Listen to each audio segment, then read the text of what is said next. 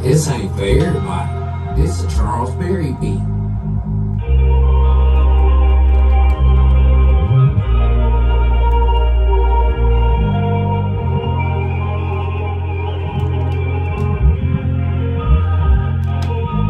It's like my heart turned cold a couple of months before November. I never knew love for nothing but cold winters. For every leap I took forward, I fell 10 steps back.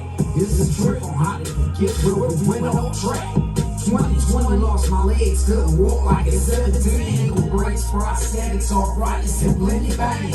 At the funeral chapel, I said silent in disbelief. First Jack, then Bob, still on police. Now years past, lost name is Jameson Nana. 2 more years, lost my own mama to lung cancer. Lost my cat, lost my girl, lost my home, same time. Lost my money, lost my clout, and now my freedom of mind. These are times that I'm speaking on. It's all about me. It's like this level that they got me on. Won't grant me big, say I'm flagrant, but nobody throwing a flag. I'm accountable for everyone else's shit, but mine last. Self-love is what it is now, not what it was. Broke my heart to see a brother on my porch with guns. All because I need my money now to restart life. I'm the villain everybody loves, but just don't like. It's like my heart turns cold a couple months before November. I never knew love for nothing but cold winters. For every leap I took forward, I fell 10 steps back. It's a trip on how to get where we went off track. It's like my heart turns cold a couple months before November. I never knew love for nothing but cold winters. For every leap I took forward, I fell 10 steps back.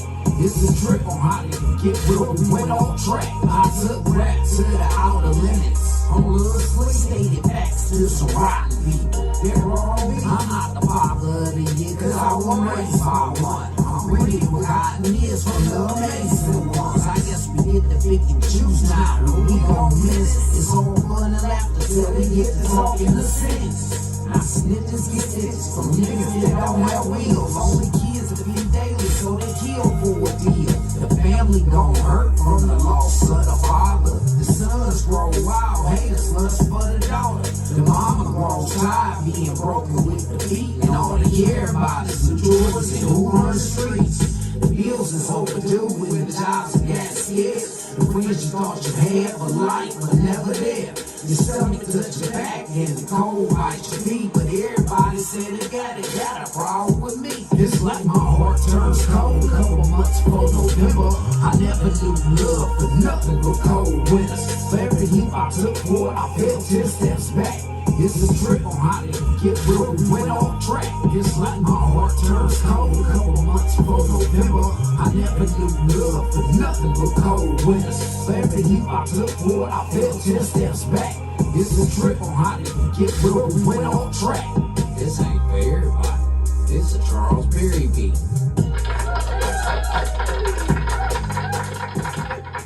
Y'all know what time it is, man. Y'all tune in to the most hated, most anticipated, most underrated, most aggravating TV talk show, vlog, podcast, whatever the fuck you want to call this shit, man. You tuned into my grind, my time, my shine. You tuned in to Freaky G Live, y'all.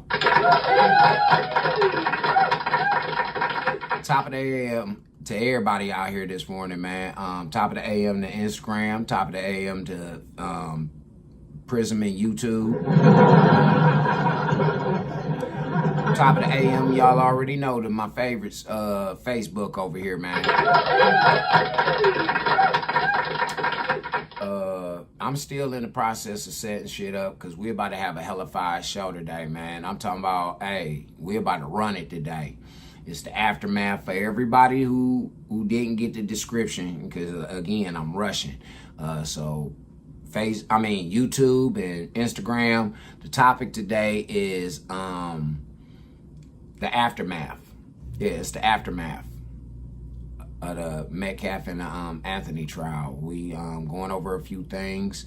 We're going over a few statements. We're going over a whole lot of truth because it ain't been a lot of truth being told, especially from the black people. Shout out to everybody, man, who support a nigga, who fuck with a nigga, man. Y'all the real MVPs around here. Shout out to my nigga Dave over at Good Bellies, man. Y'all already know what it is. Dave opened up between 4 and 10 today, man. He got some shit popping. He got it popping like a motherfucker today, man. Y'all already know. 4517 East 131st Street, Garfield, Ohio, 44105. The phone number, because it's carry out only, is 216-417-8838. It's 216-417-8838. That's Good Bellies, man. Go ahead and support a black business. Shout out to Monique Stevens, man. Frozen Teas. Right now, we still in the process of getting shit all the way together. We figuring out what products we want to put out here and give to the people that's going to be healthy and it's going to be affordable. You feel what I'm saying? So, keep that in mind. When y'all see that motherfucking post going up, y'all know what it is, man. It's Frozen Tea time. Shout out to all of my beautiful nurses, man. Yeah, all of the ones that love doing their jobs, man. The ones that care for their patients and they would do the job if it didn't involve any type of money or anything like that. They would still do the job. Shout out to all of my motherfucking nurses, nation and worldwide. Shout out to my homegirl, Councilwoman Letitia Knoll, man. She's a definite motherfucking supporter. So definitely shout out to her. Shout out to Huntington Bank and the Cleveland Browns. Straight up, man. We getting into a hella fire show today. Like I say, it's going to be called The Aftermath. So y'all people just go on ahead and buckle up. It's about to be a wild one.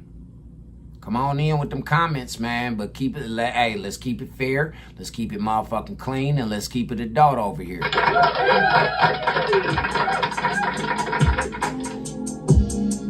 This ain't for everybody, this is Charles Berry beat. You already know, if you got it, roll it, light it, smoke it, don't pass that shit.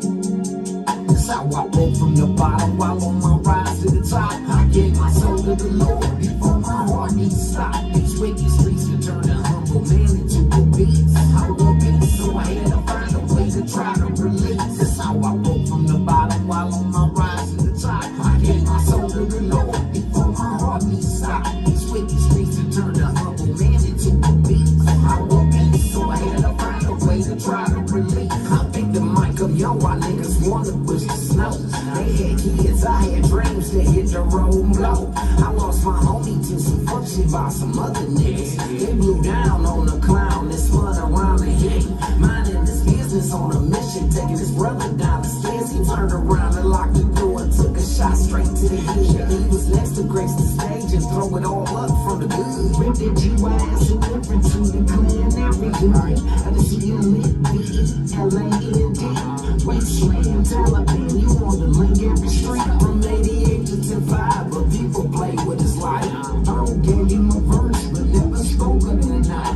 Bringing details of him further than what was done was wrong. We talking 14 years old, standing in front of this home. Only wanted to get on this and can't up on this throne. Spitting fire like this out. Help his people straight from wrong. That's how I broke from the bottom while on my rise to the top. I gave my soul to the Lord before my heart needs to stop. These wicked streets to turn a humble man into a beast. I will be, so I had to find a way to try to release. That's how I broke from the bottom while on my rise to the top. I gave my soul to the Lord before my heart needs to stop. These wicked streets to turn a humble man into a beast. I will be, so I had to find a way to try to release. I lived through all kinds of trauma, but never bothered to live.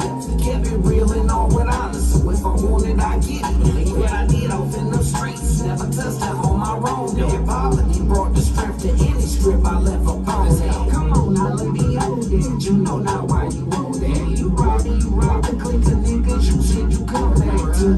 Put it on, I guess some golden days ago. What was wrong is how you lied to my family, you just moved on. Now how's that greatness? Sounds more to me like hate shit. If I had to pass that torch, I'll let your fortune report fake shit. It's what I get, I guess. Whatever I did my best. I guess my best wasn't good enough for some. Now I'm running the solo shit. Isolation with my chick produced a curse, God turned a gift. If I'm gonna go, I'm going with him, so I'm gonna never slip or flip. They say the bottom of the barrel's where the words you see the least. Since my baby don't do shellfish, it's later for all of this. That's how I broke from the bottom while on my rise to the top. I gave my soul to the Lord before my heart needs to stop.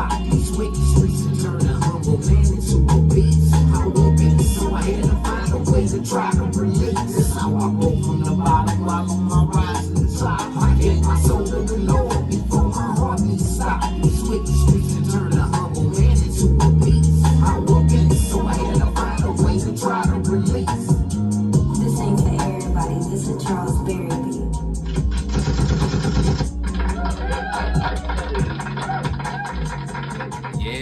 Yeah. We locked in, man. We locked in. I'll be issuing and putting up some more music in the Wasteland Music Entertainment Store no later than tomorrow. So for everybody that's going over there that already made purchases and don't have a lot of these tracks that I've been playing, they will be available for you tomorrow over in the Wasteland Music Store. Well, now that I got my joint rolled up, we gonna need it, boys and girls. Yeah, we gonna need it today, man. Y'all might want to share this motherfucking feed. Everybody, share this motherfucking feed right here, right now, right today, man. Shout out to my homegirl Molly, man. Molly and TB, man, y'all motherfuckers is the MVPs over here at Freaky G Live, Jack. Yeah, y'all are. Man, they be keeping me up to date with certain topics to be talking about, man, and they be also giving me a different set of lenses to looking at shit too, man. So I appreciate y'all both, man. Molly and my nigga TB, you know what it is, the PNN, baby.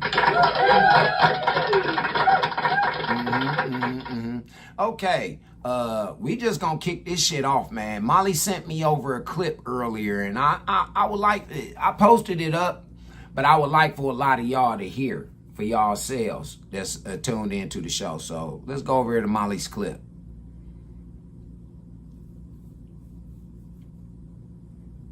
Come on, man, bring my homegirl shit up. Yeah, these motherfuckers tripping today, man. Check dig, y'all. Let's go. And if we want to talk individuals, we can, because I couldn't speak about this in court. Before People are going to see you for who you really are now. Wait a second. This recording that I'm playing for y'all right now is Mr. Jeff Metcalf, the father of Austin Metcalf. This man never really got too much press, and he never really got too much to say at the time. Well, fuck it. I'm gonna just let Mr. Metcalf go ahead and he'll explain to y'all the reason why you haven't heard anything from him, or you guys don't really know the gist of what's really going on out here. So take it away, Mr. Metcalf. You for who you really are now. And if we want to talk individuals, we can, because I couldn't speak about this in court. But I can speak freely now, because the gag order is lifted. Tiffany Billions, Wackadoo, McAdoo, whatever her last name is, I'm not going to throw insults at you, because I'm not going to lower myself to your level. But you're despicable. Drew Anthony, Kayla, you're cowards. You wouldn't even show up for your son's sentencing or a victim statement impact. You abandoned your kid. You left him there. I guess he's no more use to you because you can't get any more GoFundMe money or GoSendGo money. You are grifters. You should be ashamed of yourself. You raised that child, and I swear to God, CPS for sure check on those other 3 that you still have. You never once admitted or took accountability. You tried to play victim. The real victim is the one who died, not the one who shoved a knife in his chest. I come to pray with you and show the world we can close the gap of this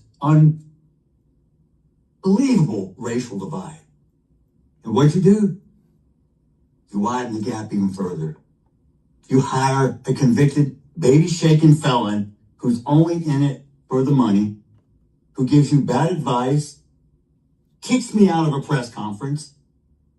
Oh, funny, I was somewhere I wasn't supposed to be, but I left and asked, I didn't stab anyone. And then you proceeded to gaslight me with your convicted felon, quote, advocate? Minister? Minister of what? Minister irrelevant? Minister of bullshit? How about Minister fuck you? Y'all think I'm a saint? I'm no saint. I'm as human as you. I have emotions. Just because I'm a Christian doesn't mean I don't sin, because I don't walk on water and I don't turn into wine. People are going to see you for who you really are now. And if we want to talk individuals, we can, because I couldn't speak about this in court. But I can speak freely now. Thank you, Mr. Metcalf. Excuse me for that sound effect of the gunshot. I accidentally hit that. But thank you very much, Mr. Metcalf. And from one father to another father, man, I feel your grief. I honestly do, man. And my prayers go out to you and your family, bro. Straight up. Black folks, this is why we here today. This is why we're on Freaky G Live right now today. You know why? Because y'all have bit the cheese and y'all done did a little bit too much. Y'all done did a little bit too much. You heard what that man said. He said he extended the olive branch to y'all, and y'all let this convicted motherfucking what that nigga got on y'all? Huh? What he got on y'all? I told you, Miss Metcalf, you need to tell on that nigga. Yeah. Not only do you need to tell on that motherfucking nigga, you need to motherfucking go on ahead and press some charges against that nigga, man. He needs to be. Hey, matter of fact, hey, testing, 1, 2. I got a wonderful idea. No. Listen to me, boys. Since Miss Metcalf and her husband played on, well, not her husband, baby daddy, whatever fuck. You know, since they got played on by this nigga, I think that nigga should get the remaining time that Carmelo is not gonna do. Yeah. Because we all know, if we take our fucking case to trial right now and we lose, we gonna get that life. It was 5 to 99. We would have got every bit of that motherfucking 99. The prayers and the blessings of the Most High gave that boy a chance to come home in 17 years. 17 years for them to work on him and get him together and make sure he on the right, straight and narrow. But he's been abandoned by his parents. Didn't I tell y'all the other day? Haven't I been telling y'all for the past couple of days that Metcalf family was going to wind up having to adopt that boy? Didn't I tell y'all that? I told y'all that. I say, man, them people, man, them ain't the people that these motherfucking coon ass niggas, race baiting ass niggas is trying to paint them out to be, man. God put it on my heart to let me see that these people are motherfucking Christians. You heard that man say, I'm a Christian and I'm human, man. I make mistakes. But I ain't making no motherfucking mistake like how y'all allowed y'all son to make a mistake and then try and paint me and my motherfucking family out as the goddamn culprits around here when we're really the victims. But y'all wasn't trying to hear that, was you blacks? It's still a bunch of y'all motherfuckers right now ain't trying to hear that shit. Because y'all so systematically programmed by these cowards from before. Most of these niggas that call themselves pro-black motherfuckers and Black Panthers and all them motherfuckers, man, half them niggas wasn't on the front lines, man. No. They picked up the reins after the real frontline niggas went to prison or died. These ain't no real black nationalists. No, man. These ain't no real... Hey, y'all, black folks, y'all should have knew it was bullshit off top when the black nationalists and the Black Panthers didn't come out there to support that family. That's what the black nationalism is supposed to be doing. That's what the Muslims were supposed to be doing. I know they got black nationalists like a motherfucking Muslims down there in Texas. I know they do. For a fact, I know they do. Why them people didn't come to the aid of the motherfucking Anthony family? Y'all ain't never think about that, huh, blacks? Why y'all keep begging and demanding and talking about y'all ain't got no leaders? Y'all leaders that was left of y'all, they not even participating. And they let y'all know who the fuck they were because the COINTELPRO program that's being ran right now exposed them. They doxed them. And they doxed them with trickology by putting these motherfucking fake-ass Black Panthers out here and these fake-ass nationalists out here, which made the real ones stand up. They let y'all see who they were. For real. The daughters of Malcolm X. The daughters of Martin Luther King. The sons that's still alive. The sons and daughters of Fred Hampton, Huey P. Newton. The real ones. Ain't none of them reach out to y'all. Ain't one none of them at none of them motherfucking outside that court. None of them. Black folk, why y'all didn't pay attention to that? I did. You know why they wasn't a part of that? Because they knew that it was some bullshit. Now, we all know that there was a systematic form of racism back then. But we, as Generation X, we didn't ever experience that. Now, our generation was supposed to break that bullshit. But what did y'all do? Y'all adopted it. And then y'all took it to slavery 5.0. Not 2.0, 5.0. This shit wild. I still don't understand why all you black folks is running around here talking about fuck them people. And then all you niggas getting on Greyhounds and going down there to Texas to go tear up some shit that don't even belong to y'all, first of all. Second of all, you tearing up shit for no fucking reason. For no reason. I seen a video of a nigga, a man and his woman was waiting at the bus stop. And an ignorant ass nigga in dreadlocks walked up on him, rode up on him on a bike on Facebook. On Facebook Live. Rolled up on him on a bike and just punched dude. He asked dude, he say, was you on the motherfucking on the team for the jury? Was you on the jury? Did you pick the jury? Dude say, huh? I don't know. What the fuck you talking about? He say, so you wasn't on the team for the jury with the motherfucking Metcalf case? Dude say, nah, I don't know what you talking about. His lady say, nah, he don't know what you talking about. He's a veteran. Dude punched him in the face. And then tried to walk off, ride off like it was justified. You sure? Oh, well, my bad. Hey, testing. 1, 2. Hey, boys, go get that nigga.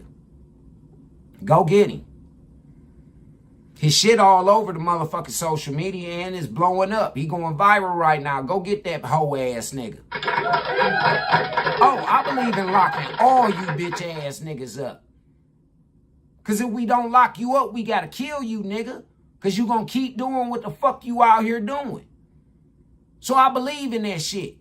See, the reason why I'm so passionate, ladies and gentlemen, about locking a motherfucker up, the reason why is because the people that felt as though they was going to teach me a lesson, a community of motherfuckers, a community of people, a city of motherfuckers that agreed to be with these niggas, sent me to prison for some shit I ain't even do. Took a lot of time out of my life, Jack. A lot of time up out of my motherfucking life. Almost 30 years up out my motherfucking life. 3 years in the penitentiary for one crime, then 18 months for another one, then 13 motherfucking years on fucking registration and probation and shit like that. Unnecessary shit for something that I never did. And these bitch-made niggas who really guilty of the crimes that they try to pin on me, these niggas guilty of that shit, but they wanted me to take the fall for it. That's why that nigga won't talk that talk. He's talking and he address everybody else, but he won't talk and address me. You hear me beyond the harmony? You hear me? That nigga won't address what I'm talking about. He want to call me crazy. How? How am I crazy? I got witnesses, hoe ass nigga. I got witnesses that ain't afraid of you or your motherfucking gang members or them motherfucking politicians or police motherfuckers that you fucking with and got up under your motherfucking payroll with your broke ass nigga. Yeah, I call you a broke ass nigga, man. You a hoe ass broke ass nigga. And all them niggas that's aiding and abetting you hoe ass niggas. Because y'all perpetuate shit like this. Y'all are part of the fucking program of plaguing everybody. Because y'all think that y'all about to run some shit. Well, let me inform you niggas. If you don't live in the Glenville community, you hear me, motherfucker? If you don't live in the Glenville community, you ain't welcome over in this motherfucker no more if you ain't coming to do some helping. Them people don't need you over there no more. Ain't you done enough? Fuck boys. Huh? Ain't you done enough? I'm just saying, black folk. Y'all are the worst kind, man, for your own kind. Why y'all trying to point the finger at the white man and everybody the fuck else? You niggas do more harm to each other than these motherfuckers that never done to you. Like I said, you just heard from Jeff Metcalf. And he went by the rules. He went by the law. The judge said there's a gag order on this shit. Don't nobody from the families get to do no motherfucking talking. Nobody. And Jeff, he waited. He waited like a motherfucker. As soon as that judge lifted that shit, I'm going to play it again for y'all. I'm going to play it one more time for y'all. I want y'all to hear the pain on this man's voice. I want you people to hear you this. For who you really are now. And if you want to talk individuals, we can, because I couldn't speak about this in court. But I can speak freely now because the gag order is lifted. Tiffany Billions, Wackadoo, McAdoo, whatever her last name is. I'm not going to throw insults at you because I'm not going to lower myself to your level. But you're despicable. Drew Anthony, Kayla, you're cowards. You wouldn't even show up for your son's sentencing or victim statement impact. You abandoned your kid. You left him there. I guess he's no more use to you because you can't get any more GoFundMe money or GoSendGo money. You are grifters. You should be ashamed of yourself. You raised that child. And I swear to God, CPS to come check on those other 3 that you still have. You never once admitted or took accountability. You tried to play victim. The real victim is the one who died, not the one who shoved a knife in his chest. I come to pray with you and show the world we can close the gap of this unbelievable racial divide. And what'd you do? You widen the gap even further. You hire a convicted, baby-shaking felon who's only in it for the money, who gives you bad advice, kicks me out of a press conference. Oh, funny, I was somewhere I wasn't supposed to be, but I left. When asked, I didn't stab anyone. And then you proceeded to gaslight me with your convicted felon, quote, advocate? Minister? Minister of what? Minister irrelevant? Minister of bullshit? Yeah. How about Minister fuck you? Facts. And Y'all think I'm saint? And I'm no it's saint. me too. I'm as human as you. I have emotions. Just because I'm a Christian doesn't mean I don't sin, because I don't walk on water and I don't turn into wine. People are going to see you. Thank you, Mr. Metcalf. One more time, man. Where all these grifting ass niggas at who got so much to say in my comments, man? Where all these grifting ass niggas at that's on this black narrative? Where you niggas at, man? I don't see you in my motherfucking counters or associates. Hey, y'all stopping my people from interacting in this because I said that you Palestinians wasn't there to help them people neither? Huh? I'm just saying. Because this shit been real flaky over here on my motherfucking platforms ever since I started covering this shit. Uh-huh. Real flaky. Now, we just heard from the Metcalf father that y'all tried to paint and say that the sons was bullying and all this other shit. And that these boys got cases and all this whole other bullshit, unnecessary shit. Y'all were predators. You, and I'm talking to you Anthony's, you and that motherfucking convict.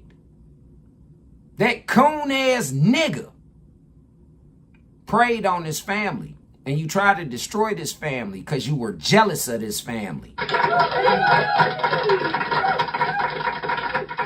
Let's tell the truth here. You were jealous of that family and you thought that was going to be an easy motherfucking win. That nigga told you it was going to be an easy win. Well, ladies and gentlemen, we just heard from Mr. Jeff Metcalf. Let's hear from these motherfucking grifting ass, bullshit ass fucking parents that left their fucking son out to hang and dry.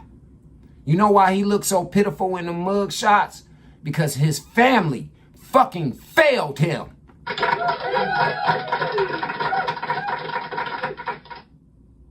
Hey, baby powder, I wanna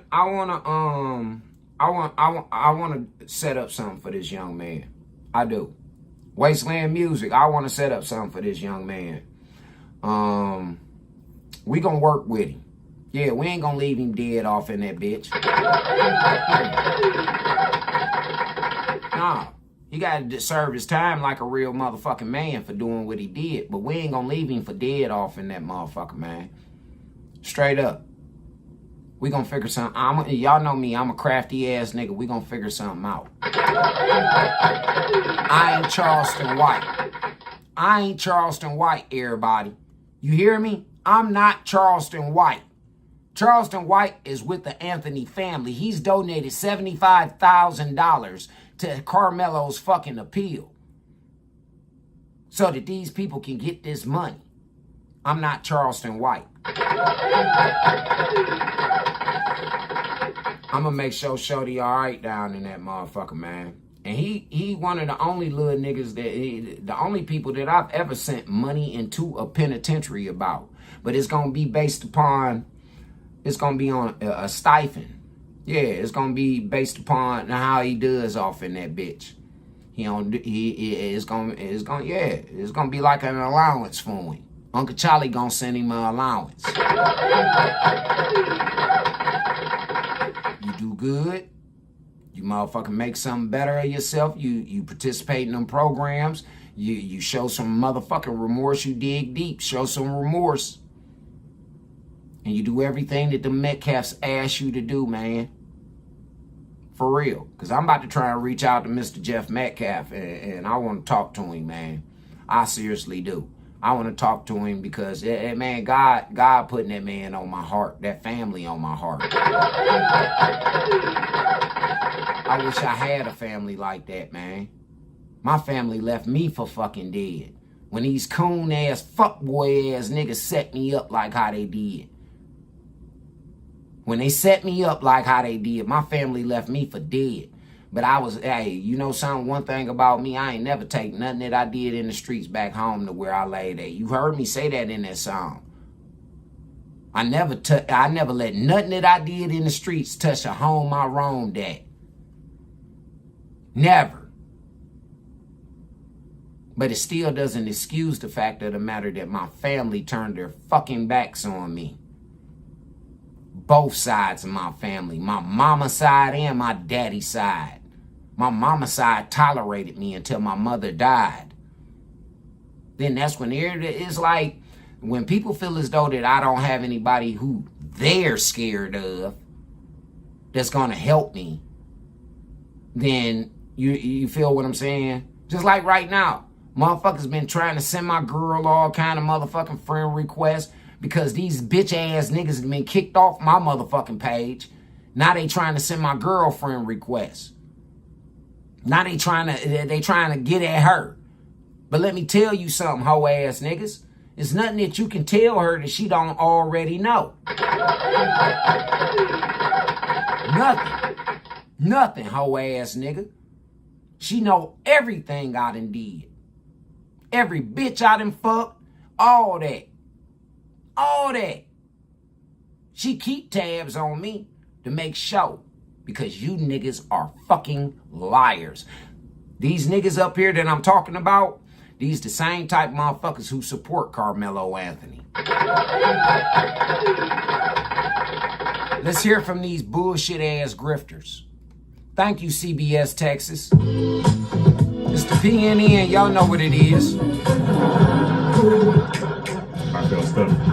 I wanted more for myself. I always wanted to help kids, and some days, getting older, it's just like I need to help. Carmelo Anthony's family is also talking tonight. They believe the trial was unfair from the start. They do plan to appeal. Arkan Molestina to continue now our team coverage. A day after the trial, Carmelo Anthony's parents, Andrew Anthony and Kayla Hayes, sat down to break their silence and to let the world know how they're feeling as their son begins his 35-year sentence for murder. Despite what a jury found, his parents dispute their son ever wanted to kill Austin Metcalf. My son is no murder. Hold the fuck up. If your son didn't never want to kill Austin Metcalf, let us all put our thinking caps on. Why did he have that fucking knife, and why did he threaten them boys, telling them, if you touch me or you touch me again, you gonna find out? Huh? If he didn't have no intentions on killing that kid, this is a rivalry team. Why is he up under they fucking tent? No matter who the fuck he know. He know the rules. Matter of fact, wasn't Carmelo suspended for school for the said same knife? Huh? Wasn't he? He wasn't even supposed to have been by law. He wasn't even supposed to have been at that fucking track and field event. Black folks, while y'all talking.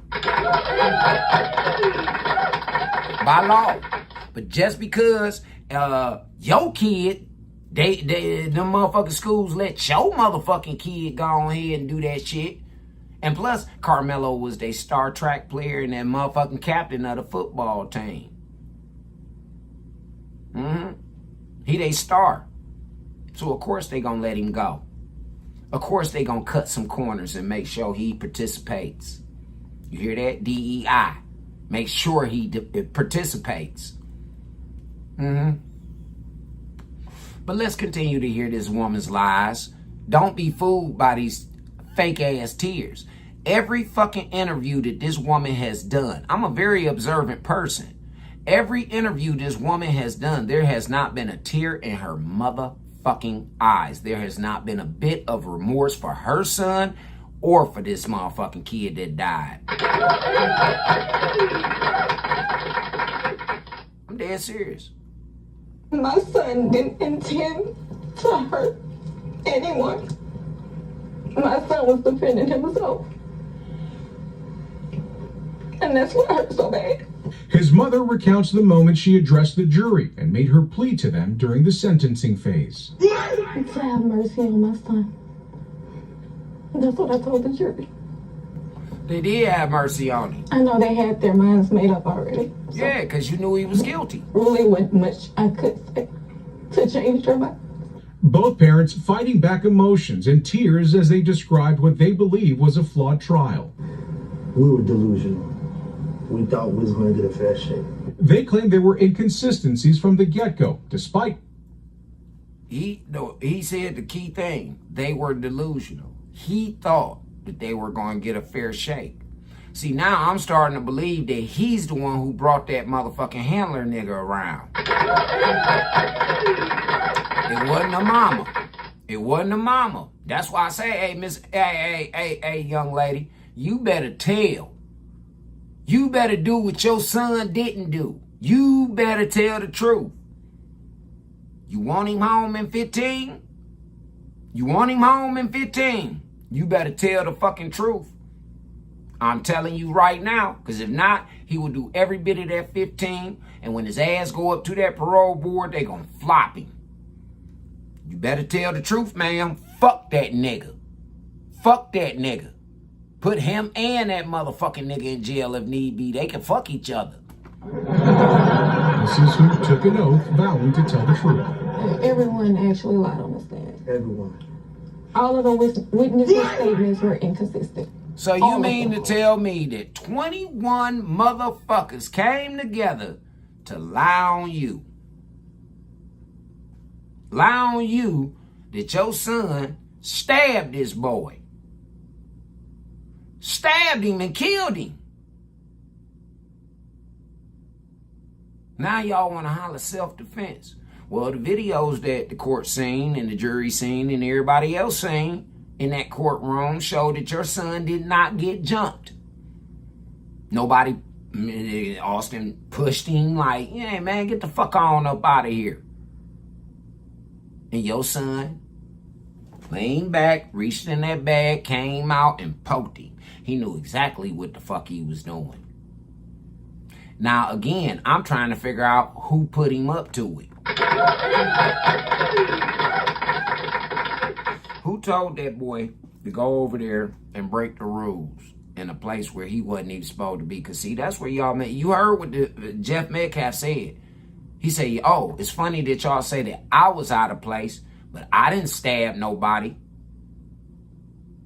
Y'all told me to leave at the press conference. I turned right around and left. That's what the fuck your son was supposed to do, bitch.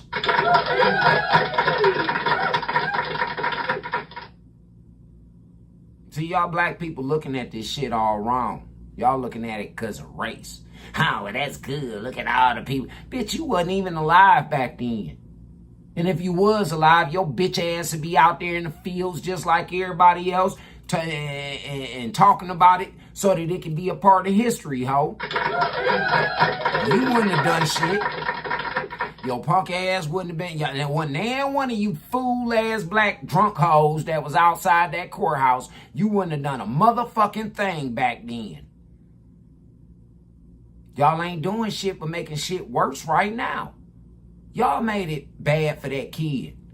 He could have been sentenced anywhere between 5 to 99 years. They gave him 35.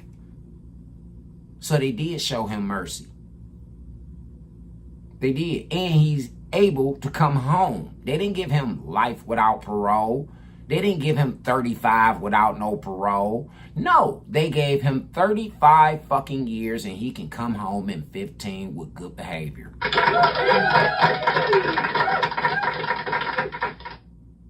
I know niggas that done 12. Shout out to my nigga Chris Miller, man. Only thing about Chris, he didn't do what the fuck they locked him up for.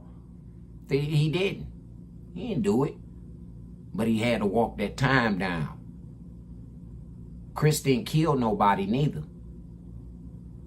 He didn't. Carmelo took a life. All you Bible thumping ass motherfucking supposed to be alleged Christians, is it or is it not in your motherfucking scriptures an eye for an eye, a tooth for a tooth? Is it or is it not? You take a life will be taken. This has been going on since the beginning of civilization. In war, if a king conquers another king's motherfucking kingdom and he kills everybody except for the women and the children, because those have always been the rules. No women, no children allowed. That conquering king. Now, this is what was happening. The conquering king would turn the queen into a concubine, but he would not allow the people not to know, follow her lead or anything. He would use her to, get the people to come to grips with what he got going on. But she was his concubine. The children would be raised no different than if their fathers were there. They would be brought up in a military service, but they would have to serve for the enemy. Persia did it. This is a true story about Vlad Dracula. For real. It's a real fucking story. Prince of Persia. That's the story about Vlad. Dead serious, man. See, what y'all don't understand, black folk, while you sitting up there talking about they hid our history. Welcome to the show, Aviator. They hid our history. No, they didn't. They just put it in shit that you don't fucking utilize, and that's called a book.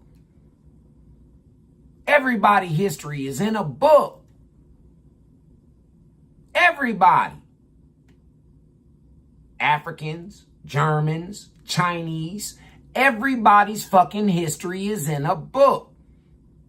You niggas don't read, so you wouldn't know your real history. I'm gonna tell you something. Them people that displayed that bullshit outside that courtroom, them really are Africans. Them are. Then you hear the one woman say she was gonna conjure up the ancestors. They was out there doing all kind of hoodoo shit and yeah. They was out there drinking. I found that clip. That same lady that I told y'all was saying, well, I got 5 boys. What am I supposed to tell them? That bitch had a bottle of fucking Tito's in her goddamn hand.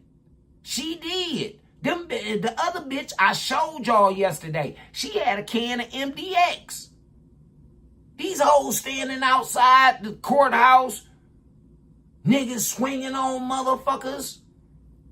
They out there, they got the little girls holding up a sign to say, touch me and find out. Long as you don't touch me, we cool. Big ass sign.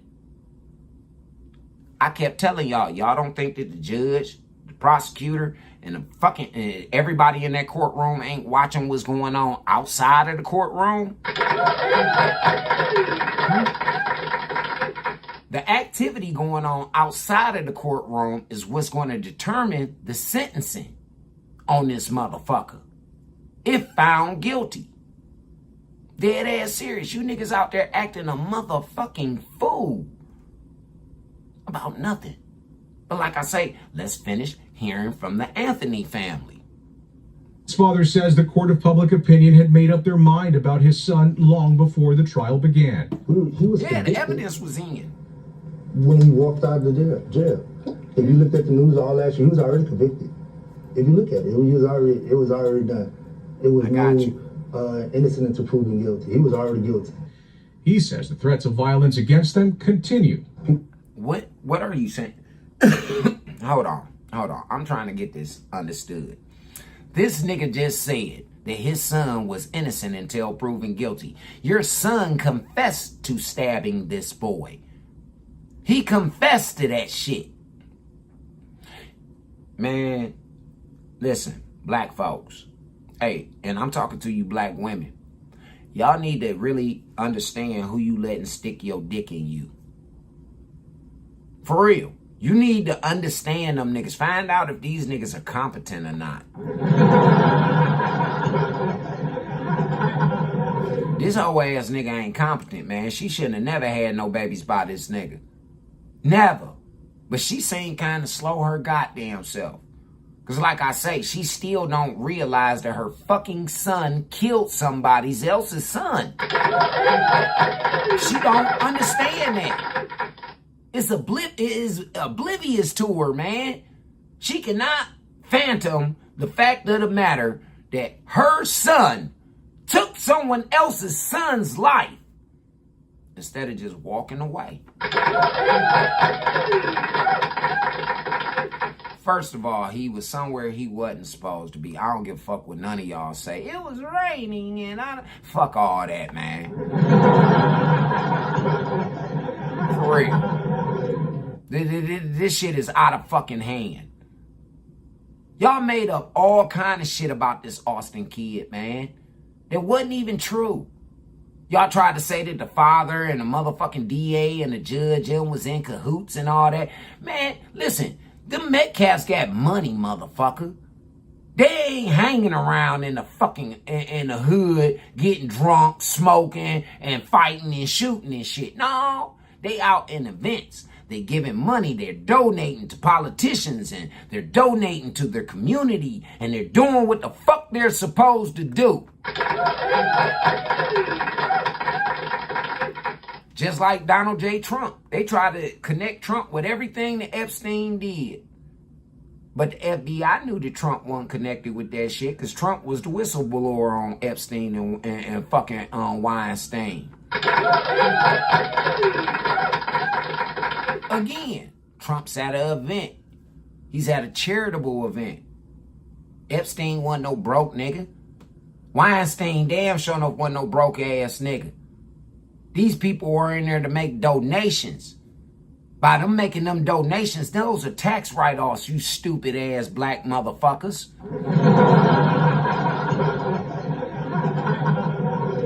Yeah, why y'all, Trump ain't paid no taxes and fuck that. He ain't gotta pay taxes. If this nigga is donating, charitable, he's donating millions of fucking dollars to the U.S. government so that you bum-ass black motherfuckers can have your programs in your fucking neighborhoods and all of that shit like that. Your children, when they go into these HBCUs, can have a university to go to, bitch. Because I'm going to tell you something. No. I'm going to tell y'all something. Ain't nan one of them rich, uppity ass FBA niggas that graduated from these HBCUs, they didn't give half of what motherfucking Donald J. Trump gave to bail every last motherfucking HBCU out. Not once, but twice.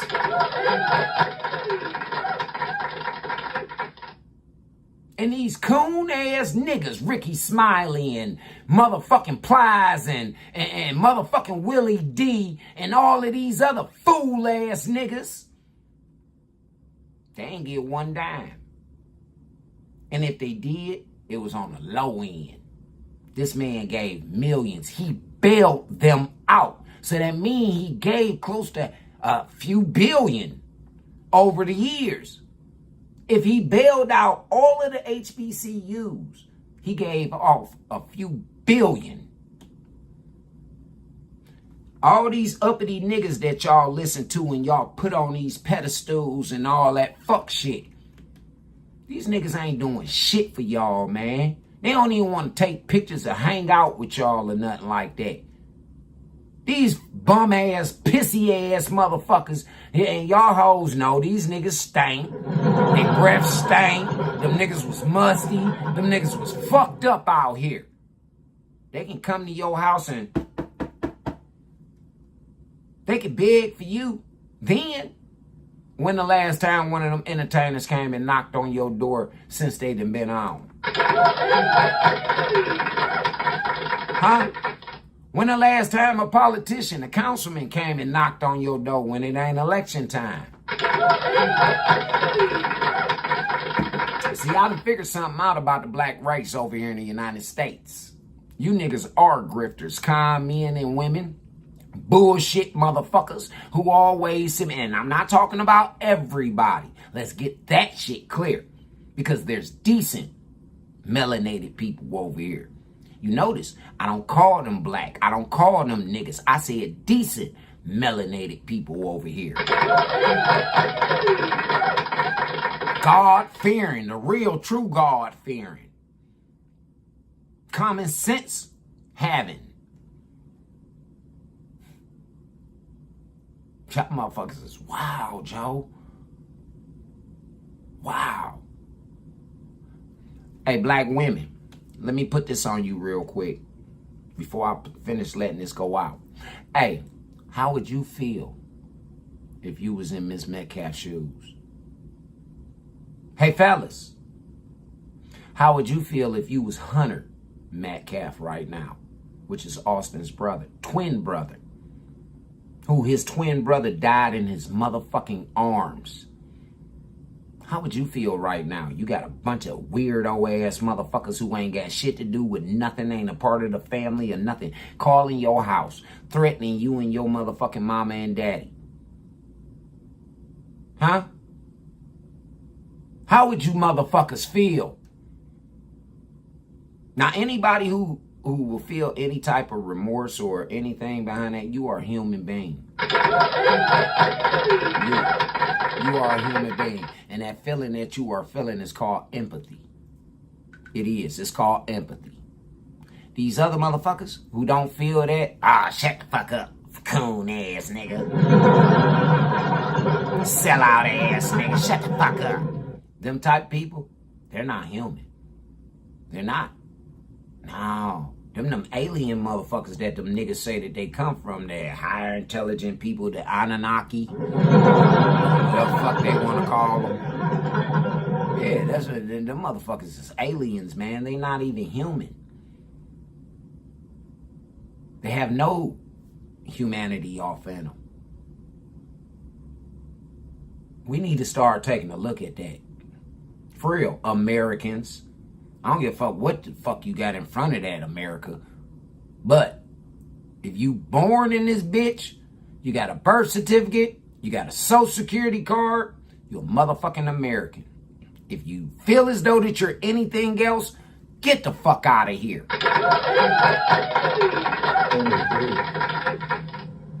That's what. After they still got what they want. After they still got what they still want to do. I can see. You see, I go look at my phone. People want us dead. You hear what he said, and then you hear how they just chuckled it off. After they got what they want, they still got what they wanted, and they still want us dead. These people just can't stop with the sympathy. They want sympathy. We as God's children are to empathize with this family, not sympathize with them. Empathize with them. Put ourselves in they motherfucking shoes, y'all. Just for a brief second. Put ourselves into the Metcalf shoes. I don't give a fuck who y'all are, man. Even other Mexicans was like, get these motherfucking vile ass Mexicans. We left Mexico because of these motherfuckers. Venezuelans, everybody who done came over to this motherfucker who was with Trump and talking about, man, put the wall up, man, keep these motherfuckers out. They tore up our country. You let them in here, they gonna fuck this one up. Straight up.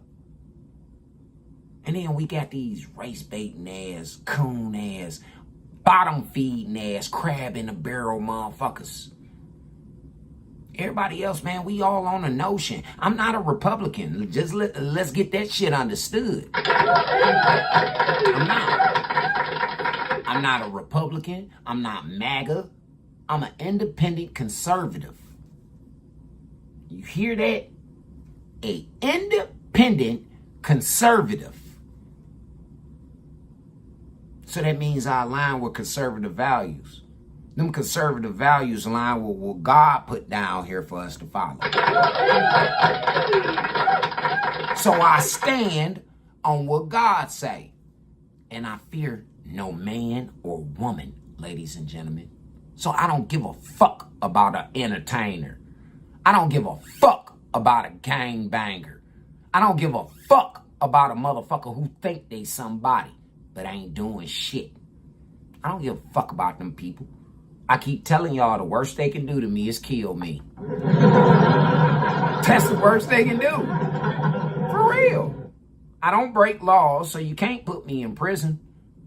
And if you just so happen to lie like how they did in the past and place me in prison, but see, I wasn't as wise as I am now. I don't keep these cameras and shit on me. Man, I got cameras on me 24 hours a day because people have lied on me. That is PTSD.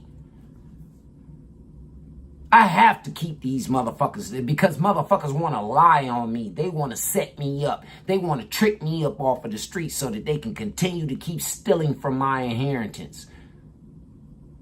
Bitch ass nigga don't want to pay me what he owe me, but he want to divvy it out to motherfuckers to get me up off of the streets.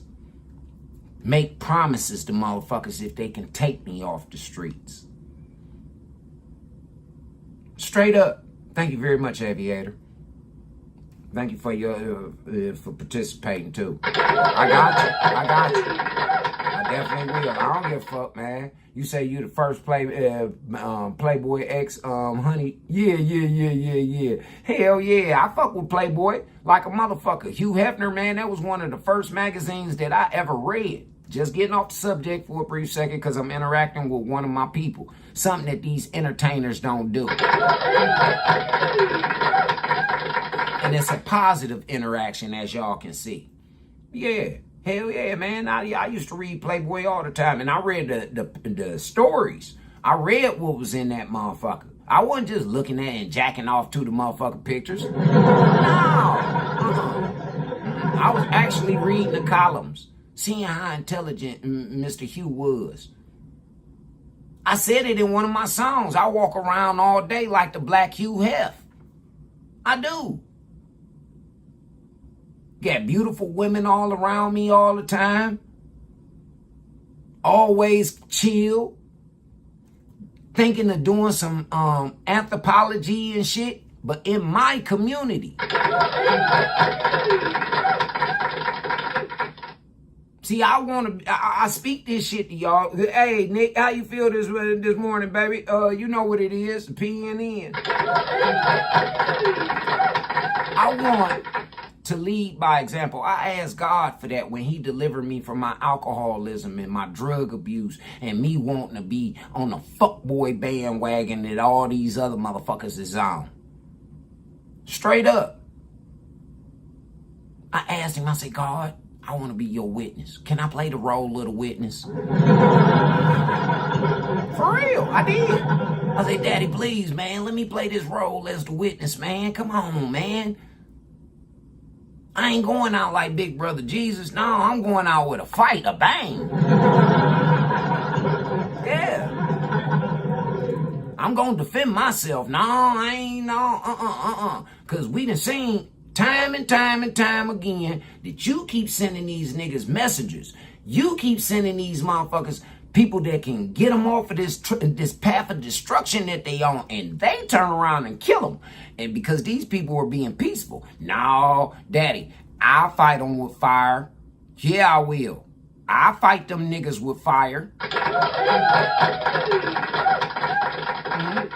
So he was like, shit, this nigga half angel, half demon. He can hang and be respected by the demons, but he can also do my work as an angel. And I do more God's work than I do as a demon. Again, I got the blood, so that's why I can hang around them. They don't sniff angel out when I'm around them. I go with the angels, they don't sniff demon either. I smell like my surroundings. If I'm around a pack of demons, I smell like a demon. If I'm around a pack of angels, I smell like an angel. But I'm always doing God's work. That's why I walk in truth, talk in truth, think in truth, live in truth. I done fell out with a whole bunch of people about speaking my truth. A whole bunch of people. Family members, close friends, even significant others. I done fell out with these motherfuckers about speaking my truth. They're trying to tell me that my truth is not what it is. My reality, my blood, sweat, and tears That shit is all fake. It's all make-believe. But I done felt this pain. They didn't. This is what I'm trying to tell y'all about the Metcalf family. I done felt their pain. Again, I done had motherfucking family members die in my arms. I done held the hands of my loved ones when they done took their last breath. And guess what? The motherfuckers went off. They wasn't in pain and regret or none of that shit. Them niggas was locked in with me, and you know what I told them? I told them, I said, it's gonna be okay, man. Just go ahead, let it go. It's gonna be all right. You was a good person. You ain't going where these people going. Even with my mother, I whispered in my mama's ear, man. I said, hey, mama, I need you to do me a big one. I need you to go. And my mother was unconscious. She was on a breathing machine and every motherfucking thing. But I whispered in her ear. I said, hey, mama, I need you to go ahead and relax. I need you to just go ahead. I got this shit from here. For real. You raised a decent young man. You did a fine job by me. You did. You did the best that you could, and I forgive you for anything that you have done wrong, ma'am. But I need you to relax and rest. I need you to go catch up with your loved ones. And don't worry, I'll be there soon. Feel what I'm about to go do and what I just signed up for, I'll be there real soon. But I need for y'all to prepare for me. I want y'all to prepare a place for me that y'all didn't prepare for me down here. I need to be able to experience them birthday parties in this next one. I need to be able to experience that love. I need to be able to experience that support. I need to be able to experience this. Because I did right by y'all. I honored y'all. I didn't go back to drinking. I didn't go back to fucking with them hoe-ass niggas. Them sorry-ass bitches. I didn't. And guess what else? I helped rebuild the fucking community. Now that's called honoring thy mother and thy father so that my days may be longer. Even though my parents antagonized me, still honor thy mother and thy father so that your days will be longer. Y'all motherfuckers took what I said on Mother's Day. A lot of you black bitches took what I said on Mother's Day personal. Not even knowing. I had to explain to y'all in my paragraph. Not only is this my gig, this is my motherfucking therapy too. Me, my therapist, and my old lady. All three of us have agreed that I do this. Because if not, I keep it bottled up. And if I keep it bottled up, I don't be no different than any one of y'all. I won't be. I'll be bitter. I'll have anger. I'll be hurt. So hurt people, right? That's what the Anthony family did, and this is what they're still doing. They hurt somebody, and now they don't even see the error in their ways. They're continuously hurting these people.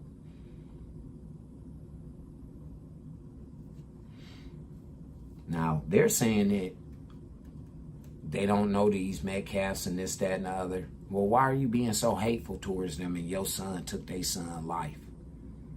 As a mother of 4, from what Mr. Metcalf says, a mother of 4,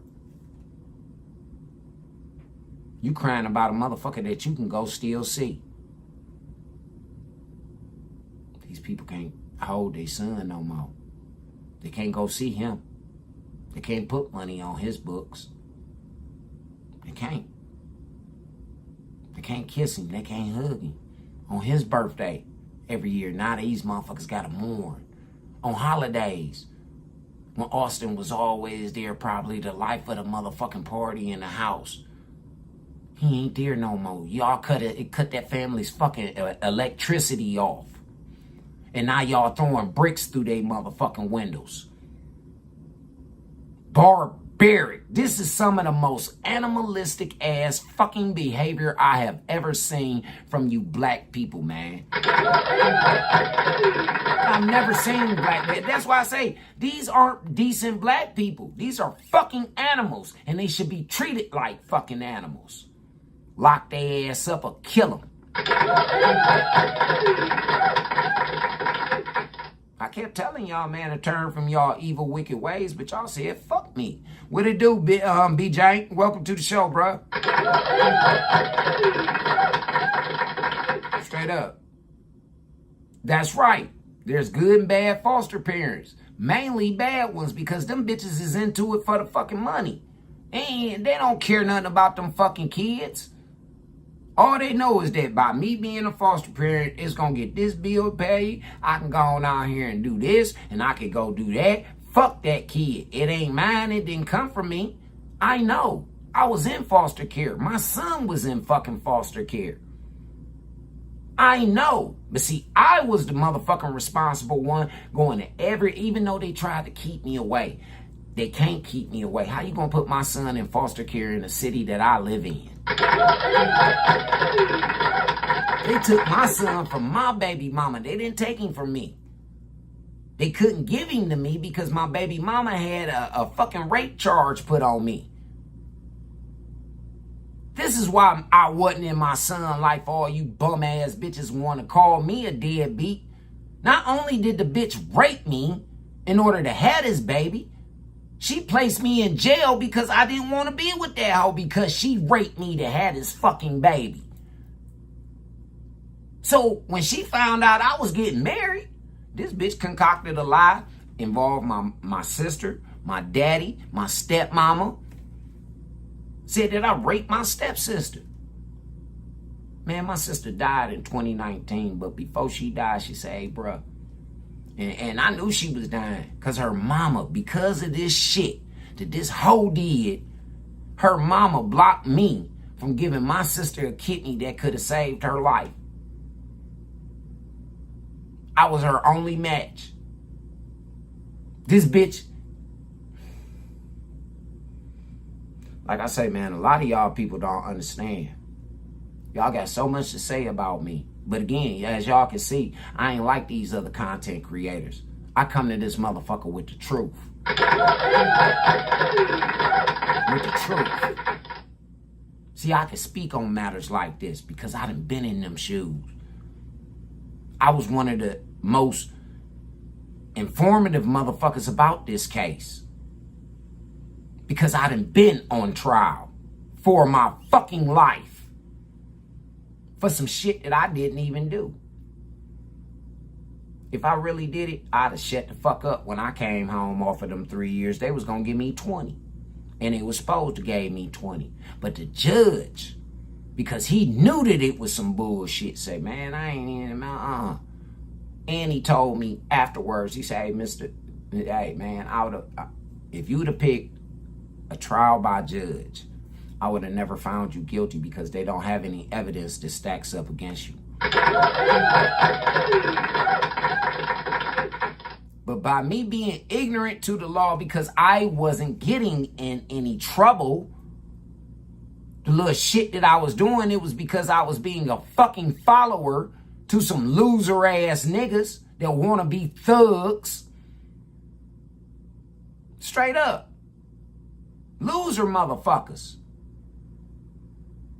Trying to hijack our motherfucking community, our neighborhood. These niggas weren't born here. Only one of them niggas was born on and raised over on the clear.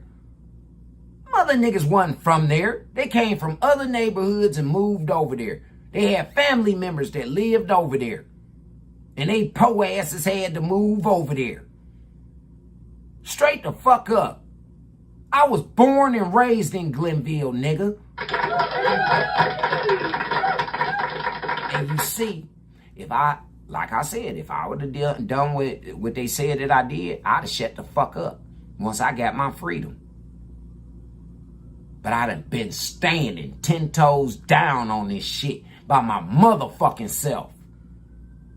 People that were supposed to have my back, people I would put my life on the line for.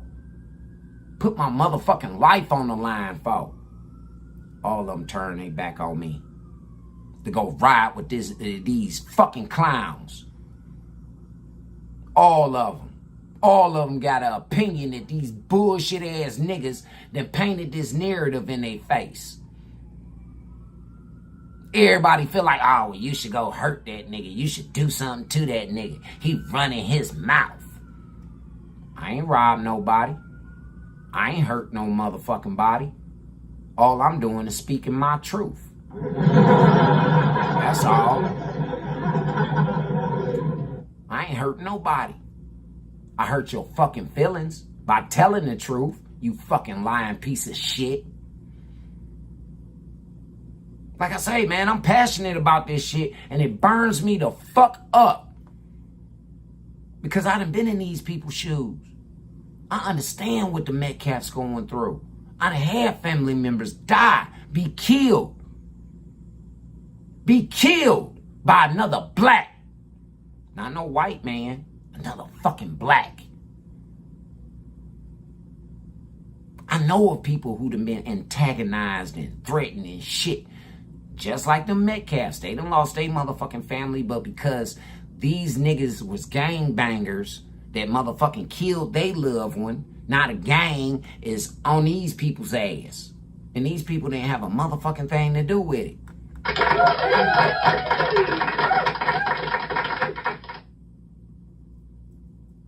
Like I say, man, y'all some cowards, man. Y'all some hoes. Yeah, you right, BJ. We are St. Clair. We are St. Clair, my nigga. You see, I got my shit tatted on me, nigga.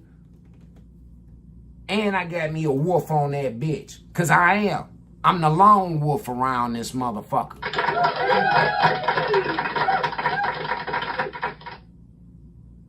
Got no fucking Chief Wahoo and all that other corny ass shit. I am the Chief Wahoo, nigga. The original Chief Wahoo. Motherfuckers don't tint red like me. Them niggas turn red like a white man. They do. They don't turn copper like me. Them niggas don't turn copper like me. Them niggas turn red like a white man. They might get a little bit golden. But them niggas, man, them niggas catch sunburn and all kind of shit. Hell yeah, they do. And they jealous of that. That's why they try to remove me. Even they bitches like seeing a nigga like that. And I don't even want none of them motherfucking niggas hoes, man. I don't want them bitches. Hell no. But let's finish this shit out, y'all. I got more for y'all. They want our family dead. Good. And now they're They preparing to should. appeal They did a number on us. a judicial Your process team. they believe Defense wronged them. team did a number on you. Justice, a lot of things that were missed that should have been handled a certain way. However, we couldn't say anything. Why couldn't you? You was told by your handlers don't say shit. You was told by that motherfucking baby shaking ass nigga. Woman beating baby shaking ass nigga. Mm-hmm. That's what you was told by. Don't say nothing, man. We got this shit. Shit is sad, man. Get money. Shout out to you, man. Welcome to the show. We did what was instructed. We was told. So we did what we was told. You heard what he said. He did as instructed. He did what was told. What did I just say? That baby shaking, woman beating ass nigga, that preacher man, whatever fuck you want to call himself. Yeah. He told them not to do that shit. That's why I say, man, hey, all skin folk ain't your motherfucking kin folk, yo.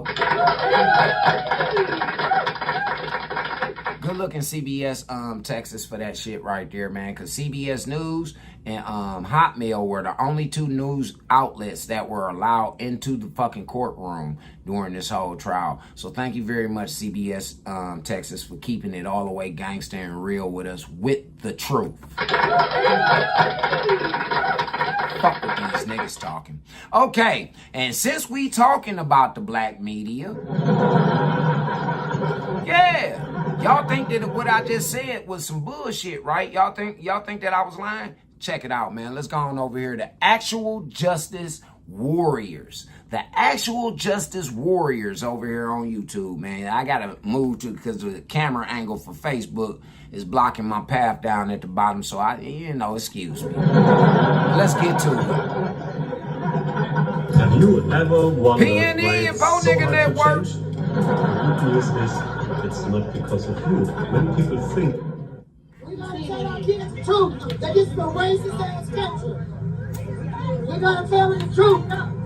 Who done you stop that cool ass shit? Nobody wanna hear about what we do to each other. We talk about what they doing to us.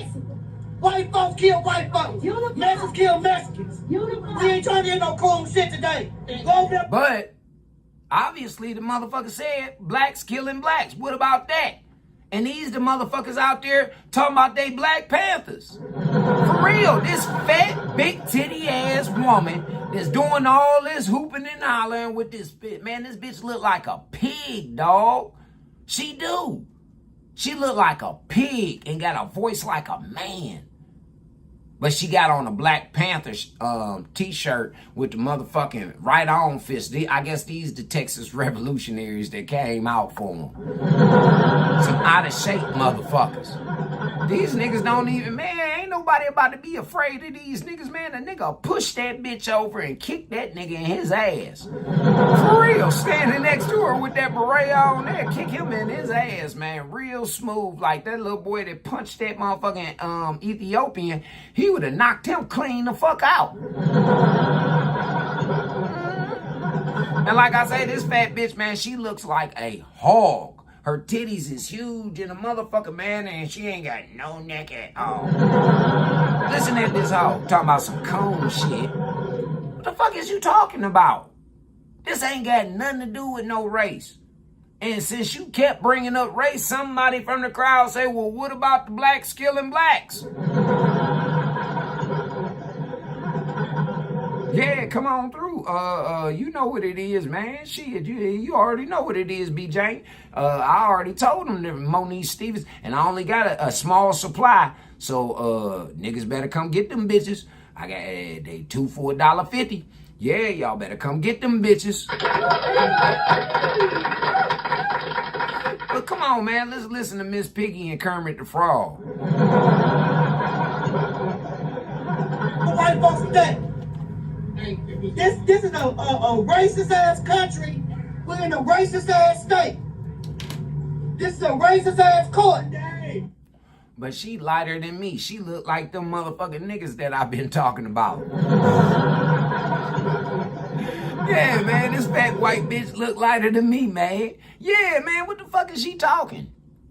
Ain't nothing else to talk about. The response from black media to the conviction and sentencing of Carmelo Anthony, who, by the way, ended up getting 35 years, is nothing but reprehensible. It's nothing but disgusting. And you could tell with the people that are outside of this particular venue that this is who they're listening to. This is who are feeding them information. And it's absolutely horrific that we have a case that's as open and shut as this particular case. And yet you have all of these individuals still promoting lies that were absolutely destroyed at trial, trying to make the case that Carmelo Anthony still acted in self-defense. And again, what we learned through this trial was devastating. I believe there were over 20 witnesses that testified. By the way, the defense's witnesses weren't much better for Carmelo Anthony, that Carmelo Anthony provoked this encounter. Austin Metcalf said something to the effect of, I'm not going to fight you at a track meet, or I'm not going to fight you. Yes, Austin Metcalf did push him. Again, there's arguments on the degree of the strength of that push, but Carmelo Anthony was baiting him into the encounter because he felt disrespected. He already had his hand in his bag, already was grabbing the knife, and he stabbed Austin Metcalf in the heart. And no, you are not allowed to in any state in this union.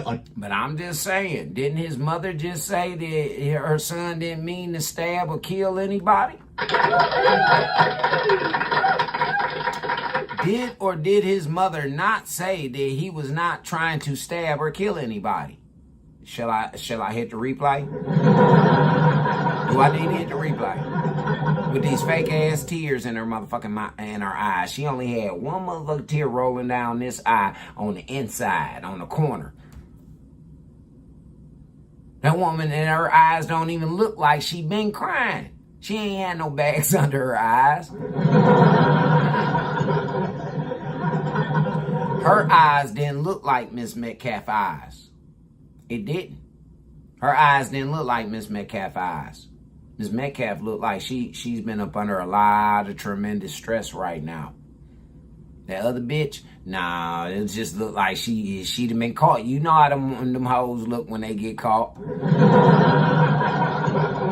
Any circumstances, able to respond to a broad daylight shove from another student by stabbing that student in the heart. But the thing is, when the circumstances are this obvious, when the case is this open and shut, when the witnesses that are even brought by the defense acknowledge that Carmelo Anthony was totally out of bounds in his actions, what do we end up seeing from these figures? They end up going out and doubling down on the lies, doubling down on this idea that Carmelo Anthony was attacked or jumped or something of the sort, and then of course they imply that there was evil white racism on the jury because allegedly, according to these people, the jury was all white, only for us to find out that only 7 of the jurors were white and the other jurors were a mixture of Asian, Latino, and of course an Arabic woman, again according to multiple reports. So even that wasn't true, but also in addition to that, in the state of Texas, you're actually allowed to opt, instead of for judge sentencing, jury sentencing, and the Carmelo Anthony defense team. What'd I say? Didn't I tell y'all that? Didn't I tell you that my judge told me that after the jury had came in and everything like that, the verdict came in, he called me, my lawyer, and the prosecutor into the motherfucking in his chambers, and he explained some shit to me in front of these motherfuckers. He did. David Godown, rest in peace to him. Rest in peace to him. Decent white man. He told them motherfuckers, he told that prosecutor right in front of him, he said, hey, Mathis, hey man, you wrong for this. You wrong for this. And then he told the prosecutor to get the fuck out of his chambers. He said, man, get the fuck out of here, man. You wrong for this. This young man ain't did shit. Y'all railroaded him. Y'all railroaded him. Fucked his career up and everything. And that judge begged me. He said, please, use this time. Because I didn't have no high school diploma or GED. I hadn't went to college or none of that shit, man. It was because of him and my mother that I even went to college. Straight up. A white judge and my mother are the reasons why I even went to college to get higher learning so that I could do what it is that I do. That y'all say ain't shit. No, that ain't shit because you not doing it on the level that I'm doing it on. You here for shits and giggles. I'm here for fucking meta invoices. You here to be messy. I'm here to get paid. Yeah. You here to be nosy. I'm here to motherfucking be informative to the people.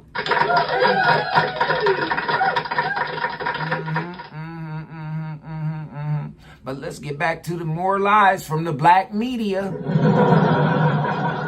And to look at this apparently all evil white racist jury that didn't even consider his totally valid self-defense claims and asked them to hand out. But why did the defense motherfucking agree to this shit, man?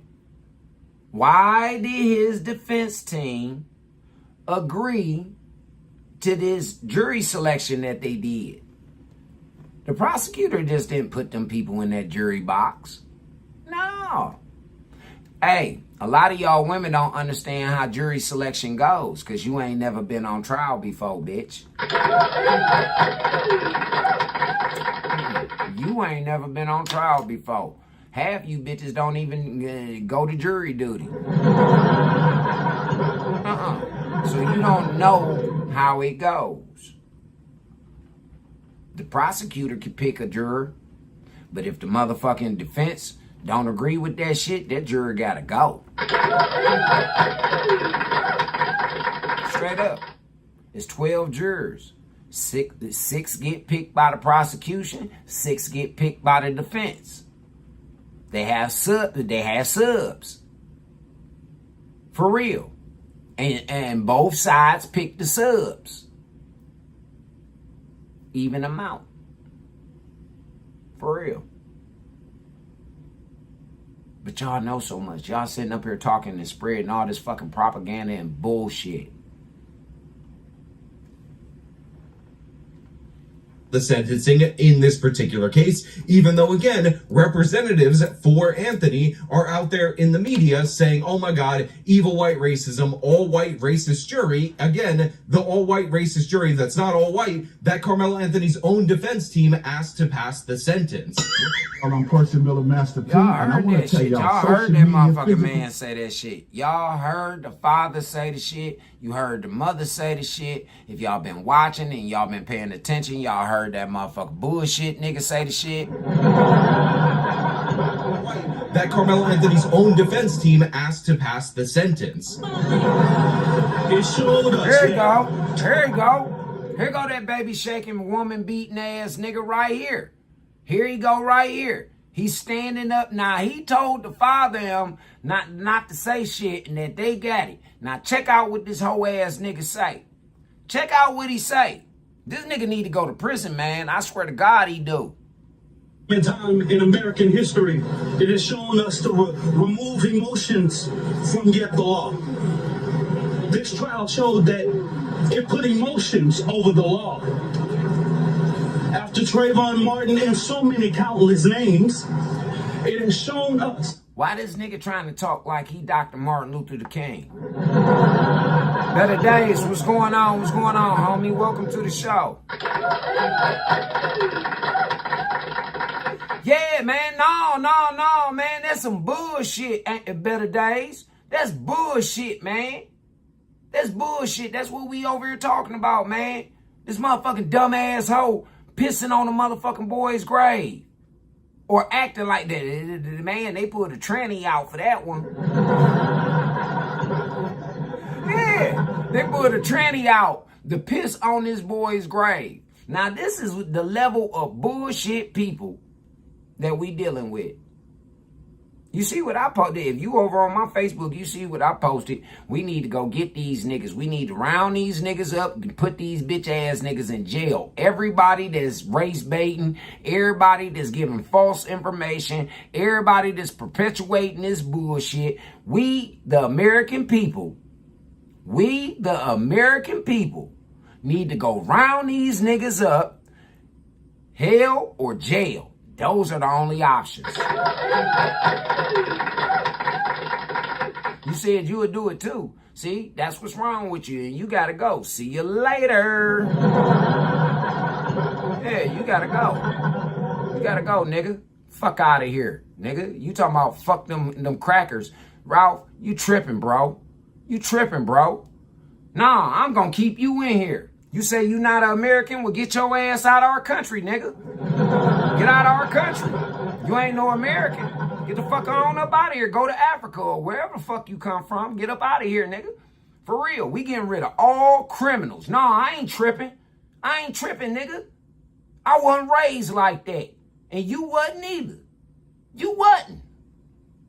Come on, man. Niggas done got fucked over with that motherfucking street bullshit. Niggas got fucked over with that shit. For real. We 50 years old, man. I don't know about you, but I got grandchildren, nigga. And I ain't raising my grandchildren to be in no world like that, nigga. I ain't. So if you gonna stay on that level, then hey, man, you done chose sides. I chose up with God. And God said, walk over straight and narrow. Do what's right. Them people got to follow the same fucking rules we got to follow. And they do. The decent ones do. But everybody got assholes. Everybody got them, nigga. And you know that. It is. It is what it is. The righteous is going to be the motherfuckers who live. The wicked are going to be the motherfuckers who perish. Like I say, man, a lot of niggas, man, before y'all get on motherfucking social media, y'all niggas need to go do some soul searching and get y'all minds together, man. Everybody ain't on social media for no fucking content and get no attention and shit. Everybody ain't. Some motherfucking people was over on this motherfucker just leading by example, my nigga. Leading by example. So what? I used to run the streets with a bunch of loser ass niggas. So what? I stuck my dick in a bunch of loser ass bitches. I don't do the shit today. And I ain't done it in over 20, 30 fucking years. The time that I was working on me, getting me together, everybody else was stuck. They was in quicksand. That's what they call it in psychology. It's called quicksand. You can't get out. A lot of niggas on the same blocks. Even if they move to another neighborhood, they on the same shit because it's embedded in their motherfucking minds. Weak ass niggas. Them weak niggas to me, man. Because I done been through hell, nigga. Lost my entire family. Mama, daddy, sister, grandparents, aunts, uncles, everybody. I done been shot, stabbed, lied on, placed in prison twice on lies. Shit that I didn't even do. Nigga, and I'm still out here, still doing good. Credit rating 700, nigga. 2 small businesses. Got my own shit. Don't beg a motherfucker for shit, and I got a bad bitch. Oh, excuse me. She ain't no bad bitch. I'm sorry, baby powder. You already know what it is, mama. I got a badass woman. Straight up. Niggas ain't got that. Niggas concerned about, I need a car. I need the new Jordans. I need a new fit. Nigga, me and my, man, niggas is clowns. Niggas is clowns. Niggas call themselves trying to shit on me and talk down on me. Call themselves thinking that nigga, you can't bitch me out. I had you bitch ass niggas locked up. Straight up. You can have me killed. Like I said, I don't give a fuck about that. I go to a better place. I go to where all my loved ones are at. I don't have to be around you miserable, fucked up ass people no more. I don't. So death don't fucking pump no fear in my motherfucking veins. It don't. I embrace death, nigga. Always have, always will. That's why you don't see me getting drunk, getting shermed out, peeled up when my loved ones die. You don't see me in no motherfucking remorse or misery when my loved ones die. You don't. You always see me moving forward, head high, no matter what. And niggas think that they can motherfucking try and talk crazy to me and think you gonna bitch me out. Nigga, I'm the worst type of nigga, man. Y'all just better be glad I ain't turned up for real and turned back into that old nigga that I used to be. Wild and don't give a fuck nigga. Straight up. I got shit to live for, nigga.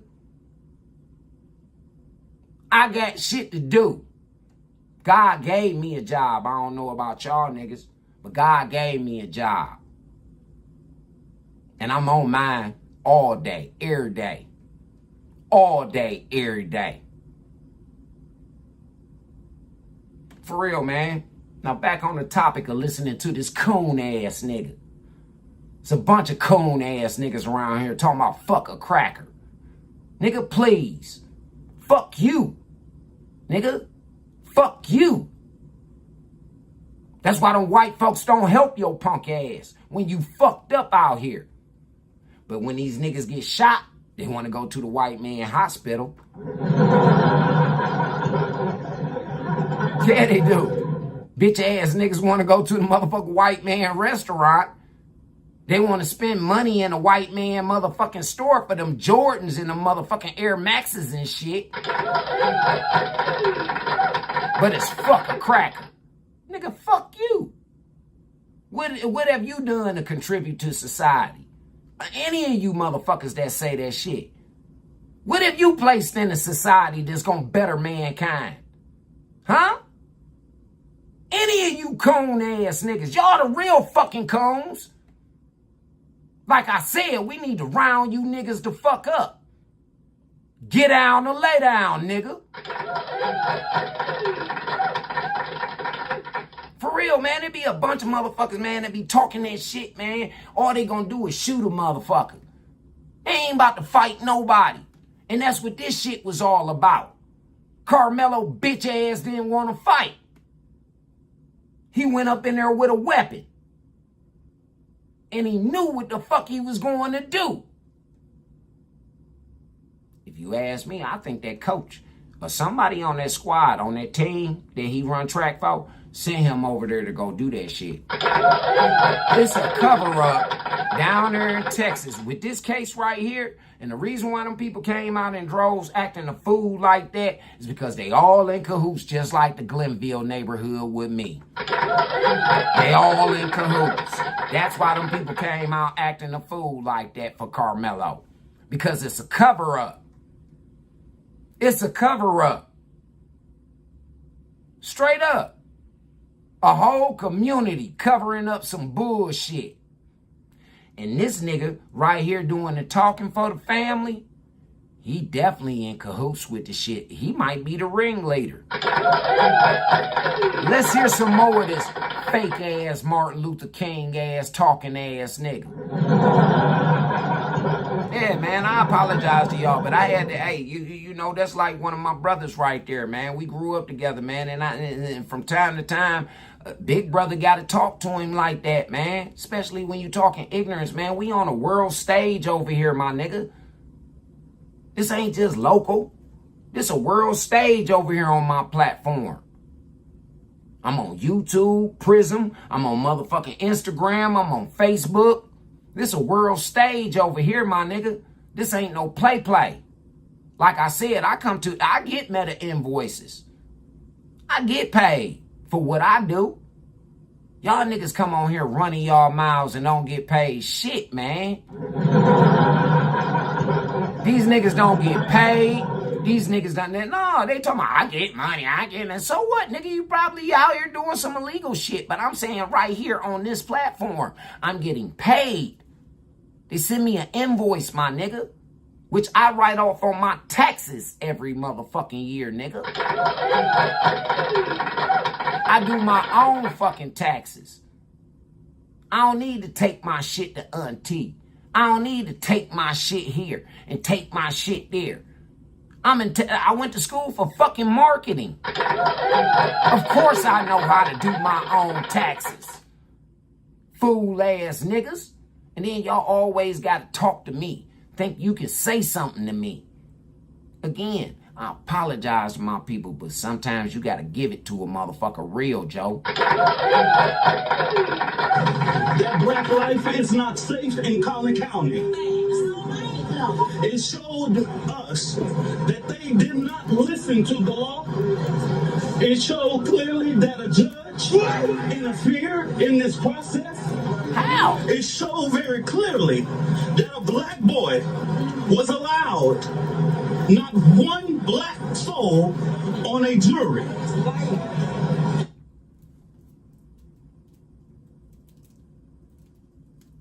Did you hear this motherfucking lying ass nigga, y'all?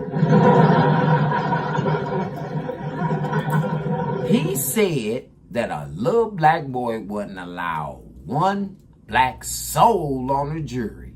He's a motherfucking lie.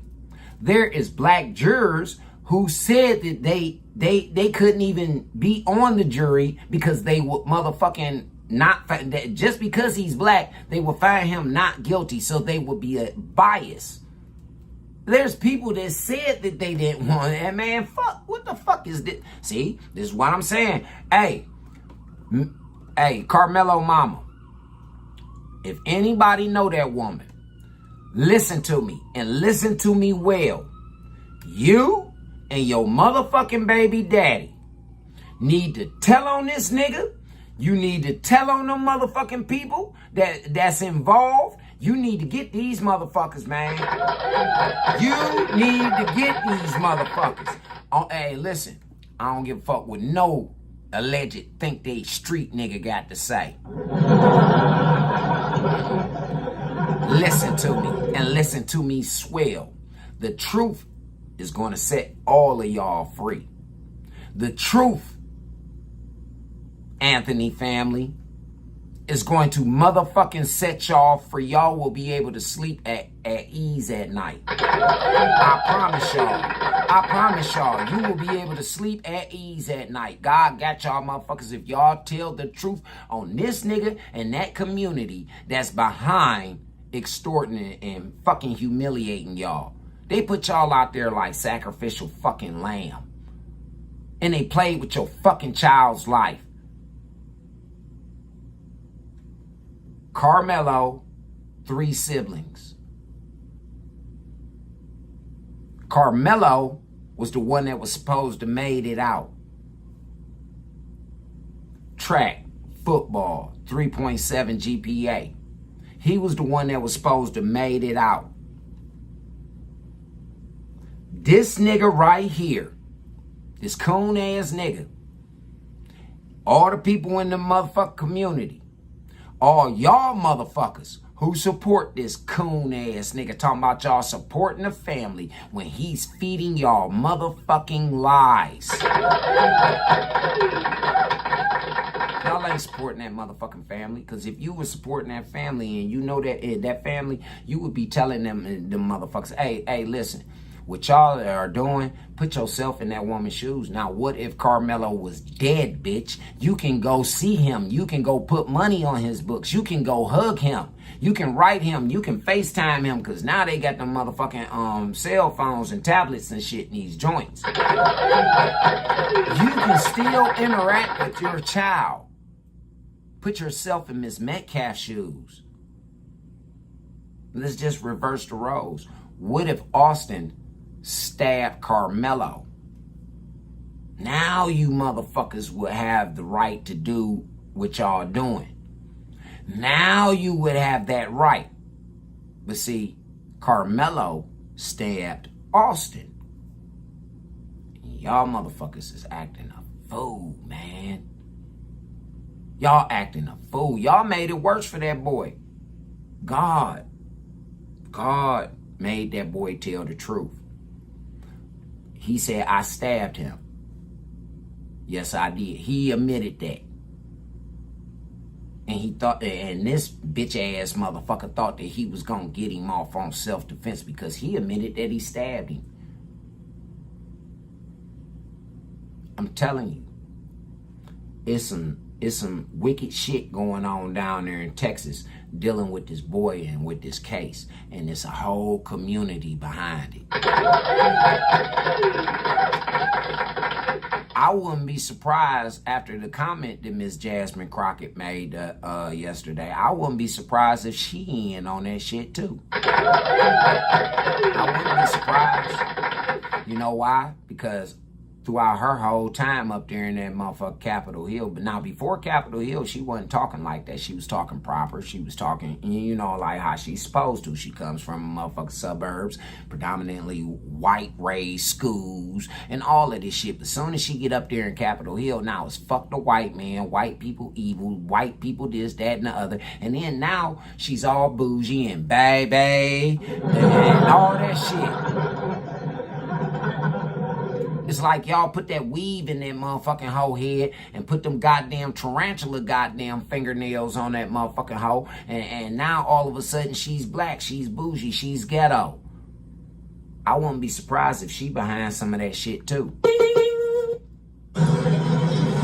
And all white jewelry. But before we get into that, instead of supporting me on my website, support Reckless Fans at the Give Send Go that I set up for we ain't gonna support you right legal here. defense. No. Give me No. We're gonna get back to it. money.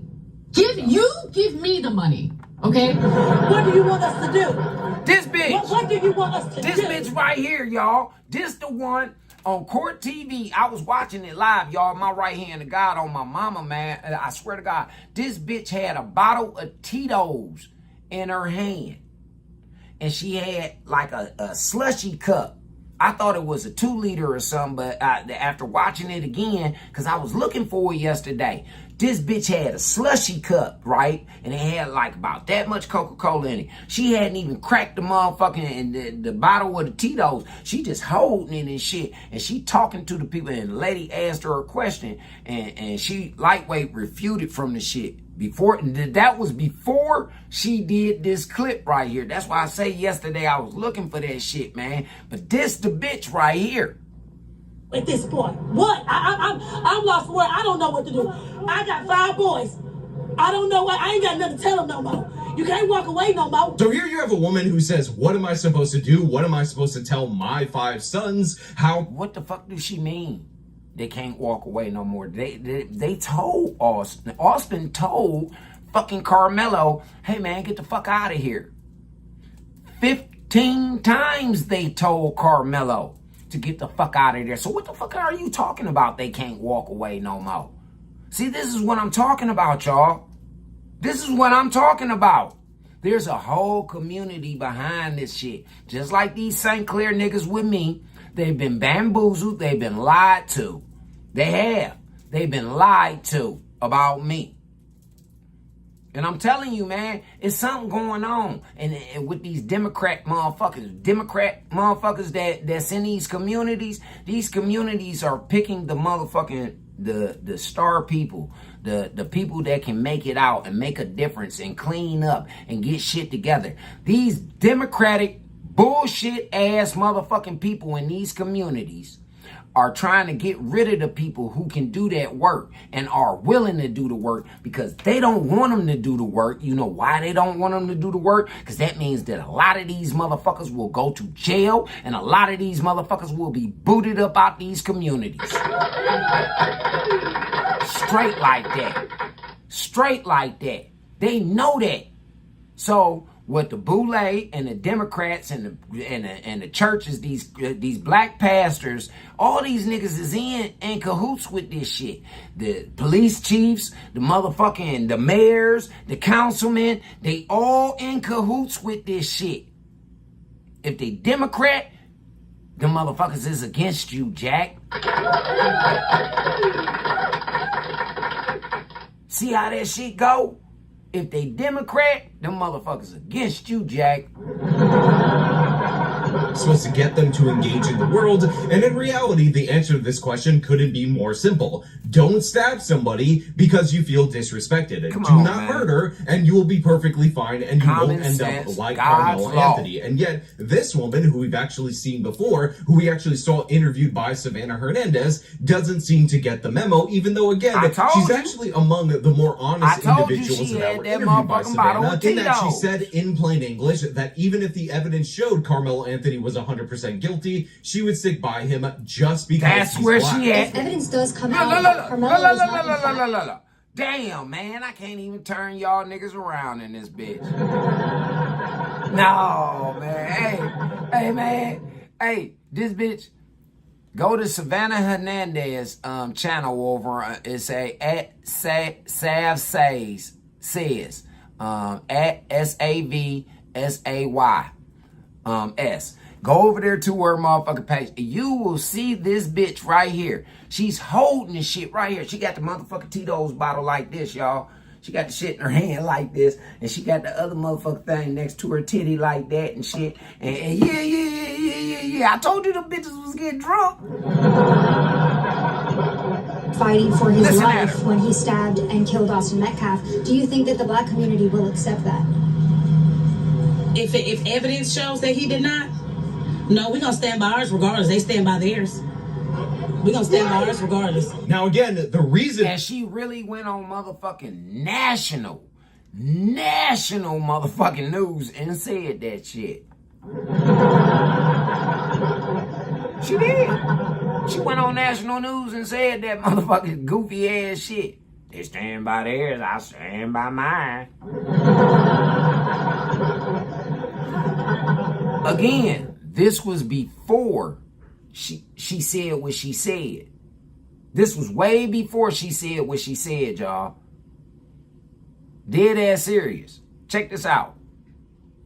Or this is what I said before. A lot of these people don't support Carmelo Anthony because they believe he's innocent. These people support Carmelo Anthony because they know he's guilty and they're fine with what he did because they don't care about the murder of a white person and they think it's a racial revenge or cosmic revenge. Again, a sentiment that is stated repeatedly by these individuals for Austin Metcalf to be murdered by their great hero Carmelo Anthony. So they support him because he's a murderer, not because they think he's innocent. And by the way, we can say he's a murderer because he was convicted of murder. Guilty. That is a decision of an all-white jury in a Dallas suburb in the case of Carmelo Anthony, who was convicted of murder, the stabbing death of Austin Metcalf that took place at a track meet last year in Collin County. Now, Roland Martin is a reprehensible toad. He's absolutely weak in every possible way. And again, this guy promotes himself as a leading figure in black media. But the thing is, I've actually had to fix the audio for this particular segment because despite the fact that he owns a first-rate black media company, the man can't figure out the basics, again, with his own media company.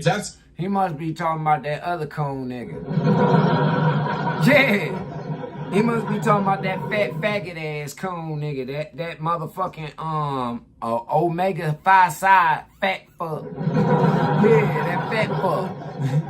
What's his name? Roland Martin. Yeah, that fat fuck. The power bottom. No, man. Hey, that's allegedly. They say allegedly he's a power bottom. Yeah, they say that motherfucker's a power bottom, boy. Him and TD Jakes. Absolutely embarrassing that this huge story that he knew he was going to cover, he's this poorly prepared for. And again, I've altered the audio, I've reduced the background noise, I've isolated his voice, so that way you can actually hear what he's saying without the fuzz in the background, because that's how incompetent this absolute idiot is, who of course is repeating the lie of an all-white jury, and of course making the case that this was somehow self-defense. I have to expect this guy, by the way, to bring up that it was a cleat sharpener, and of course to talk about how Austin Metcalf and his brother were actually jumping Carmelo. Did you hear that? Roland Martin, Jasmine Crockett, and all these motherfuckers talking about it was a cleat sharpener. It wasn't a knife. But exhibit shows clearly it's not a fucking cleat sharpener. This is a fucking knife with a headlight. It's got a light on that bitch. You do. You got a light on that motherfucker, man. 5 inches, but that motherfucker had a beam on that bitch. Didn't do nothing wrong, as they heard from a sex offender that these people platformed before because they liked the story that he was telling. Again, here's the fake story, and by the way, this is trickled down to multiple other people in that crowd outside that courthouse. It was raining, they got rained out like crazy bad. Everybody trying to get back to their cars or get in, places where they, wouldn't get all extra wet. Dude was sitting up under the tent, right? He was on his phone, right? My daughters was up under the same goddamn tent. Yeah. So I'm paying attention to my kids, but at the same time, they're in the same vicinity, so I'm watching everything going on around it because I'm there for my children. So dude walks up. McKellen, bro, he wasn't even under the tent at the time. They came from a whole separate tent and walked over there. They intentionally went over there to this kid, man. Dude was sitting there. What the fuck is this nigga talking about? What the fuck is this nigga talking about, man? Everybody, even motherfucking Carmelo said that he was up under their tent. What the fuck is this nigga talking about? See? See what I'm saying? See what I'm saying? Y'all going off of the narrative of some lying motherfuckers. I told y'all, man, it's a whole community behind this motherfucking lie right here, Jack. It is. It's a whole motherfucking community, but a whole, man, I'm telling you. And that bitch Jasmine Crockett, Roland Martin, all them motherfucking boule niggas. I'm telling you, man, they in on this shit all over the nation, man, to try and bring us to a civil unrest. These cowards can't steal from them rich motherfuckers. You remember they kept campaigning and kept saying we gonna take from the rich and we gonna, like Mandami. He up there in New York chasing out all of the fucking residents, but he's chasing out the residents to replace them with the Muslims. He's doing it. This is strategy. He plans on taking over New York City. He does. Y'all made him mayor. Y'all made this motherfucking, this foreigner, this terrorist. Because that's what the fuck Mandami is. He's a fucking terrorist. Y'all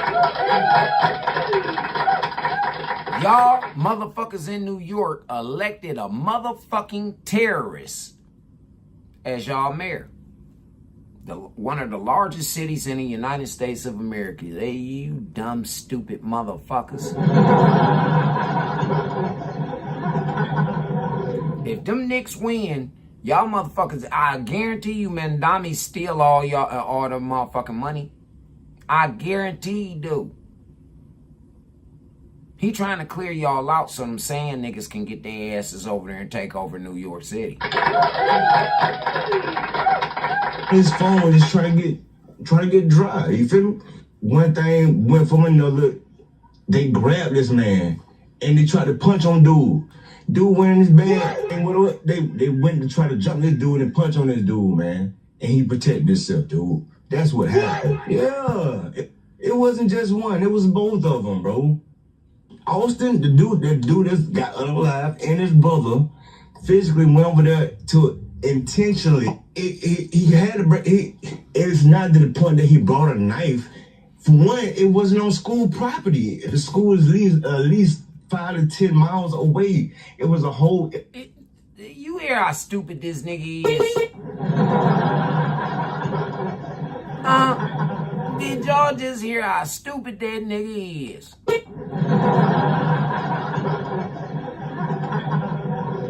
That motherfucking nigga say, oh, they wasn't even on school property. They was off the premises.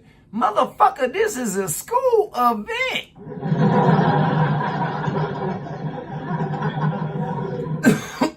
Hey man, I used to play sports, man. I don't know no school event that they don't have security. They don't have no motherfucking cameras. They don't have, man, what the fuck is you talking about, man?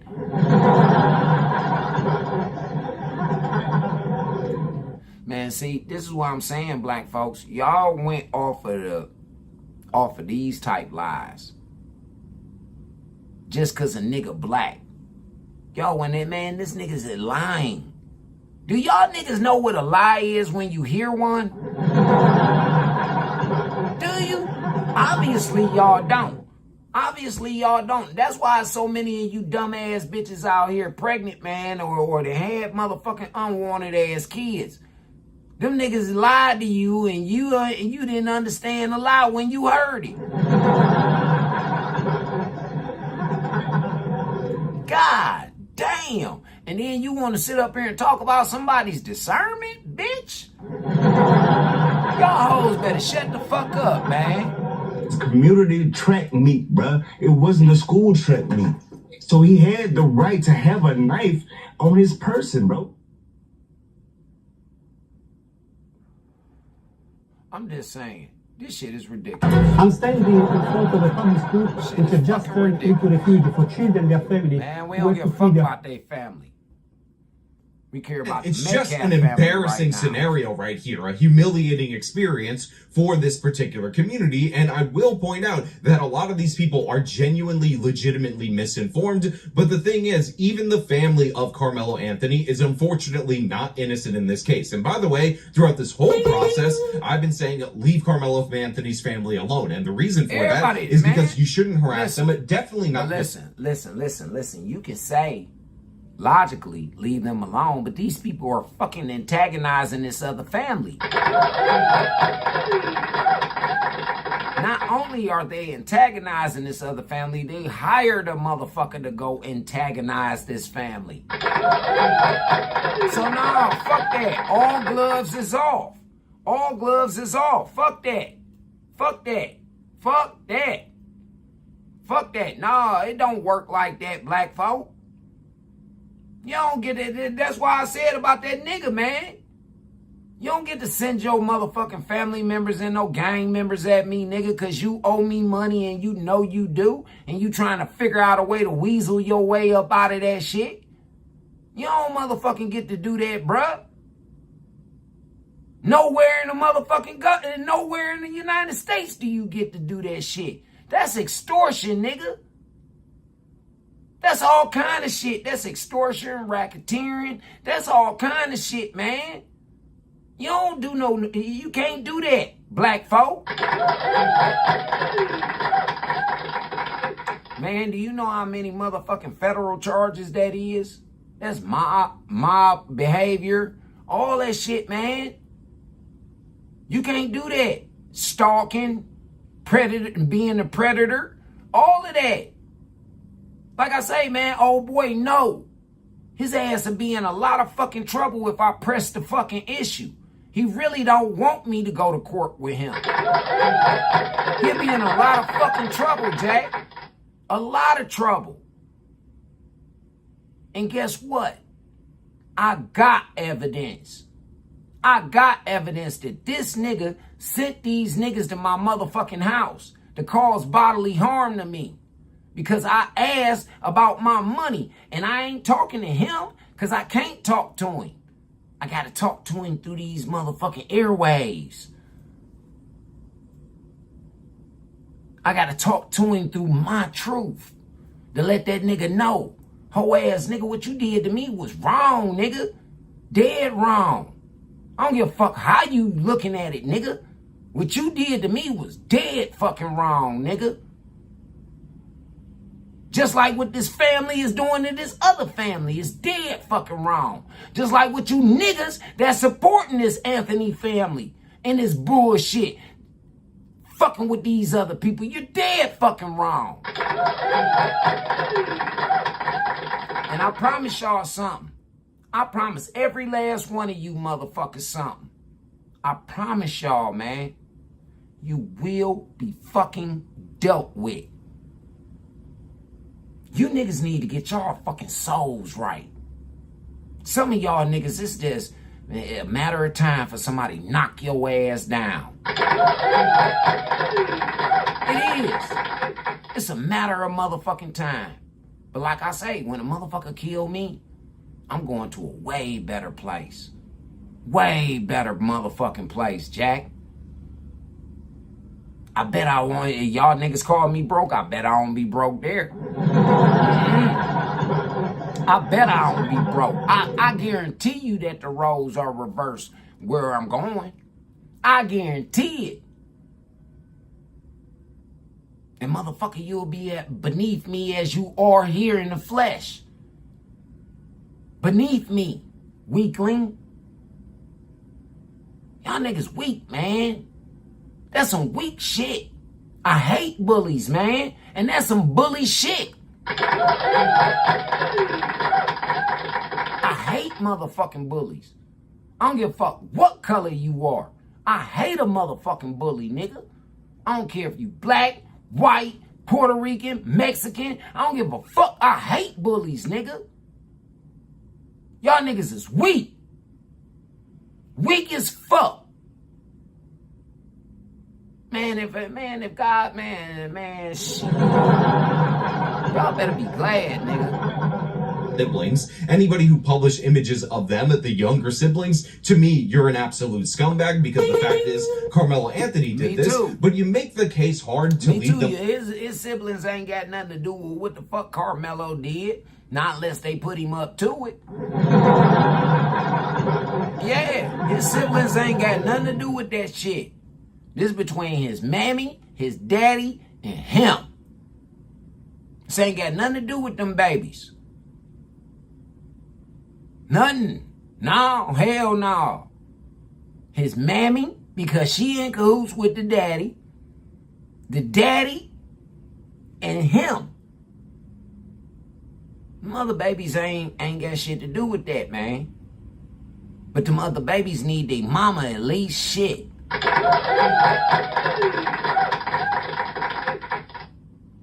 That's why I've been trying to talk to the woman through the airwaves and tell her, you better tell on them motherfuckers. Yeah. You got to think about you and your other 3 children, man. You better tell on them motherfuckers. And you better go get some protection, bitch, and you better lay low than a motherfucker. I ain't bullshitting. You better lay low. You better, yeah, man, you better go to that motherfucking Metcalf family, bitch, and you better be a humble servant unto them. Yeah. Because I'm going to tell you something, ma'am. Them might be the only people who can help you. For real. You and your 3 children, them Metcalf people are the only people who can fucking help you, ma'am. But you gotta be genuine. You gotta be genuine as fuck, cause that man, he ain't playing no games with you. He already see that y'all motherfuckers is grifters.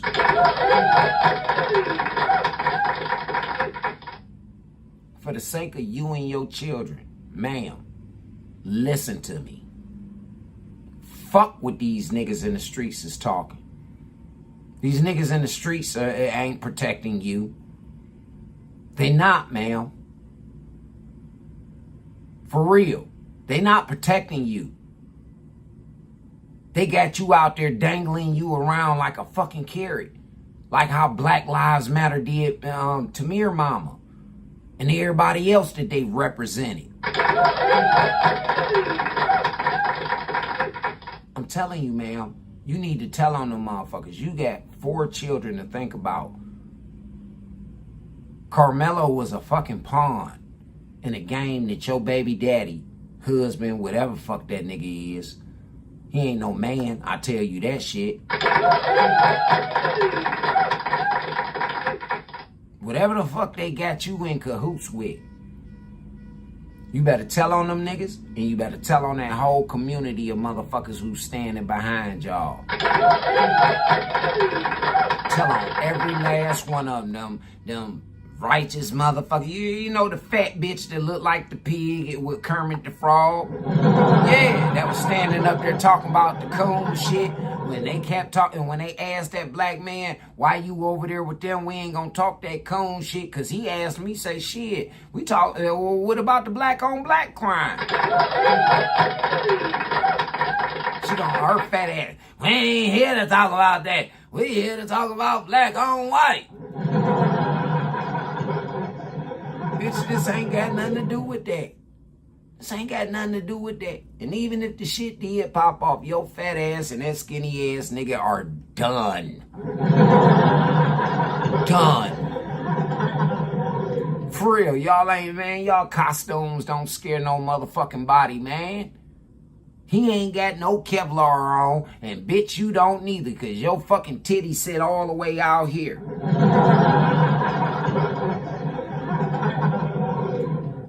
When we have video of the grandmother of Carmelo Anthony telling the crowd that it was rape. Now that's sad. That's why I say these people, man, that woman better tell on these people, because it's a whole community in cahoots behind this shit. It is. Like I said, the same way it is here with me in Cleveland with Glenville. The whole community, the whole city in on what these niggas then tried to orchestrate against me. To paint me out to be the fucking villain and make me a martyr. My whole fucking family gone, man. And I ain't done nothing but right. This nigga owe me money that can restart my life. And he refuses to give it to me. In return, he sent his brother, his cousin, and another nigga, all three of them gang affiliated, to my house. His brother displayed a gun on my motherfucking Ring camera, ringing my doorbell, telling me to bring my bitch ass outside. Then his brother walking back to the car threw a lit cigarette up on my motherfucking porch around a bunch of flammable shit. Calling me all kind of bitches and shit. All I asked, what was supposed to transpire if I would have came down there, opened that door, and went with them niggas? What was supposed to happen? Huh? Why do I gotta go with these niggas at 6:30 in the morning? Bitch ass nigga, you know where I live at. You sent them to my house. You could have came if you wanted to talk to me. But he didn't want to talk. They thought I was gonna be on some fucked up shit and go out there and they was gonna easily get rid of me. I was gonna be that stupid. Right now, he got the whole hood turned up against me, mad at me, because I'm on some shit keeping this coward away.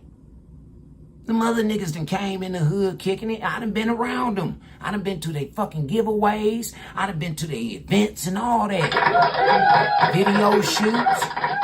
All of that. Ain't been no drama, no problems. But this coward ass nigga gotta come with a pack of motherfuckers. Why? Why is that? Why are you so nervous? After all these years, I ain't done shit to you. Why are you so fucking nervous about coming around your home, allegedly? If in fact you haven't done any wrong, if in fact that I was just oblivious to motherfucking music and the industry and all that, which is really sad, because that means now you were on some predatory shit, just like this nigga. Predatory shit. You still didn't even think. Damn, man. Even if I did steal a couple of thousand from this nigga, man, let me at least give him something so I can show my appreciation. At least keep the nigga around. Steal more money from him. Nah. So that lead me to believe that this shit personal. This personal. Straight up. He done had niggas try and jump me at an event that I come to. I brought my baby mama to an event. She pregnant at the time. One of my baby mama, I brought her to the motherfucker. She pregnant at the time. So you know I ain't on no fuck shit. I'm trying to discuss shit. I done took pictures with Lil Busy and everything, man. I'm backstage. I'm all up on the stage. This nigga had some Crip niggas jump me. Gilly the Kid was there. He saw it. And he also saw what and heard what the fuck I said that I was gonna do to that nigga too. In front of the police. Gave him my government and every motherfucking thing. In front of the police. That nigga a dead man. Straight up. But my God saved me. Say, man, fuck that. I got that nigga. I got him. Don't worry about it. I got him, son. You just stay on your motherfucking mission. That nigga done been fucked up ever since then. He was fucked up before then, but he been fucked up even worse ever since then. He can't get right and ain't gonna get right. Touch not none of my motherfucking children. That's what the Lord said. He said, touch not one of my prophets. Not one of them. These niggas think my God, the true God, the one that I serve for real, they think he a game. But most of them have sold their souls to Satan. G, are you with me? More murder, more murder, more murder, we now. Or whatever the fuck they say.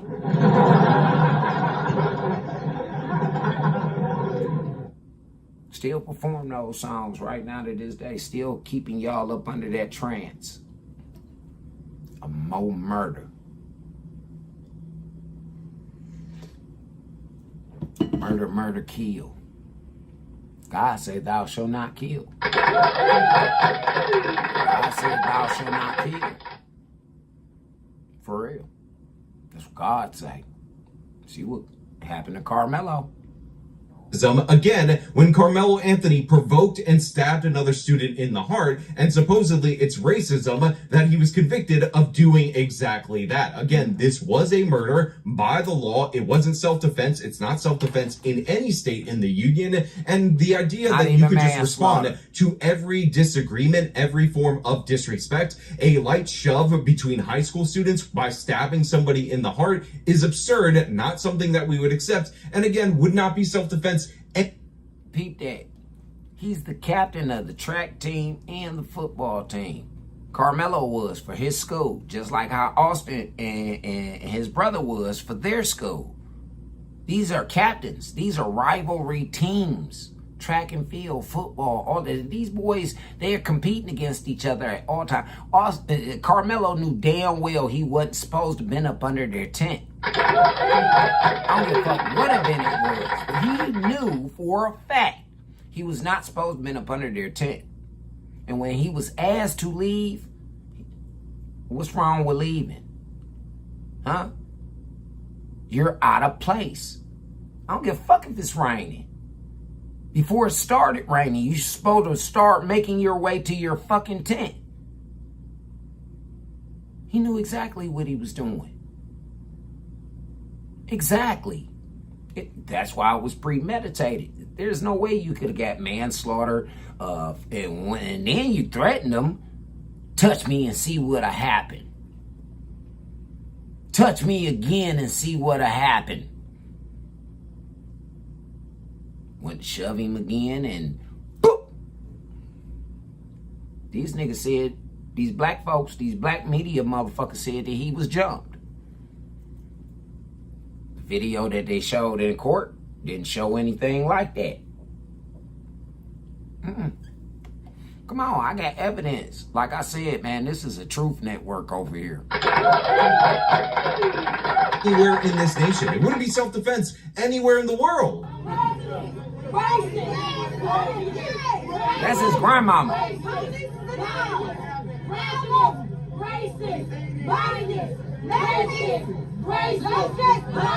But the worst individual I've heard so far is not Roland Martin. It's not the amazing Lucas, who, by the way, also spread lies and now is talking about how the defense must have been incompetent because they totally had the evidence. They definitely 100% could have presented a case that would have made this self-defense, you know, in the alternate reality that... I don't even know nothing about law, and I could have done a better job of representing Carmelo than them niggas did. Straight up.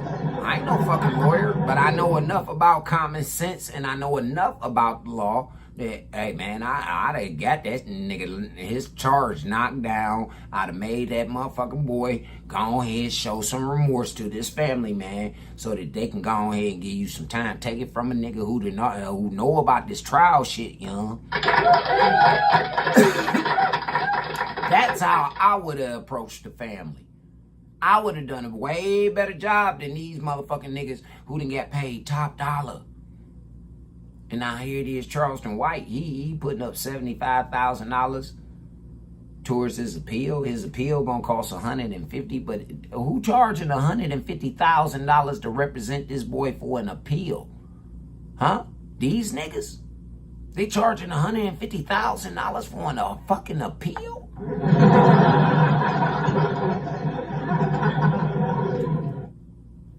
Now, I understand how this court work, right? When your lawyer tells you, and we just gonna throw some numbers around real quick, right? When your lawyer tells you that it's gonna take $10,000 to retain him, that means that he's going to get $2,000 to anywhere between $2,000 to $5,000. That other $5,000, it gets split up between the judge and the motherfucking prosecutor. It does. It does. That's how your case gets moving. The more money that you give your lawyer is the more money that they split up amongst themselves. Amongst themselves. It's a network. They all know each other. Dead ass serious. $150,000 for a fucking appeal? Like I say, hey, Carmelo. Hey, listen, man. Hey, Uncle Charlie, I done got plenty of niggas out of prison, man. While I was in there, I was doing them niggas motherfucking, they appeals and all kind of shit, man. I done sat in the law library now. Yeah. Hey, look, Carmelo. Hey, man, I ain't gonna charge your people like that, man. I'll probably charge that bitch-ass daddy of yours. But yeah, man, I wouldn't, unless your mama, if your mama apologize and she start working with you and shit like that, man, and she start turning from her evil, wicked ways, yeah. I ain't gonna charge y'all shit, man. I'll get you up out of that motherfucker, man. I'll write you up a nice-ass little appeal, my nigga. I done got plenty of nigga, man. My bunkie was doing on a 15-year motherfucking manslaughter charge. He did 7. I got him home. That nigga went home before I did. For real. And they flopped him at the motherfucking parole board already 2 times. If they would have flopped him that last time, he would have had to do that full fucking 15. But he got with me. He got to reading over. I'm looking down. I'm like, hey, man, what the fuck you doing with all that paperwork down there? You already told me what you in here for, man. He like, man, I got to go see the parole board, man. I got to get my shit together and da-da-da-da-da. I say, oh, man. I say, be honest with me. You shot that nigga because he shot you, right? He tried to rob you, right? Yeah. I said, be honest with me now. I looked that man directly and I looked at his soul. He was telling the truth. Nigga tried to rob him and shoot him. And he shot him twice. So when he got out of the hospital, when he seen the nigga again, he shot that nigga and killed that nigga. They gave him 15 years for manslaughter. Like I said, he was on the 7th year. If he would have lost that motherfucking that shit, he was gonna do that full 15. I looked over his paperwork.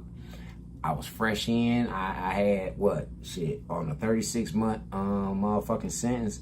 I had like 18 more to go. I'm like, fuck it, man. Let me go ahead and take a look at this shit. I ain't got nothing else but time to work out and go to the law library. I was already in school. I just got my GED and everything. So I had access to the law library like a motherfucker.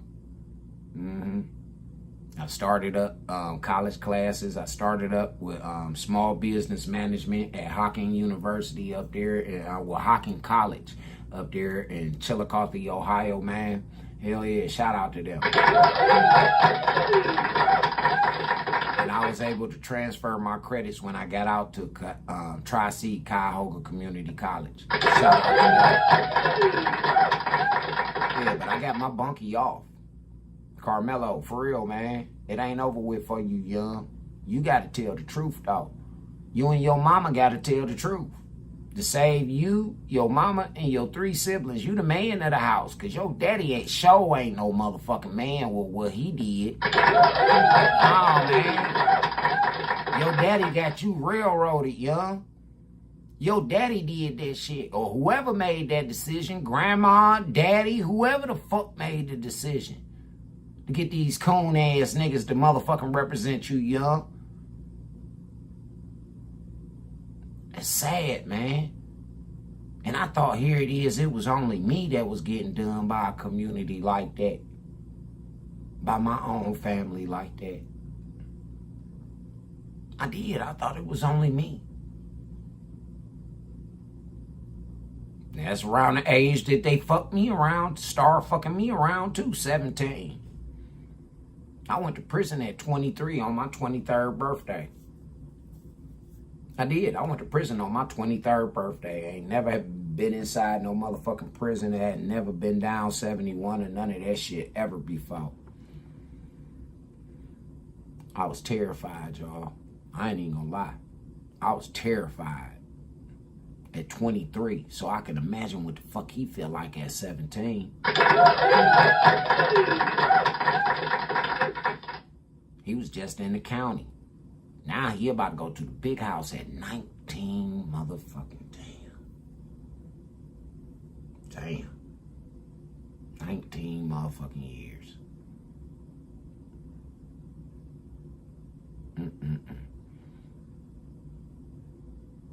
19 years old, man.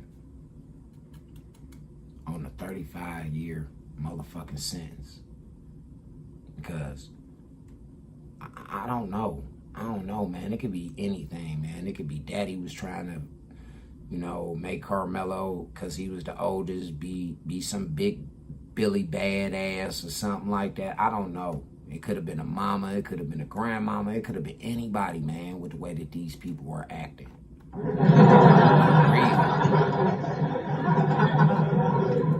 The way these people were acting, it could have been any of them. But I know one thing. His family and the whole community failed him.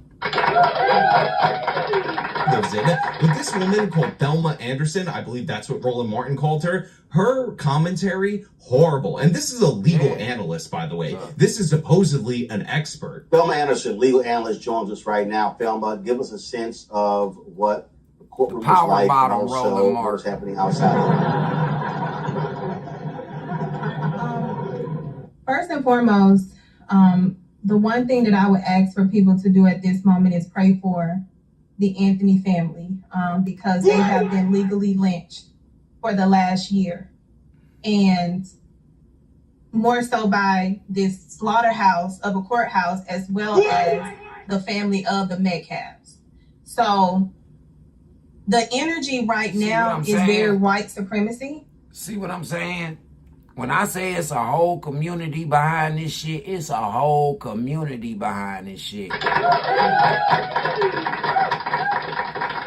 This low down rotten ass bitch ain't even on a defense team. She ain't on a motherfucking thing. And that's the only news that black people been listening to and getting is from motherfuckers who ain't got shit to do with this motherfucking shit. They ain't related to the family. They ain't got nothing to do with the case. They don't know no facts. All they going on is hearsay. But these are the originators who's painting out the narrative. They're painting the narrative. Straight up. Hey, Roland Martin, Satan gonna have a ball fucking you, boy. Yeah, he is. That's why he getting his little asshole ready right now, because when he go to hell, Satan gonna fuck the shit out of that nigga Roland Martin.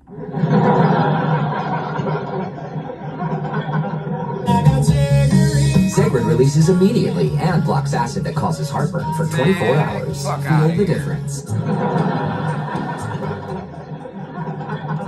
With a troublesome toilet? No. So don't.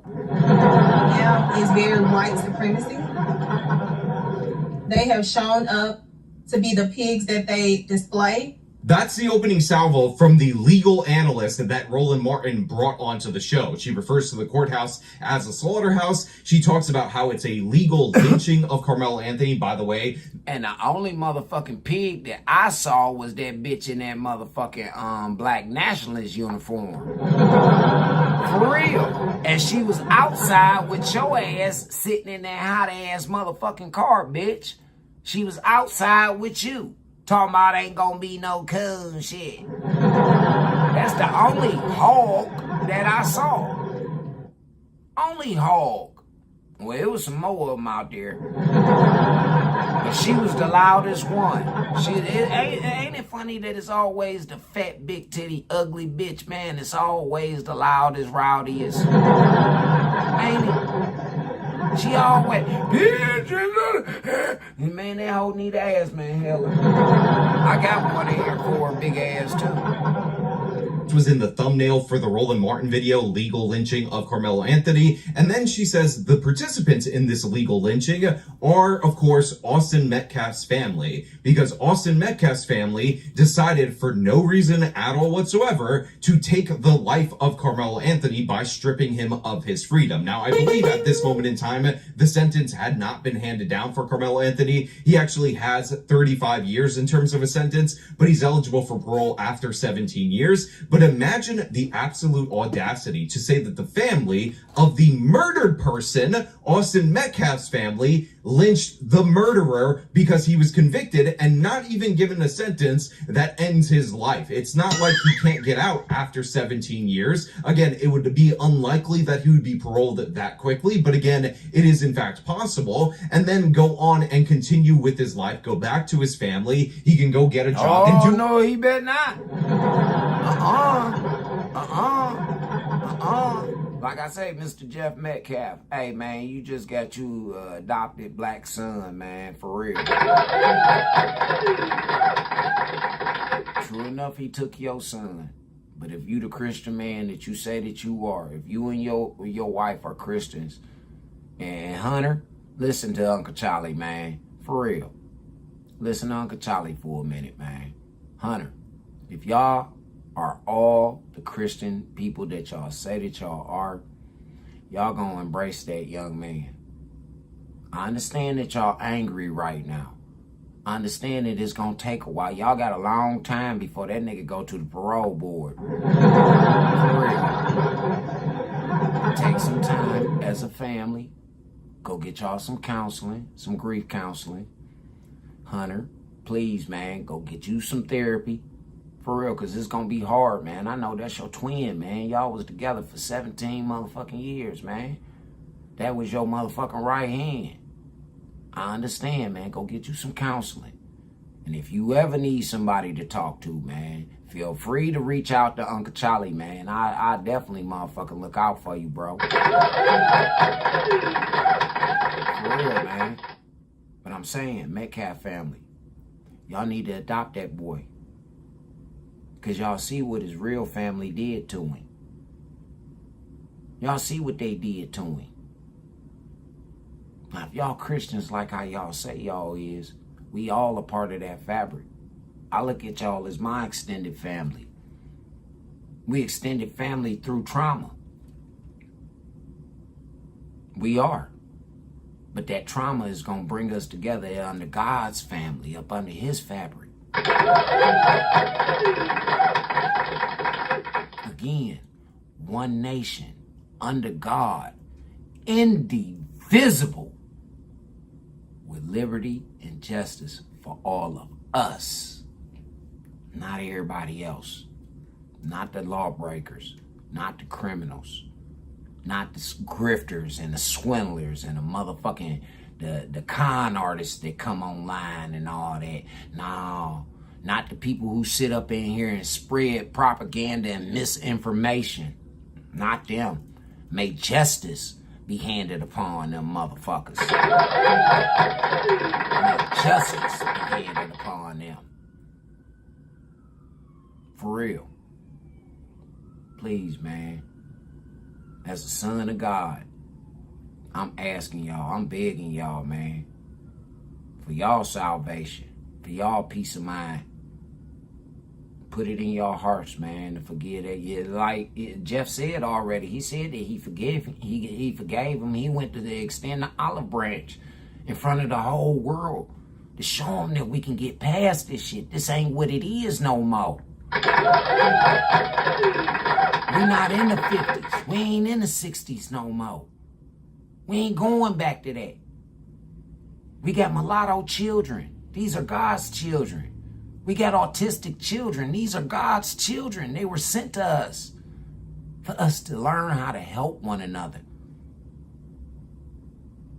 instead of keep warring with each other. Them angels that gave y'all these weapons of destruction, they're going to be punished. They've been punished. They sentenced for what y'all are doing right now is about to be even greater. Yeah, they thinking that they about to be free. No, they ain't. They going back in. Like, basically, those motherfuckers is going up for parole.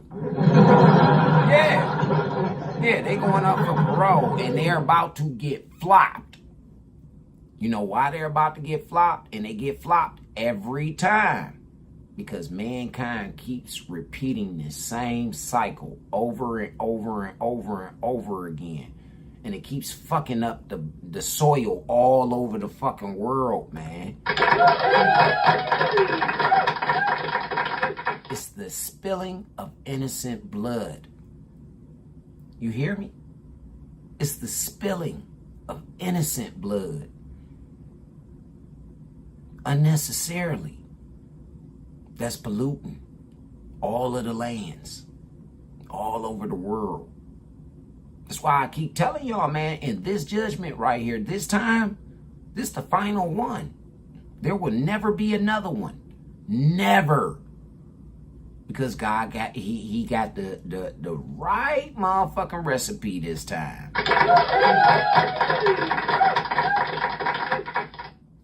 He threw something into the mix. And 139,000 others. He threw something else in the mix, man. And instead of making us like our brothers and sisters that's gonna come in and the ones that's been working with us, he made us look like y'all. For real. So that we can help y'all. Dead serious. This shit has been going on forever. It's repetitive. But we have the chance right now to break the generational curse. I need everybody. I mean everybody on all platforms. Instagram, YouTube, Facebook, Prism. I need all of y'all right now. If you down for changing and breaking these generational curses, then it's time that we stand for something. What did Brother Fred Hampton them tell us? They said that the revolution will be televised. Well, we televising it right now, right? I'm one of y'all teachers. Yeah, I'm one of y'all teachers. And I'm showing y'all motherfuckers the right way. Take it from a nigga who walked, like I said, in that darkness. The darkness that I come from is deep, man. And if God can forgive me, I know he can forgive y'all. The first form of forgiveness, ain't you up? Ain't you able to watch me? Ain't you breathing right now? That's his first form of forgiveness every single motherfucking day, because somebody didn't wake up this morning. A whole bunch of somebodies didn't wake up this morning. It's a whole bunch of somebody sick and shut in right now. Y'all gotta do better, man. For real, Metcalf family, please. Put it in your hearts. I know, like I say, I know it's going to take some time. That wound is fresh. It's still hurt. It's going to take some time. But please put it in your heart to help that young man. Because he is the real motherfucking victim here in this shit. He is. Look at all the accolades that that young man had. 3.7 GPA, captain of the football and track team.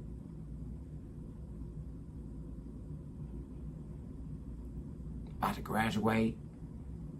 All that shit, man.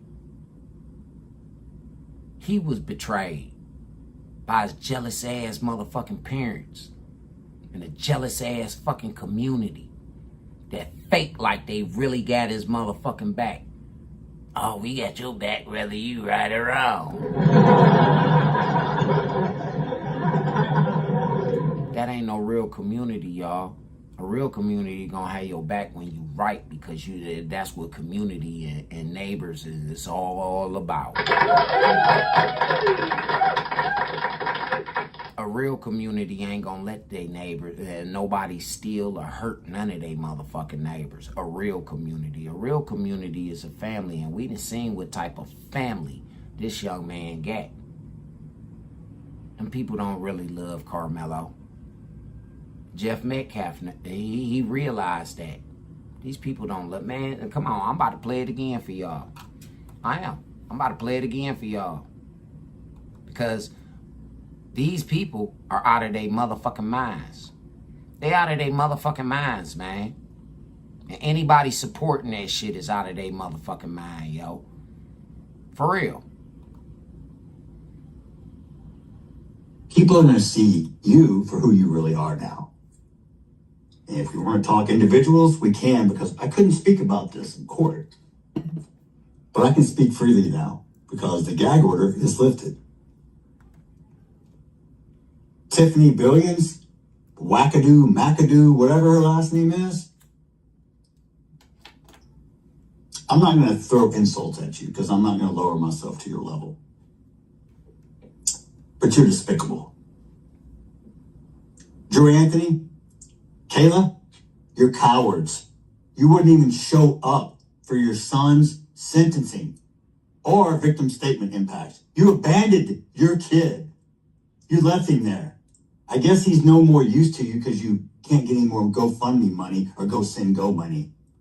You are grifters. You should be ashamed of yourself. You raised that child. And I swear to God, CPS to come check on those other 3 that you still have. You never once admitted or took accountability. You tried to play victim. The real victim is the one who died, not the one who shoved a knife in his chest. I come to pray with you and show the world we can close the gap of this unbelievable racial divide. And what'd you do? You widen the gap even further. You hire a convicted, baby-shaking felon who's only in it for the money, who gives you bad advice, kicks me out of a press conference. Oh, funny, I was somewhere I wasn't supposed to be, but I left. When asked, I didn't stab anyone. And then you proceeded to gaslight me with your convicted felon, quote, advocate? Minister? Minister of what? Minister irrelevant? Minister of bullshit? How about Minister fuck you? Y'all think I'm a saint? I'm no saint. I'm as human as you. I have emotions. Just because I'm a Christian doesn't mean I don't sin, because I don't walk on water and I don't turn into wine. Mr. Metcalf, thank you. And please, sir, you the head of your family, man. That's why I'm addressing you, sir. Please find it in your heart to help that young man. For real, man. Please. Please, man. Be patient with Hunter, because that's going to be hard for Hunter. He watched this motherfucker stab his brother and kill his brother, and his brother died in his motherfucking arms, yo. His twin.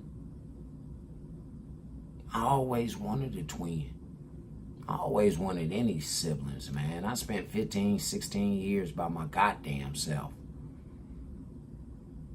That's why that isolation clown shit that nigga called himself trying to pull with me, it didn't work. You fucked up, nigga. You put me to myself where I'm the most dangerous, nigga. Oh, mommy and daddy didn't tell you that while you was trying to infiltrate? Huh? Huh, clown? They didn't tell you that? You put that boy somewhere, he gonna figure some shit out on your ass. Well, they should have told you. And they should have also told you, nigga, that if you cross me, there ain't gonna be nowhere you can hide. I'm gonna burn every fucking thing that you touch down, nigga. I'm going to fucking expose all your bullshit until you become truthful. I'm going to expose you, nigga. But I'm going to let you expose yourself. Yeah. Like I said, you ain't got to speak. People watching your actions, fuck boy. People paying attention to you. See, that's why he didn't want my voice out here. That's why he fuck with my Facebook. That's why he fuck with all these other platforms. But he can't fuck with this. That's why I love Prism. I love Prism. I don't give a fuck who own that bitch. CIA, FBI, I don't give a fuck who own it, nigga. I love Prism, because Prism gonna get the truth out in this motherfucker. Straight up. Clown ass nigga, when you sent them people at me, man, and like I say, the same way that the Anthony family in this community is antagonizing the Metcalf family is the same way that this bitch ass nigga call himself having Glenville antagonize and fuck with me. Because he owe me money and he did me wrong.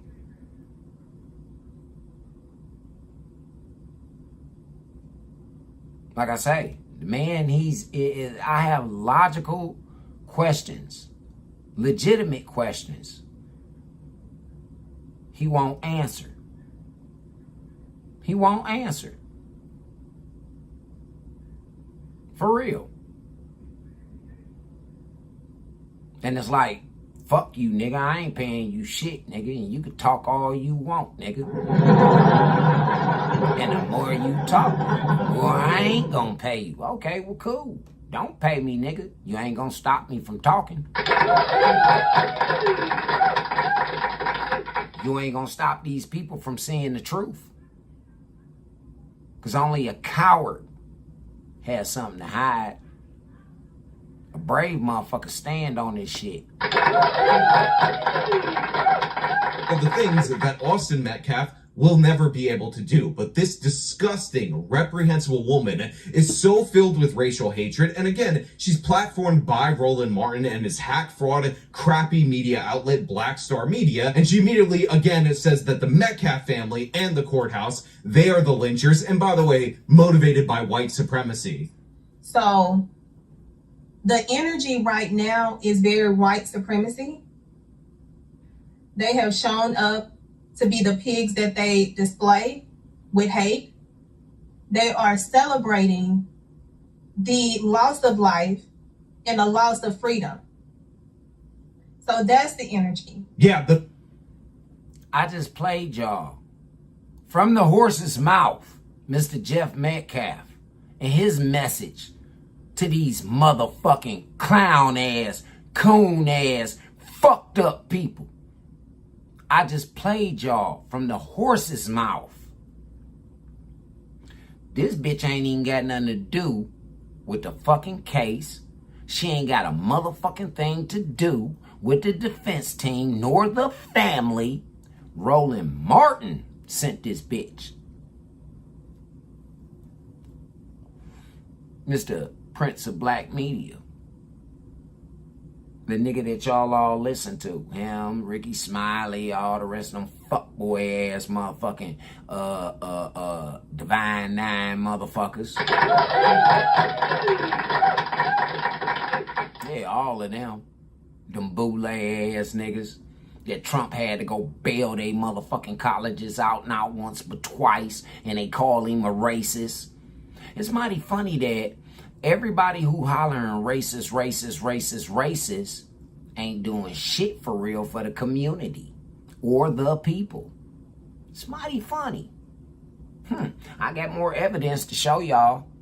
Metcalf family is celebrating the loss of life and the loss of freedom. Ask any member of the Metcalf family right now what they would rather have. Austin Metcalf home and safe and Carmelo Anthony on the streets, or where we are right now in this situation. The people cheering for the... Okay. I'm just saying, man, I'm going to keep this message out here.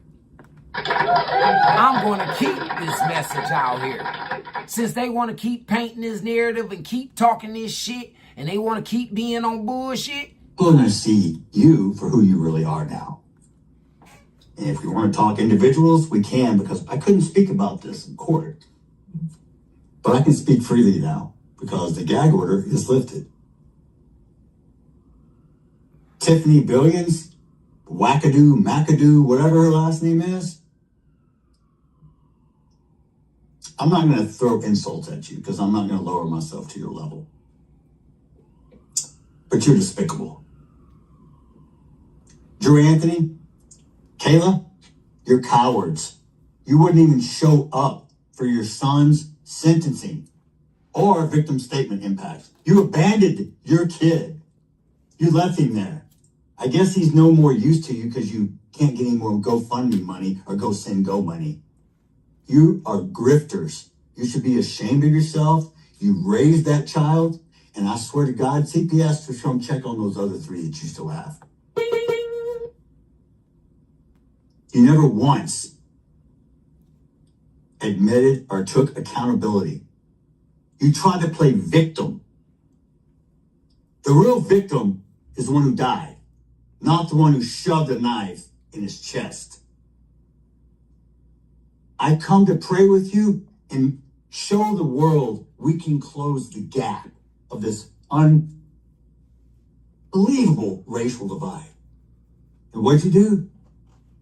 You widen the gap even further. You hire a convicted, baby-shaking felon who's only in it for the money, who gives you bad advice, kicks me out of a press conference. Oh, funny, I was somewhere I wasn't supposed to be, but I left. When asked, I didn't stab anyone. And then you proceeded to gaslight me with your convicted felon, quote, advocate? Minister? Minister of what? Minister irrelevant? Minister of bullshit? How about Minister fuck you? Y'all think I'm a saint? I'm no saint. I'm as human as you. I have emotions. Just because I'm a Christian doesn't mean I don't sin, because I don't walk on water and I don't turn into wine. Now, is so filled with racial hatred. And again, she's platformed by Roland Martin and his hack fraud, crappy media outlet, Black Star Media. And she immediately, again, it says that the Metcalf family and the courthouse, they are the lynchers. And by the way, motivated by white supremacy. So the energy right now is very white supremacy. They have shown up to be the pigs that they display with hate. They are celebrating the loss of life and the loss of freedom. So that's the energy. Yeah, the Metcalf family is celebrating the loss of life and the loss of freedom. Ask any member of the Metcalf family. We just did. We asked Jeff Metcalf, didn't we? See, this is what I keep trying to tell y'all. I was telling y'all this shit back during the election, man, that it's fake news out here. Them Democrats is in cahoots with George Soros, man, that fat-ass, nasty-ass, pervert motherfucking Jew that got all that money and control all of the motherfucking mainstream media networks and all of that shit. They're running propaganda. They're running a motherfucking COINTELPRO on the whole fucking nation of stupid-ass people. White, black, anybody who falls in line with a fucking liberal or a motherfucking Democrat.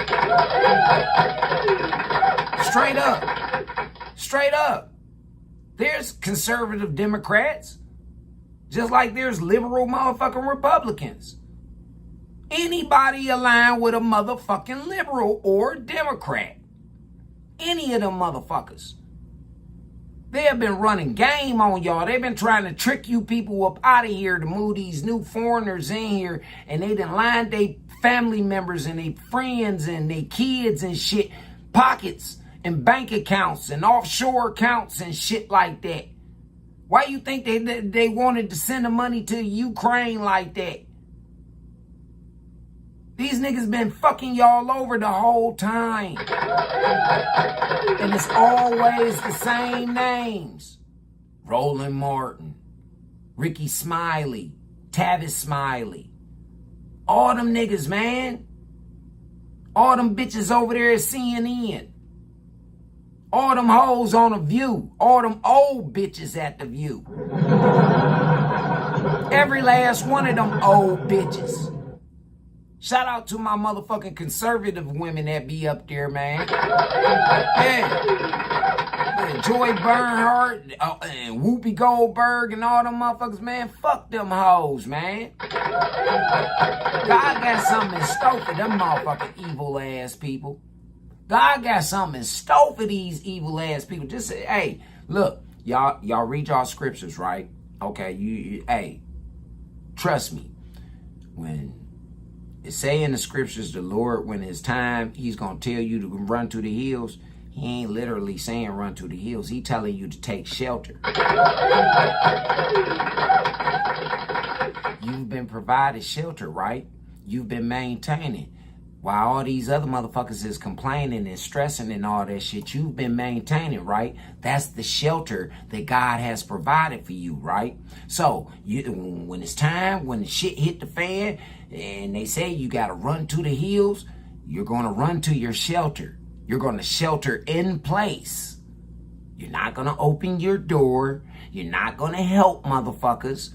No. Because when it's time to shelter, everybody that's up under your covering is going to know where to go to shelter. And all y'all that's in y'all shelter, wait. Just wait. Y'all will know when it's time to come up out that motherfucker. Trust me. And when y'all do, the destruction y'all gonna see. We gotta clean it up. We do, y'all. We gonna have to clean it up. But the destruction y'all gonna see, the mayhem, oh man, it's gonna be wild. And it ain't gonna be over. That's just the first wave. It's still gonna be some parasites. And oh, God coming through with a strong ass extermination this time. Yeah, he coming in with a mean ass extermination this time, man. Every bit of evil about to be gone about this bitch. Straight up.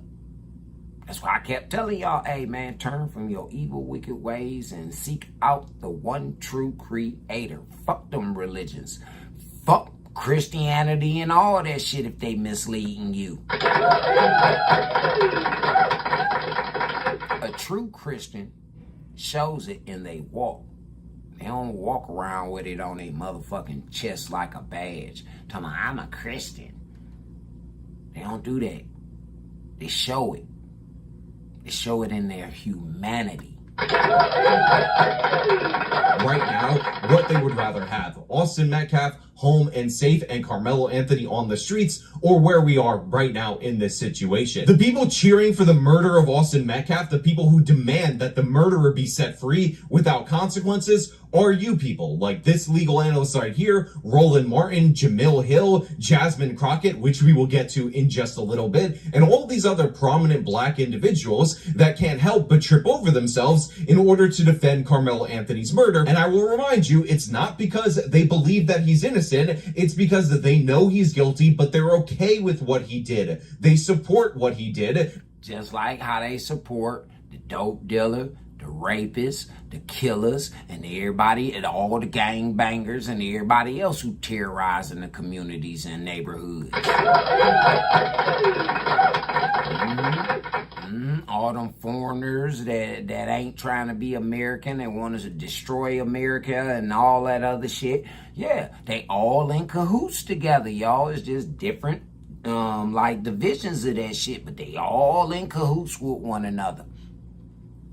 Because the overall struggle against the white man, against white people, takes precedence over actual justice. These people are the most disgusting. And by the way, this woman is so awful in her commentary. She's so horrific in the things that she's saying right here. The fact that she labels the Metcalf family pigs. The fact that she says that they participated in a lynching against Anthony, who murdered a member of their family in cold blood for no good reason, is absurd. And it's so absurd that by the end of this, there's an awkward pause in the air because they're like, wow, I can't believe we've gotten to this level of open anti-white racism. We have an overzealous prosecutor who lied throughout this trial, who put on liars as witnesses. 21 of them? In order to be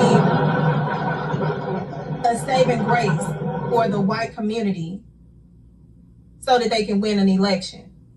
That's what it feels like right now. Why are they still talking about a fucking election when a fucking child is dead? See, I'm telling y'all blacks, y'all better get the fuck off of that Democratic plantation, man. If you want to live and you really want, you really love the divine creator, man, hey, listen, get the fuck up off of there. I'm doing the Harriet Tubman to you niggas right now. Get the fuck off of them plantations. Fuck them Hebrew Israelite niggas. Fuck them Muslim niggas and all that shit, man. I'm telling you right now, Jack, get off them plantations. Y'all niggas are slaves. And my God, the one that I serve, my father, he don't have slaves, man. His children and his creations are free. He created them to be free. He did. Look at the birds. Look at the squirrels. Look at the chipmunks. Look at the bears, the wolves, fish, everything. Everything that Adam named. Everything that Adam gave a name. Adam created a name. Like me, I named my profanity ignorance. Son of Adam. Son of God.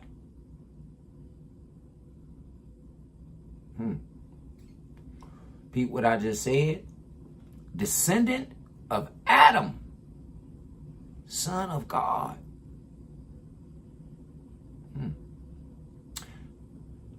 I ain't gonna fuck with y'all scriptures. But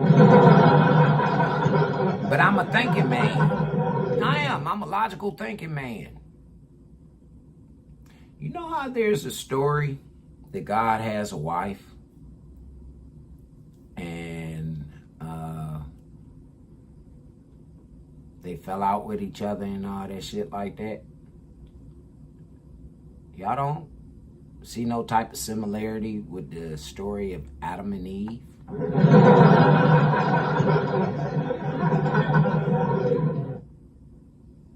I don't see nothing. I believe I do. I see a little bit. I believe that that's the story of the divine creator and his wife. Dead serious. He became the universe. She became the earth and the rest of the planets. But she really became the earth is her womb. It produces us. Offspring. Higher intelligence. Shit like what these people are displaying is not displaying intelligence, so you already know who that come from. Think about the story of Cain and Abel. Adam and Eve didn't stop fucking, did they? They was fucking like jackrabbits around that motherfucker. Matter of fact, they made Seth.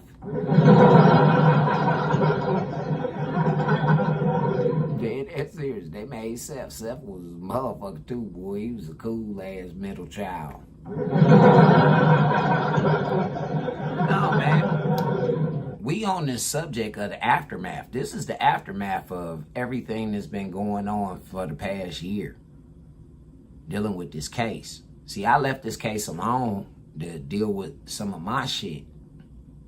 I said that I was going to come back to it once it got to trial. Because it hadn't got to trial, and I had work that I had to do on myself in order to be as mature as I am right now, handling this situation and lending my advice, my helpful advice. For real. From the trauma that I done went through. Lending helpful advice. I had to deal with that first. And then it was perfect timing. It was.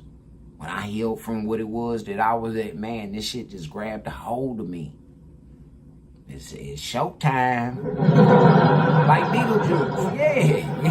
The motherfuckers called Freaky G, Freaky G, Freaky G. It's showtime. You hear it? That's that nigga on that intercom in my building, man. Yeah, this bitch is like a penitentiary. They run this shit like a penitentiary around this bitch. What's that? Oh, man, he talking about some shit for motherfucking Sunday, man. The Father's Day brunch, man. Shout out to all of the fathers this weekend. And then that's another reason why I'm really passionate with Mr. Metcalf, because Father's Day is approaching on Sunday. And that gentleman, he can't have his twin boys around. Can't have his boys around, man. Celebrate Father's Day. You know what that's gonna do to him every year, y'all? One black man is talking all this shit about, to the family and about the family and all that shit. Do you know what the fuck that's gonna do to him? Every Father's Day, every holiday, every day, he gotta walk past them kids' room. Every day, he gotta look at Hunter.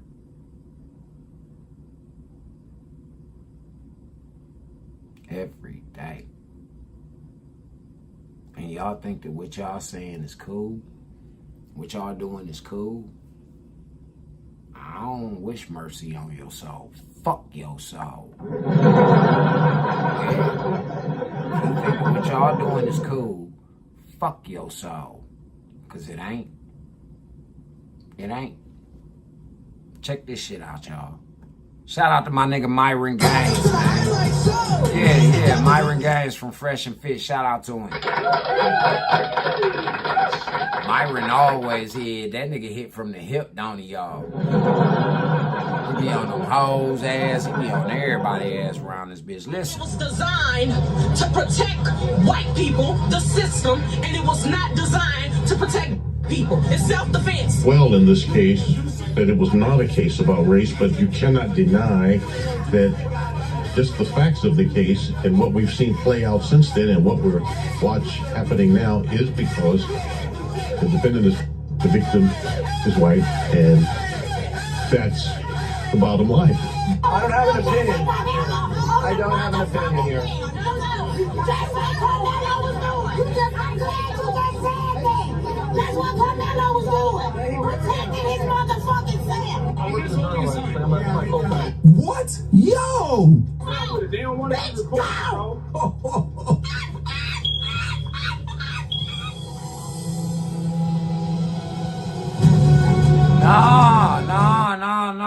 No, black community. Y'all motherfuckers that's in, solidarity with these motherfuckers down there, man.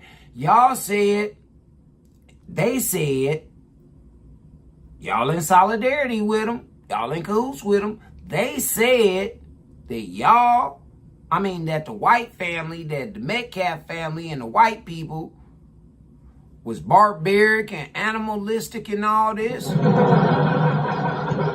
They was making threats and all this shit. Y'all just heard, and that was just a preview. Y'all just heard what the fuck the black community was doing. I ain't hear nothing from no white folk. I did. Carmelo Anthony was found guilty today. For those of you guys that don't know, I'll quickly go over the facts of the case. Last year, Carmelo Anthony stabbed Austin Metcalf in the chest during a track meet. And Carmelo Anthony basically gave a self-defense claim, okay? He claimed that he was surrounded, he was scared for his life, etc. And he stabbed him in the chest. And after he stabbed him in the chest, he ran away. Police were able to find him. He cooperated with the police. He made a comment like, hey, you shouldn't have touched me. I told him not to touch me. And then, obviously, that's kind of all we knew at the time when it happened. Because at the time when this happened, Carmelo Anthony and Austin Metcalf were both minors. Okay, they were both 17 years old when this happened. So this case was very, tight-lipped, right? Now, obviously, Carmelo Anthony is a senior. He graduated from high school and he's 18 years old. He's an adult, and they're trying him as an adult. And this happened out in Texas. So he went to trial last week and he was found guilty today. And a lot of the facts of the case are coming out or came out during the trial because, like I told you guys before, the judge running this case did a very good job of ensuring that gag orders were in place, surveillance footage didn't get leaked, people weren't talking to the press, etc. And several students were put on the stand. Many of them were minors, by the way, which is another reason why this trial has been so tight-lipped. The trial was not televised. Only certain people had access to the actual courtroom, or certain press. Very difficult to get access. So I think something like 6 or 7 students from the state's prosecution all confirmed that basically, in general, this summary right here, they said that he was told to leave the tent about 15 times, Carmelo Anthony, that is. He didn't leave. He made comments saying like, oh, touch me, see what happens, touch me, see what happens. And when Austin Metcalf went to go push him, before his hand can even like touch him, Carmelo Anthony had his hand in the bag like this, threatening, and he basically pulled the knife out, stabbed him in the chest, and ran. It was all so quick. Austin Metcalf died soon after. It pierced his sternum and his heart and killed him. And and he ran. Carmelo Anthony ran from the scene. Police made contact with him later, arrested him, blah, blah, blah. But different facts came out during the testimony where it was like, 15 people, they told him 15 times to leave. He didn't leave. Austin Metcalf came in, told him to leave, or else I'm going to beat you or something like that. And then when he went to go put his hands on him, Metcalf stabbed him. And that's kind of what happened. So he was found guilty. He went to trial. Carmelo Anthony went to trial. His family was able to raise over $600,000 on GoFundMe to fund his defense, and he lost. So let's go ahead. We'll go right to Court TV because I know for a fact Court TV is one of the few media outlets that were actually allowed in the courtroom. So, and if, like I say, I ain't no bet man, but I'm a logical man. I bet any amount of money that's why that lady really begged them motherfuckers for mercy for her fucking child. Because she owed. She owed like a motherfucker. This shit, man, them people might wind up dead. And then the black people trying to start it. Listen. Hey, I ain't no stupid motherfucker. Peep this. All this negativity from these black folks, right? They gonna kill this man and his motherfucking family, the Anthonys. They know this. This is why these people are scared right now. This is why that woman begged for her son to be, because if he didn't win that fucking case, these people don't get paid. They don't. And these people are going to kill these motherfuckers. For real. That's a lot of money, man. That's almost $1 million. Think about it. Think about it. I told you a whole community of motherfuckers is behind this shit. Think about it. Let's go ahead. Welcome back to our continuing coverage of a verdict is in the case against Carmelo Anthony. We ain't gotta go through all that. We want to get to these motherfucking coon ass niggas out here. Yeah, that's what we want to get to. Get outside. Y'all know we going to a commercial. Hey man, y'all niggas don't donate shit, man. Y'all don't go to the store or nothing, man. So shit, y'all gotta deal with that. That's why, chat. I think there were 2 or 3 people, jurors that were, and they're all like, yeah, I can't see myself convicted of black man. See? God. That's why. So when they say that he had an all-white jury, why didn't the defense pick no black people? You heard why. I said that shit. I told y'all that. I said, hey, man, it was black because I got people that's down there. I got people that's down there, boots on the ground. Yeah. Just like I had people up in Minnesota, boots on the motherfucking ground. Yeah. And look, no, man, them motherfucking people on some bullshit. They lying. They been painting this narrative fucking with y'all, man. These people are all in cahoots together, man, that whole community. They didn't pick, it was people that said, look, man, I can't be no motherfucking juror on this case because I can't convict no motherfucking little black boy, man. And y'all told me that I gotta tell the truth. And I can't convict this little black boy because he gonna go to jail for the rest of his life. So basically all of the black jurors that was there for jury selection, mostly all of them motherfuckers, man, they was like, no.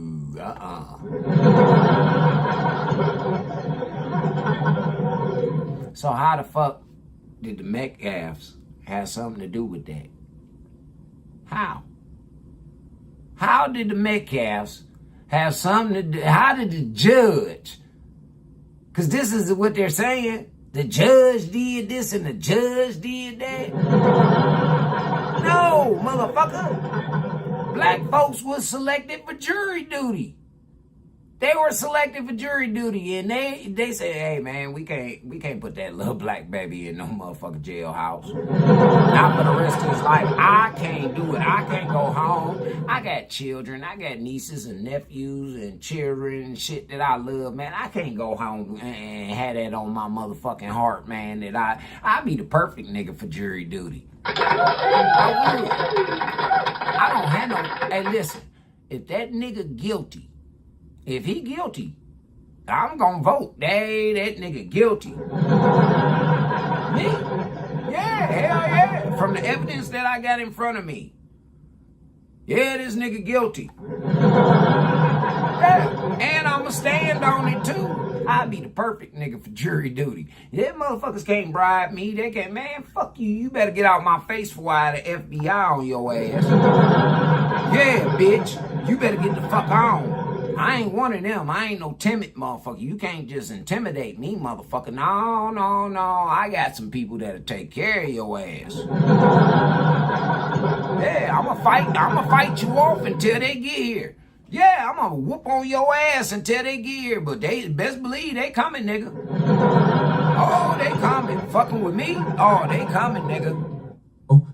Literally got themselves yeeted off for being and biased. Inside the courtroom, tears from both families. Anthony's mother described as weeping, later asking the court to please have mercy on my son. And Ryan Chandler joins us tonight live outside the courthouse. Ryan, do we know anything about the sentencing? Well, Tom, we can tell you that Anthony was in tears as the jury left to decide his fate. He faces up to 99 years in prison, though his defense is asking the jury to consider a sudden passion provision that could limit that window to just 2 to 20 years. For the prosecution's part, they are asking for a lengthy prison sentence, telling the jury nothing you do will take more from Carmelo Anthony and his family than he took from the Metcalfs. Tom. Ryan Chandler covering that trial from the get-go. Ryan, we thank you. We thank you for watching. See, didn't I tell y'all that nigga running shit like a penitentiary? Arrested. This right here. Look at this, bro. More. That it was not a case. Bruh, what the the judge as well in this case, that it was not a case about race, but you cannot deny that just the facts of the case and what we've seen play out since then and what we're happening now is because the defendant is the victim is white, and that's the bottom line. Bro. See, this just makes me embarrassed to show the same skin color as these. Like, what are you doing? What are you doing, bro? What are you doing? What the fuck are you doing? Seriously? Act like this and then they wonder why people like make fun of blacks all the time. Can't control themselves. What is this? What the fuck is this, man? But again, this is what I alluded to when I look at this man. That nigga got arrested by homegirl. See, these it'd be like this in my comment section. Talk about, oh, you a cool and you a Uncle Tom. Like, goddamn, what is this? He's the the judge as well. He's just saying you're not gonna do. What is this? In this case, that it was not a case about race, but you cannot deny that just the facts of the case and what we've seen play out since then and what we're happening now is because the defendant is black. The whole time while all these coon ass niggas jumping around in this white man face, he's standing there just like how Dr. Martin Luther King and all of them motherfuckers used to stand when them white folks was all barking all up in their face and shit like that. He just displayed, man, you niggas is stupid. These white folks is running a Uno reverse on y'all motherfucking ass, man. Yeah, they giving y'all a piece of y'all own motherfucking history. Y'all now are the motherfucking slave masters. Yeah, running y'all plantations called projects and hoods. Y'all now the new slave masters. Straight up. Straight the fuck up, yo. Y'all are. That man stood there like this the whole time. He like... This nigga jumping around all goofy. You ain't gonna do shit. You ain't gonna do shit. And then other motherfuckers crowded all around him, jumping around and shit. Like, they supposed to put some fear. No, man, that God sent that man. And when you roll with the number one creator, like who I roll with, and who obviously this man roll with, you don't fear no evil, bro. Nah, man. You know what you do? You look evil right in his motherfucking eyes and be like, what's up, man? What you gonna do? We gonna kiss? What we gonna do? Huh? We gonna fight or fuck? Which one is it? If it's a nigga, oh man, we definitely about to fight. And he let him get that close in his motherfucking face that he could have kissed him. And that white man didn't budge. That's fearless. It's fearless, standing in the face of a whole community of evil. They're my type of people right there. Yeah. We are, you see, we cut from the same cloth. They're my type people right there. Not these clown ass, coon ass, fuckboy ass, slave minded ass niggas. Them ain't my people. They kept asking me too, man, what make you afraid to be or ashamed to be black? First of all, motherfucker, I ain't black. I ain't never said I was black, nigga. I'm Native American, motherfucker. I ain't never said I was black.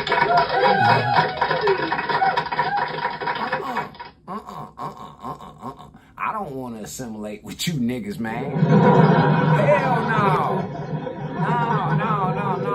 Y'all motherfuckers put a nigga in prison. Y'all motherfuckers will put a nigga in the graveyard. Y'all motherfuckers will throw away precious time that don't need to be motherfucking thrown away. Nah, man, y'all got me fucked up.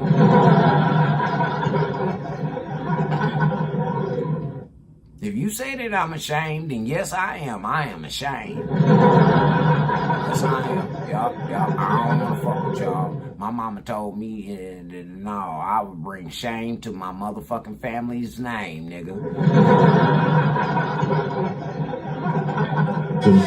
Is white, and that's the bottom line. But again, this is what I alluded to when I said this is brought on what's bubbling right beneath the surface. The judge as well in this case that it was not a case about race, but you cannot deny that just the facts of the case and what we've seen play out since then. Your ROI worries. See what I'm saying? But then the black media say shit like this, y'all. News that Carmelo Anthony was found guilty in the stabbing murder of Austin Metcalf. Now, this news and his sentence of 35 years has not stopped his supporters from coming forward and saying that he did nothing wrong, that this was self-defense. Some of them are going and assaulting white people in response to this case. It's getting absolutely ridiculous. So I figured we'd take some time today to respond to the Justice for Carmelo Anthony camp. Let's talk about it. Shout out to the little young sister, Alana. Hell yeah, I don't know how to pronounce her last name. Guys, before we get into today's video, please like and subscribe. We're going to start off today's video with a heavy hitter. Pun intended, I guess, for this one. This is a black guy who goes and hits a random white guy in the face because he believes he was part of the Carmelo Anthony jury selection. Let's watch the clip. Hey, what, you on jury selection? No, he wasn't. Seriously. No, he wasn't. He wasn't. He was on jury selection. He's a vet, dude. Oh. He's a vet. He ain't been on jury selection. I ain't worried about that. You gonna die. You on jury? What you on jury? No, he wasn't. He wasn't. You on jury selection? You was on jury selection? It doesn't matter whether or not this guy was on jury selection. This is absolutely barbaric. These people are barbarians. There's no other way to put it. And the fact that somebody can watch this and support it is just so beyond me. But let's continue the clip. Oh. Not for Anthony, not for Carmelo Anthony. Oh. All right, my B. I thought you was on jurisdiction for Carmelo. My B. My B that I just. He just rolled up. This man's sitting there at the bus stop with his wife. Sitting at the bus stop with his wife. Ain't fucking with nobody. Waiting on the bus. This nigga ride up on a bike and just stole on him. Stole on him.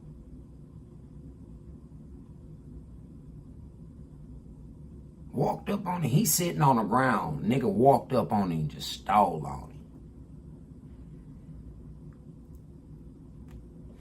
This is what we doing? This is what we doing? This how we handling it, blacks? Nah, I say we lock that bitch ass nigga up. Yeah. I say we send this bitch ass to gladiator school since he want to put it. Man, goddamn, nigga. Man, this nigga here, man. Hold on, y'all. I don't give a fuck.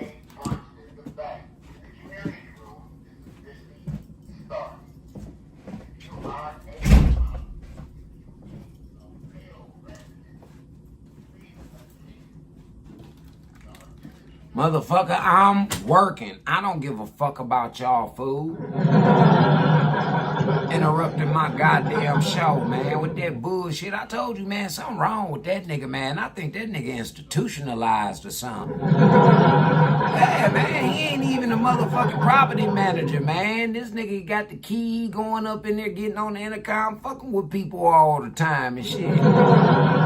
He ain't even supposed to be on that bitch unless it's an emergency.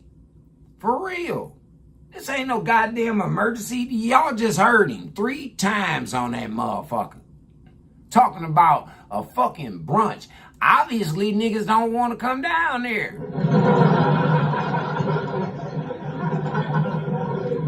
This shit wild, yo.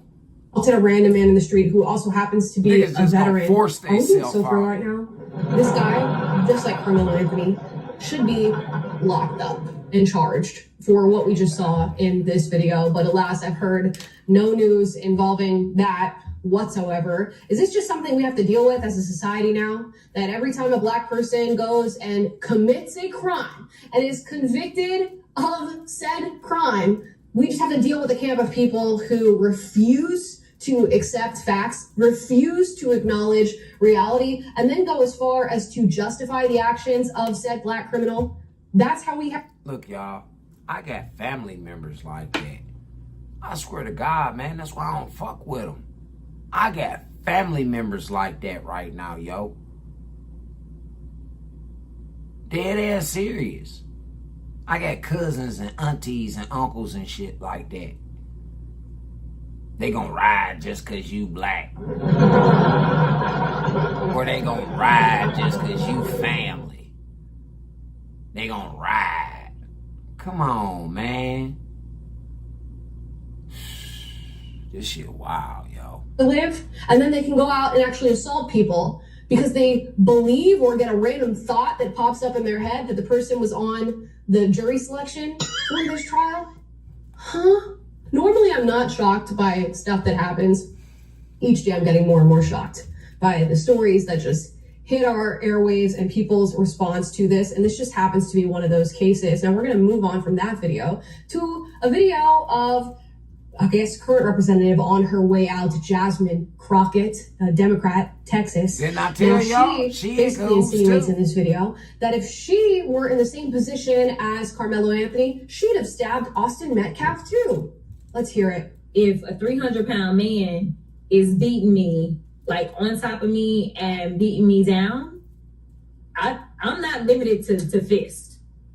You know, I would argue that even the only time we go into things like people's hands being considered deadly weapons is typically like if they're a professional boxer or that kind of stuff. But I think by the time you start getting to like football player, good argument. Good freaking argument. We're not talking about like the golfers. We're talking about football players, right? Like this is what they are trained to do, is to inflict like serious physical contact. And it's my understanding that the deceit was that. Now, the level of idiocy we've heard from this woman just goes on and on for the number of years that we've been so unfortunate as to be acquainted with. Did you hear a state representative just come out of her mouth and just say that, y'all? A state representative who ain't got no motherfucking shit. Man, what the fuck is this bitch talking about? I think combined, them boys was probably about 300 pounds, the twins, combined.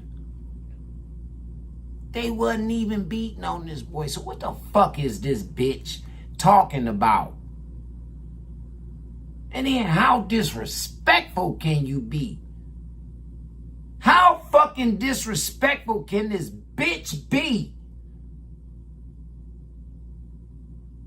You'll say that you'll stab him too? She been up there dog whistling and bullshitting and fucking cosplaying against a white man up on Capitol Hill her whole fucking term. She had. That's why they redistrict that bitch up out of there. Same thing with Justin Pearson over in Tennessee. These coon-ass wannabe motherfuckers. I don't know what type of script these fuckboy-ass niggas and sorry bitches playing, but they playing with us like we chess pieces and we pawns. They is. Who the fuck is these people, man? And y'all talking about, man, y'all, I don't know, man. I don't know about y'all niggas. I don't know about y'all. Fuck no, man. Y'all niggas scared, man. Y'all talk all this gangster shit, all this tough shit, man. Y'all oppressed and all this shit. And then, what? Because your oppressor is your same complexion, you got a problem with that? Huh? Because your oppressor is the same complexion, you got a problem with that, huh? Fuck them motherfucking weaklings. Y'all niggas, man, y'all proved that y'all weak. How the fuck you gonna let these bitch ass, we outnumbered them. It proved it in the election. It proved it in the fucking election. And since the motherfucking election, more people have joined our motherfucking band. More people have become either by choice fucking independents or Republicans since this last fucking election. They have. People have left the fucking Democratic Party. They trying to fuck your kids and shit. They've been kidnapping y'all kids, killing them, bathing in their blood and all kind of sick shit. For real. These fucking Democrats and liberals, Antifa, all of them. They all in cahoots. BlackRock, all of them. Hollyweird. The entertainment industry. Most of them niggas in the entertainment industry. Straight up. Good 65% of them goddamn rappers for sure. And she just continues to go and go and go and go. It's a good thing Jasmine Crockett is not making arguments in a court of law. I don't think she would last very long doing that. No. She just insinuated. say since now she done lost her seat at the motherfucking up there on Capitol Hill, she's now going to try and be a lawyer again.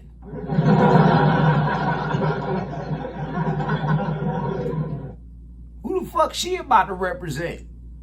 Who the fuck about to let this bitch stand in their courtroom? This how delusional this hoe is. Bitch, you just had one of the most prestigious, one of the most prestigious jobs in the United States of America, especially for a black woman, an African-American woman. One of the most prestigious jobs, man. You get to... Bitch, you remember back when they had the government shut down? She was one of the main motherfuckers who was saying, I ain't voting for shit. So that means that your vote determines if them people in your district get what the fuck they need and you gonna put them on hold because you don't like this white man? But you got educated in a white school. You live then and now in their white communities.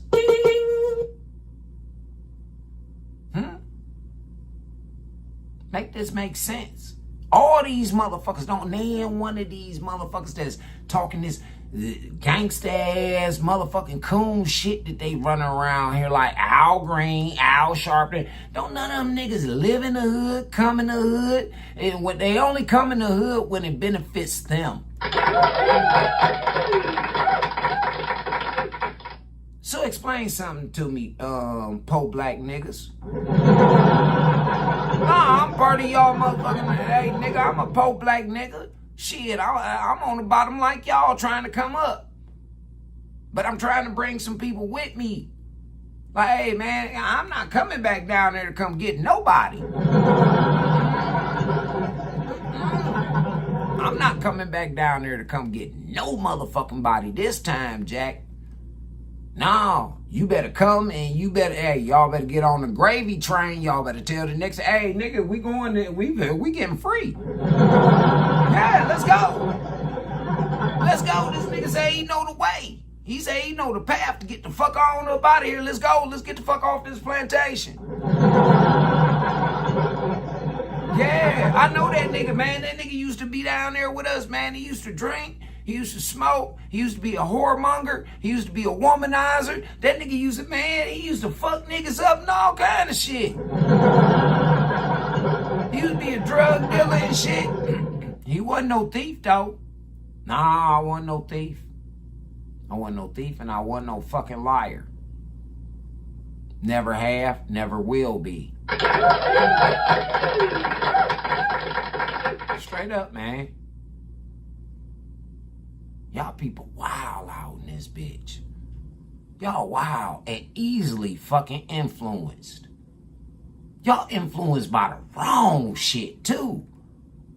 Like I say, it ain't a nigga on the internet right now. I don't give a fuck about being monetized or none of that shit. No, I don't give a fuck about that. That's why my show so raw like how it is. I kept it like this on purpose, YouTube. I don't give a fuck about that as long as I'm on that world stage. Yeah, I can get God's message out. I can get the message out to my brothers and sisters in arms, man. Hey, y'all, it's time. It's time. It's time. It's Carmelo Anthony shit, man. It's time. Fuck that suit up, boot up. No, nigga, it's time. And we gotta go. You gotta grab whatever the fuck you get, nigga. It's time to go. It's time to go get our people, man.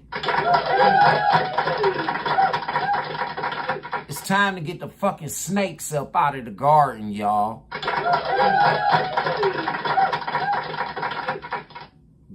These motherfuckers have exposed themselves. Now it's time for us to motherfucking extend the hand of justice and hand them over to the Lord. Yeah. It's time. It's time to hand them on over. Send their asses to hell or jail. Hell or motherfucking jail. And I'm talking about jail forever. So they're about time them niggas get up out of that bitch. That, hey, either you gonna be on our program out here, nigga, or your ass, this time you might die. Yeah, we ain't fucking around out here. Not this time. These babies is totally different from the other babies. Yeah. And you know why the United States babies will be so motherfucking, man? Do y'all understand? Black people, let me speak to y'all real quick before I let this sister finish. Do you understand by your gene being so dominant over here in this climate, whether it's north, south, east, west, by your gene being so dominant over here, and there's so many different nationalities in this motherfucker, we have a piece of all around the fucking world right here in the United States of America. Everybody ain't bad. It's our job to get rid of the bad motherfuckers. Do you know how powerful your gene to be, man, and how beautiful our children to be? Huh? Do y'all don't see it? Look at these mulatto babies, man. Look at them. They're beautiful. Wavy, curly hair, perfect skin complexion. They can withstand the rays of the sun. All of that. They getting the property. If you take them outside instead of sit them in front of fucking computers and video games all goddamn day, they can get that vitamin D. Yeah, straight from the sun. Go outside, run and play like how we did as children. Explore. Be responsible. Make responsible decisions and shit like that. Helping and loving one another, man. Our children, our offspring can do that. Like Mr. Metcalf said, we have the opportunity to change this shit and reverse this shit. We don't have to go back to that, y'all. Awesome! I know it is. It is okay to respond with a stabbing in the chest to somebody touching you. Now, she says a 300-pound man who's beating on you with his fist. That is not even what happened in this case. I doubt she even knows the facts of this case. What she's doing is what everybody else is doing, is just seeing somebody black and somebody white, and because they're black, coming to defense of the black person, no matter what it is they've done. With this particular group of people, as a black person, you can say, you can do, you can just get away with just about anything because of your skin color, and they will come to your defense. Now, hold on real quick, Amala. I'm about to show these people proof that this is what this bitch has been doing the whole entire time. I got a clip right here from the Economic Times. It's another congressman by the last name of Hunt versus Crockett. Check this outrageous ass shit out, y'all. This is what this bitch does. I'm telling you. I kept telling y'all she's the worst representation for you black women. I don't know why y'all support this hoe. I don't know why y'all clock it with this bitch. I don't know. Come on, check this out. Has built an entire political machine on grievance. The vast majority of them are white men. White men are lecturing people of color. Racism, white supremacy, Jim Crow, democracy is dying. Why? Because fear is the currency of the Democrat Party. You want to tell people of color who is fighting for who? Division is their strategy. Outrage is their oxygen. If I see a black pilot, I'm going to be like, boy, I hope he's qualified. Does that sound like a hater or no? Colleague She that talking talked about Charlie Kirk. Seeing a black pilot and what that would mean to Charlie Kirk's comment. We made a huge mistake when we passed the Civil Rights Act. Funny black pilot here, by the way. I actually went to flight school, West Point graduate, learned how to fly. Okay, these all just happen to be comments from the fearless leader of Turning Point USA. In 2005, you see, there was no DEI. We just simply competed with everyone else. People of color do not feel comfortable or welcomed within your party. And nobody gave a damn what I looked like because I got there on merit. You know what? I hate that we have spent this much time, on SPLC and we've not addressed the elephant in the room, the literal elephant in the room. The vast majority of the people crazy? This bitch is fucking nuts. She's fucking nuts. She says she don't understand why we spent so much time on SPLC. Why the fuck not? That's fraud, bitch. Fraud. Theft. And y'all mean to tell me that she ain't in cahoots on this shit? Y'all heard just in them motherfucking preview right there, I heard, and this man was going back and forth. But that was an edit, right? An edit clip of this whole motherfucking thing that she man, this bitch is out of her fucking mind. They need to lock that hoe up. I ain't bullshitting y'all. They need to lock that hoe up right there, man. Where my homegirl at, man? Let me get back to my baby, man. Let me go on here and let baby girl shine. Go on here, boo. No criminal history of violence. Up until he stabbed somebody in the chest. Claims self-defense after being assaulted. And then stabbing that person in the chest. And is found guilty of murder. Because he stabbed somebody in the chest. In the same exact year that this Asian man walks free after hunting down a black child, a 14-year-old. So, you don't see the play, bitch?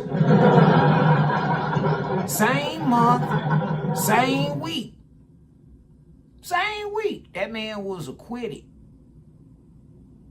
Over on, well, where's that at, y'all? Over on the East Coast. I'm not familiar with that motherfucking case. I don't give a fuck about that case. I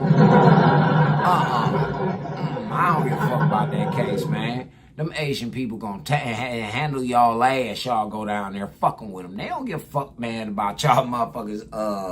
They'll just close up shop in y'all neighborhoods and there'll be no more motherfucking no services that they provide for y'all. Yeah, there'll be no more of that shit. They'll close up, go back to Chinatown, open up all of their neighborhoods, and open up new shops up there and shit. Y'all will have to come there, but once you come there, motherfucker, it's gonna be about some real shit. You gonna follow their motherfucking rules and all that, or they gonna handle your ass up in there. And it's that way in all Chinatowns all over the United States of America. It is. Go up in they little Chinatowns, nigga, especially when it get dark. Especially when it get dark. Gone up in one of them little Chinatowns fucking with them people, man, and see what happened to your motherfucking ass, nigga. That's how the Democrats think about y'all. I'm telling you. They setting y'all up, man. They trying to get y'all motherfuckers because they know that they done fucked up the economy. They know that they done fucked up money and all kind of other shit, man, for you. They got you niggas in an uproar. Straight up. This shit is wild, y'all. It's wild. Pay attention. For allegedly stealing a fucking water bottle. What does it have to do with him stabbing somebody in the chest? It didn't. Hey, no. That didn't even have nothing to do with that. What got his ass killed is he pointed that gun at that man's 23-year-old son who was, going after him about the fucking thought that he stole a water bottle. I do know that much about the motherfucking case. I do know that much about the case. I ain't follow it like how I followed this one, but I do know that much about that. He dropped a gun with a beam on that bitch. He had pointed the fucking gun at his son. Dude killed him. Yeah, you goddamn right. I'd have done the same thing. You don't think that that's reason to be acquitted? A motherfucker who you already had suspicion that he was stealing in your store. He take off running for no fucking reason. Your son run behind him because he seen him with the water bottle and he probably ain't seen put that bitch back and dude just took off running and shit like that. And then he dropped his motherfucking gun and when he picked it up, he pointed that bitch at the nigga that came running behind him. And the daddy was running behind his son like how a father's supposed to. And he shot and he killed that boy. Tragic. What is he doing with a fucking gun with a beam on that bitch? He ain't even old enough by law to even possess that bitch. He's supposed to be 18 years old to have that motherfucker. And not with that beam on it, though.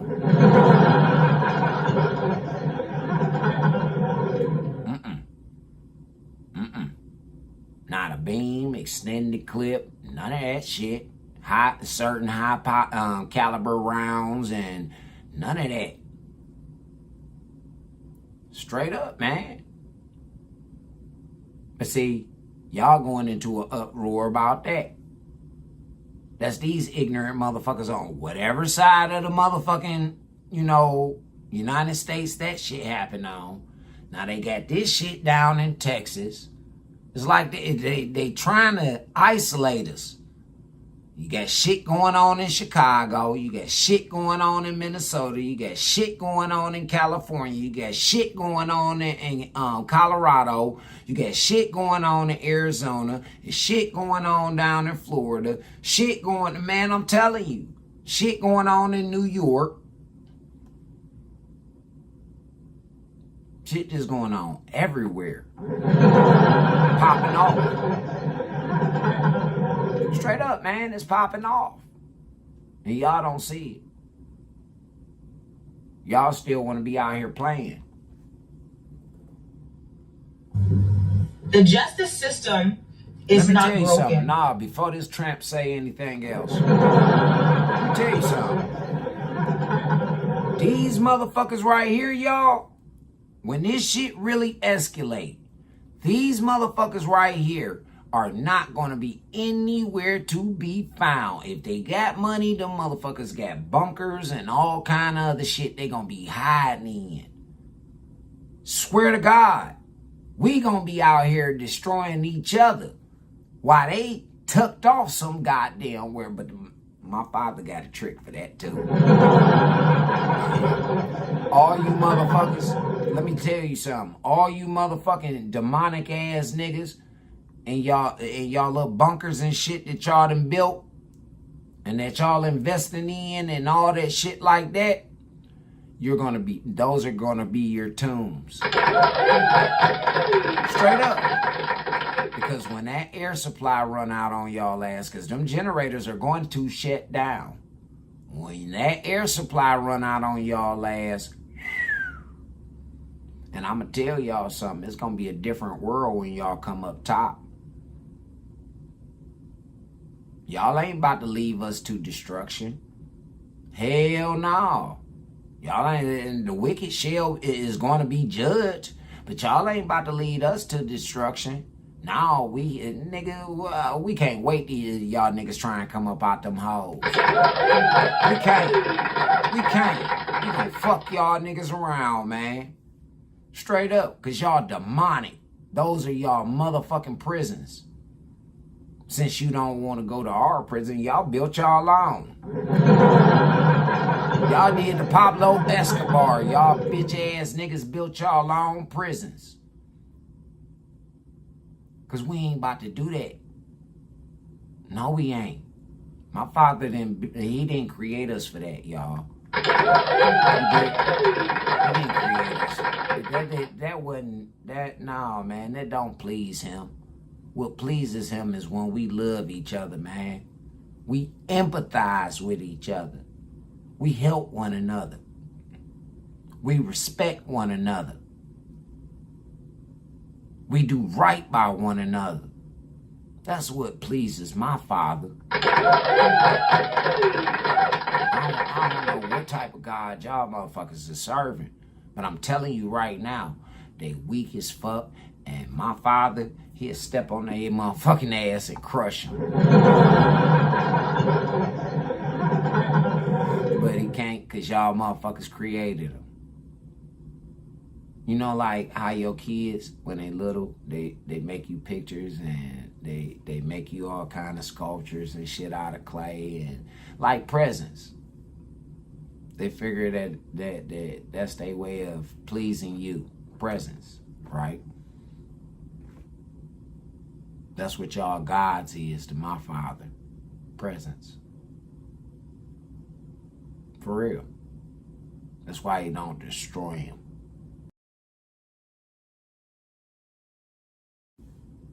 That's why he don't.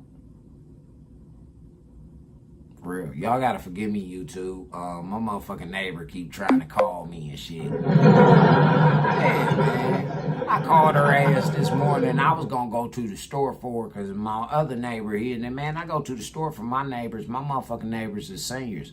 And some of them can't get out and get to the store. But I ain't going right now. You gotta wait till I get finished, mama. I'm out at work right now. I can't talk. Yeah. I didn't already decline the call. I can't talk, mama. I can't. You keep calling me like that, I know ain't nothing wrong. It ain't. She stayed right upstairs, but she stayed over in the J apartments and shit, man. But she stayed on the next fucking floor. She can easily bring her ass right down here. See you later, IG. Yeah, y'all ticking up out of here. Y'all about to be gone, man. Appreciate y'all for coming through, man. Everybody, man. Even you, Ralph. Yeah, nigga, I appreciate you too. I still love you, Ralph. I know, man. I know. I got you, man. God damn. For real, man. Y'all see how I gotta be a real nigga with niggas?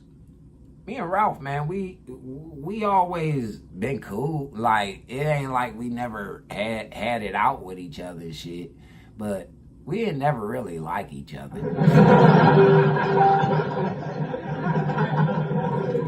He just grew up, you know, he was hanging out with my cousins and shit, man. And, you know, I'm not about to beef with none of my motherfucking family, man. Not my blood. I'd rather leave you the fuck alone than to beef with you and fight with you and shit.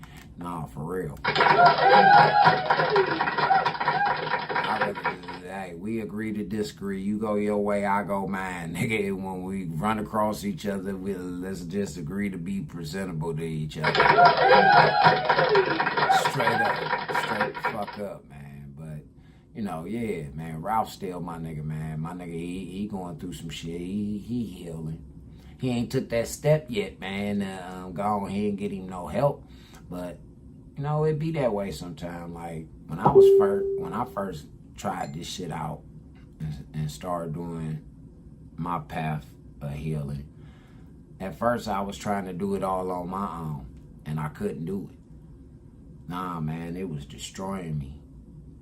Me trying to do shit on my own. I had to submit. I had to give it all up to God. I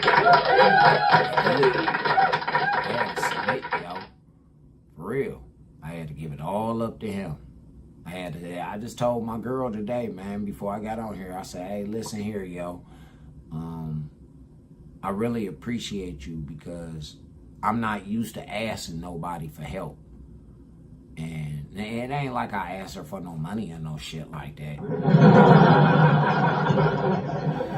But when I'm saying asking her for help, like, I mean, like, her patience, her nurturing, like her motherly nature. That's what I really want to say. Like, I appreciate that shit. Because like I say, I lost my entire immediate family. My mother, my father, one of my sisters, like a god sister, cousins, grandparents, uncles, aunts. Man, I done lost it all since 2019. Since I came back from Minnesota, I've been burying all my family. I started burying my family. It started off with my grandmother in 2016. It did. It started with, and I went to Minnesota. And when I came back in 2019, it was like I had to bury everybody else. And ever since I've been here, I done had to bury everybody else. For real. But since 2024, it's been, well, shit, since 2020, it's been back to back to back to back to back to back. I had a little break for a minute, but then, no. More people that love me, more people that help me, more people that vouch for me, more people that love me. You feel what I'm saying? It started dying. And instead of me turning to alcohol and turning to trying to bully people and fuck over people and be the worst version of me, instead of me doing that, again, like I say, I gave it all to God. And it was like ever since I gave it to God, everybody just tried to antagonize me. They tried to push my buttons. Everybody called themselves trying to test me. And that shit wasn't cool at all. For real, it wasn't cool. Who are you to test me? I don't test you. I take you for your word. If you say you're gonna do something, then I expect you to do that, motherfucker. I ain't testing you. Only motherfucker I tested so far is my girl. I had to make sure Baby Potter was legit for the motherfucking ride. I had to make sure she was legit for the motherfucking ride. Not like like this bitch. It was never created for us.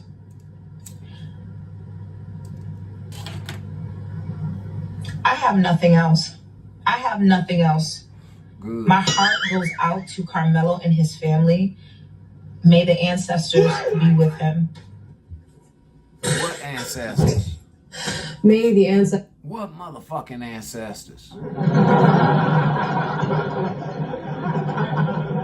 Again, these people talking like that boy dead. Man, the ancestors. What fucking ancestors? These people ain't honoring no fucking ancestors.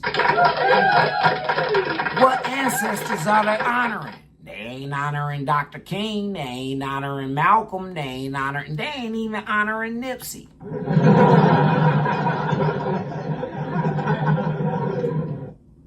For real, Tupac neither. Who the fuck is these ancestors? What ancestors is these motherfuckers? I'm telling you, man, bitches that talk like that, man, they involved in that witchcraft and that voodoo. You remember last week I had that thing about the witches and the warlocks? These motherfuckers, I'm telling you, man, and them entertainers are the biggest witches and warlocks that there is. They've been casting spells on y'all. I mean, I guess. I don't know what else you got going for you at this point with a 35-year prison sentence for, again, stabbing somebody in the chest. The amount of excuses that people are willing to make is just dumbfounding. And the amount of excuses that start to sound like we as Black people are just inherently violent and we don't get to act with our inherent violence is a little ridiculous. Like, you're making racist arguments for them at this point. And as a half Black person myself, it is unacceptable what I'm hearing from this particular group. And it's crazy to even think that I could just by skin color association be lumped into what I'm hearing on my screen right now and what I'm sharing with you guys right now. Oh my gosh.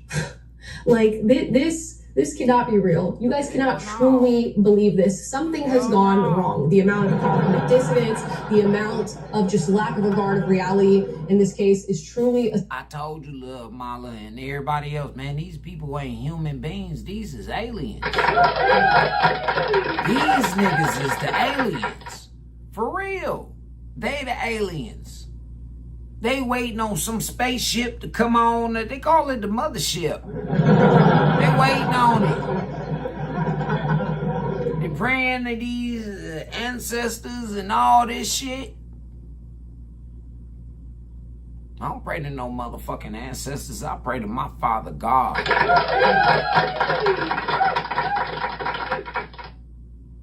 don't pray to no motherfucking ancestors, man.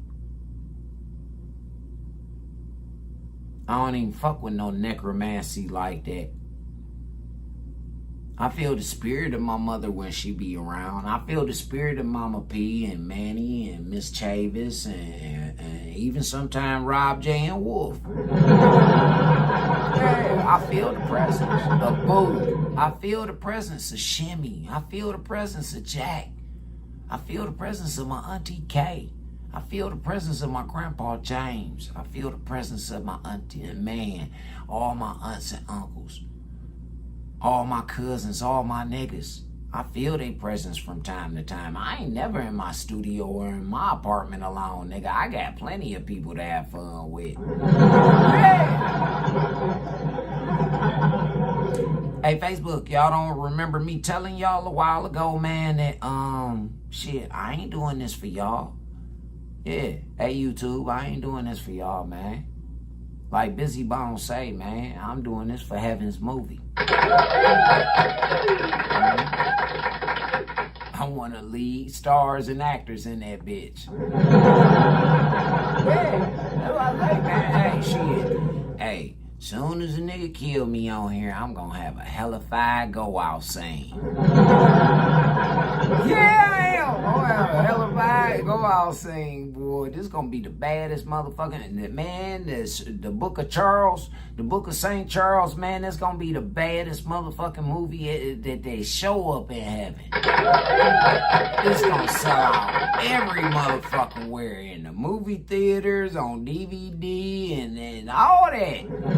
Yeah. I'm telling you, these clown ass niggas over here just don't know that they helped me over there. Yeah, man, you push me to a motherfucking level, man, that's just so goddamn far. They like, shut up, bitch ass nigga, before we hurry up and get you there. First, you bitch ass niggas gotta find me and catch me. I ain't worried about you finding me. You just gotta catch me slipping, bitch. That's all. That's all. I ain't worried. Like I say, catch me slipping. That's the key word. But I guess we do just have a large group in our society that believes that you can respond to conflict in this way and that you should get away with responding to conflict in this way. I think I'm going to do just a couple more here. The ones because I don't think I can handle much more. I don't know if you can either. Here's a Carmelo Anthony supporter saying, kill one of us, we'll kill one of y'all. Shocking. Oh, I've never heard this one before. Ain't no fucking judicial justice for black people. How many motherfucking decades and decades have to go by where you don't receive that? Your justice is fucking frontier justice. They kill one of y'all, you kill one of them. Our toughest soldiers.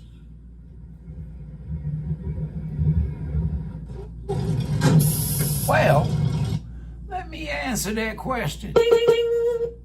Nigga, if they killing off all y'all toughest soldiers, that mean y'all ain't shit. Yeah, man, that mean y'all niggas ain't shit. If they killing off all y'all toughest motherfucking soldiers, nigga, then y'all done for.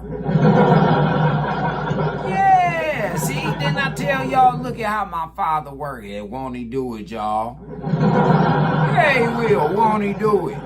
See, hey, man, all I got to do is speak this truth, man. He gonna manifest it.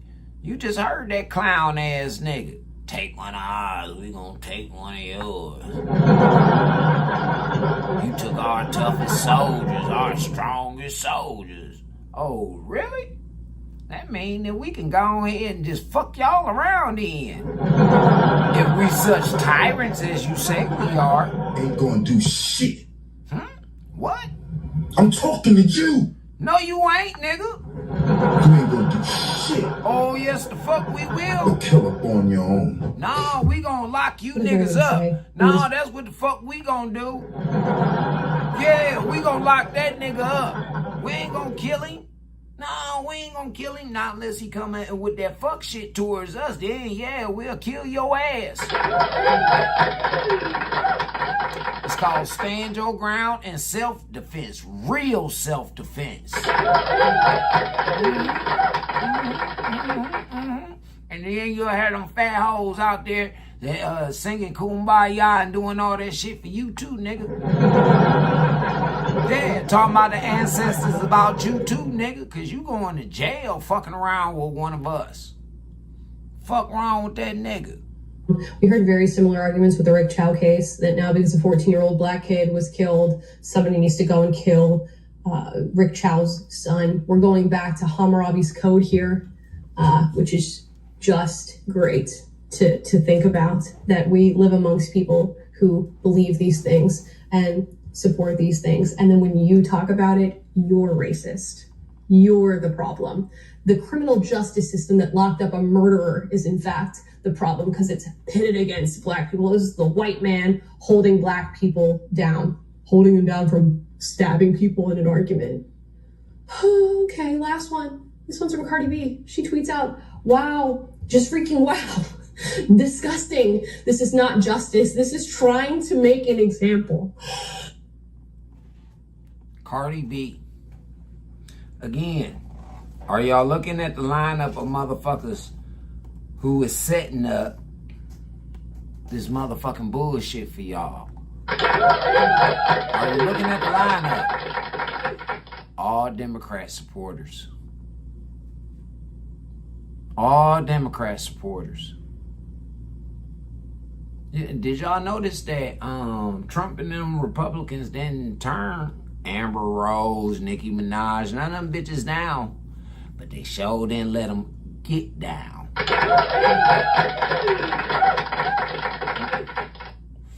And let them get down. No. Because they was already aligned with these people. They wasn't gonna do nothing but be motherfucking insurgents. Yeah, they ain't let them get out. They'll look out for them and shit as long as they do work for them. They even let them wear their little colors and think that they a part of the party. As long as they doing what the fuck they supposed to. But see, I don't know how them Republicans work. They might have a system that they might be like, you know something? You give us about 10 good years of great motherfucking conservative behavior, we'll consider letting you say that you're a Republican. I don't know. I'm an independent conservative, me, myself, personally. That's who I am. I'm part of the black. And I'm a part of the black and the red. You dig what I'm saying? That's why I say I'm an independent conservative. I'm part of the black and the red, like the Glenville colors.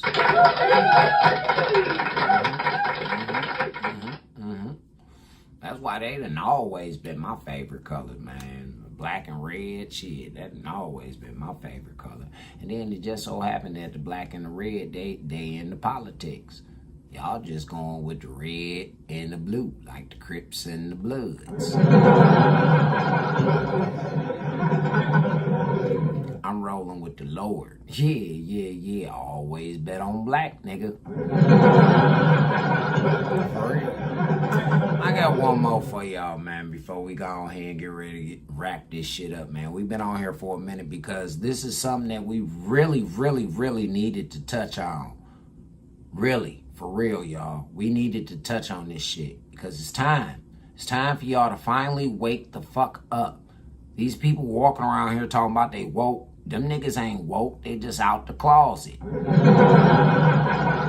That's all. In the words of motherfucking my man, what's his name? Mr. Vince Everett Ellison. These people are sick perverts, man. They are. They want to change the DNA on your mother and gender on your motherfucking child. They want you to, man, your kid's so stupid that he can't even fill out a job application. For real, man. But they telling you that this motherfucker is so smart. But then you wondering how these Chinese kids and these foreign kids coming over here and they way more advanced than your motherfucking child.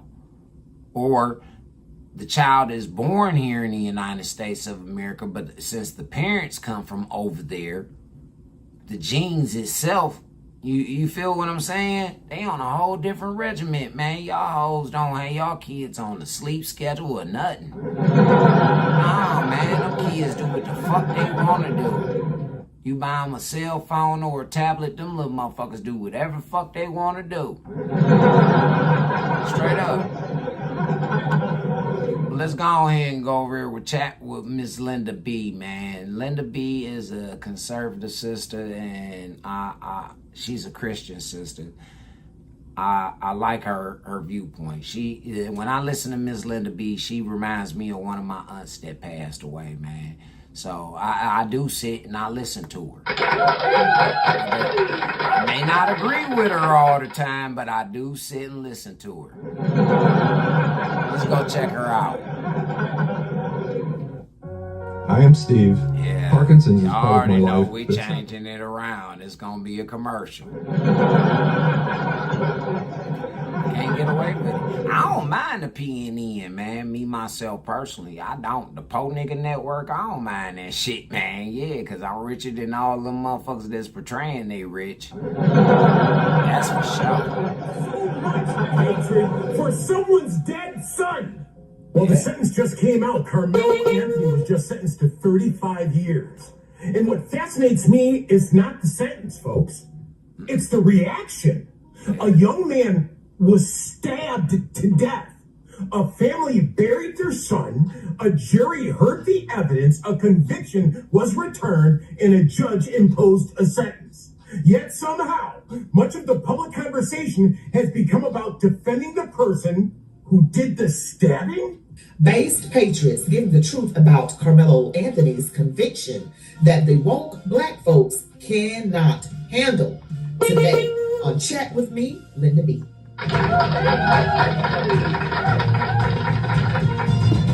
We got some amazing patriots here. They are based, they're giving the truth about what happened.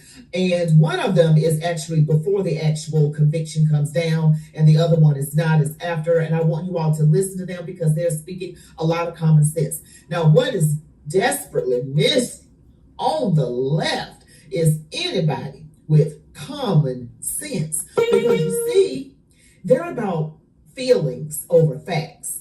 As a conservative, we are about facts over feelings. You all remember that movie with Jack Nicholson, Demi Moore, Tom Cruise, A Few Good Men? This is how I feel about liberals. You can't handle the truth. Yeah, that's exactly how I feel. Now listen to some truth. To create so much hatred for someone's dead son. Well, the sentence just came out. Carmelo Anthony was just sentenced to 35 years. And what fascinates me is not the sentence, folks. It's the reaction. A young man was stabbed to death. A family buried their son. A jury heard the evidence. A conviction was returned, and a judge imposed a sentence. Yet somehow, much of the public conversation has become about defending the person who did the stabbing. If that had been your son laid out at the cemetery, would you still be rallying behind the person convicted of stabbing him? If your family had to sit through the trial, would you be cheering outside of the courthouse? If the races were reversed, would people react the same way? Those aren't accusations, folks. Those are questions. I have questions. Me too. I also got questions about the process. If over $500,000 was reportedly raised, who controlled the money? How much was actually spent on legal expenses? And why was a public defender involved? What are the actual rules for indigent representation? Wait a second. Wait a fucking second. Ain't nobody out of all this shit. I've been on this shit too. Out of all this shit, that is the first time I have ever heard that Carmelo had a fucking public defender fighting for his life.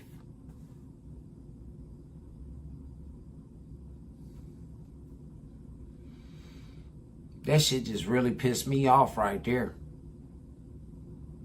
That just really motherfucking pissed. Yeah, hey, yeah, Mr. Metcalf, sir, please hear me out, sir. That young man didn't know what was going on with him. He did, man. He did not know the ramifications of what the fuck he was being placed up to. They set that boy up, man. Shame on that entire community. Shame on you motherfucking people, man, that support this shit. Shame on you motherfuckers, man. And for every last one of you, my man, listen. I ain't even gonna say it because I already know what's about to happen to y'all goofy asses. Y'all motherfuckers, before this summer is out, y'all motherfuckers gonna hurt. Before this year is out, y'all motherfuckers gonna feel that same pain Miss Metcalf done felt. Every last one of you motherfuckers supporting that bullshit. I don't give a fuck how you feel, bitch ass nigga. If you wasn't born into that type of shit, then you don't have a motherfucking thing to say about it. Do better, bitch ass nigga.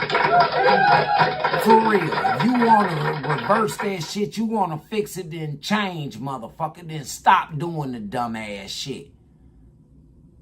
For real. Put yourself in a position. If you feel as though that these white folks keep closing doors in your face, then open up one for your motherfucking self, you weak ass man.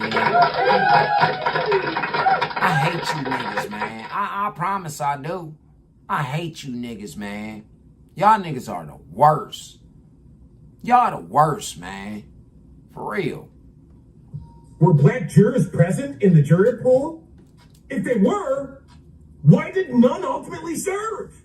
Those questions deserve answers. Can you answer me? There's actually one question I just cannot get past. When did the victim become invisible? Because he's gone. His family has a life sentence of grief. And yet, social media has turned this into another tribal contest where you pick a team, you pick a side before you even consider that someone's son was murdered. Are we defending principles? Or are we defending people simply because they look like us? Are we that shallow? Because you know justice cannot work that way. No. If justice changes depending on our race, politics, neighborhood, or ideology, then it's just simply not justice at all. The victim matters. His family matters. And the questions matter. I want answers, don't you? I do. I'm hearing everything. From a brand new Cadillac Escalade to a new home, and he says that he's indigent. I don't believe all of this stuff. I need to see the truth. I need the evidence. And why would a people... Hold on, OG. For real. That judge froze that motherfucking, all them motherfucking accounts. That's why Charleston White had to donate $75,000 to that shit. See, they done scammed Charleston. They done caught Charleston up into the motherfucking scam. For real.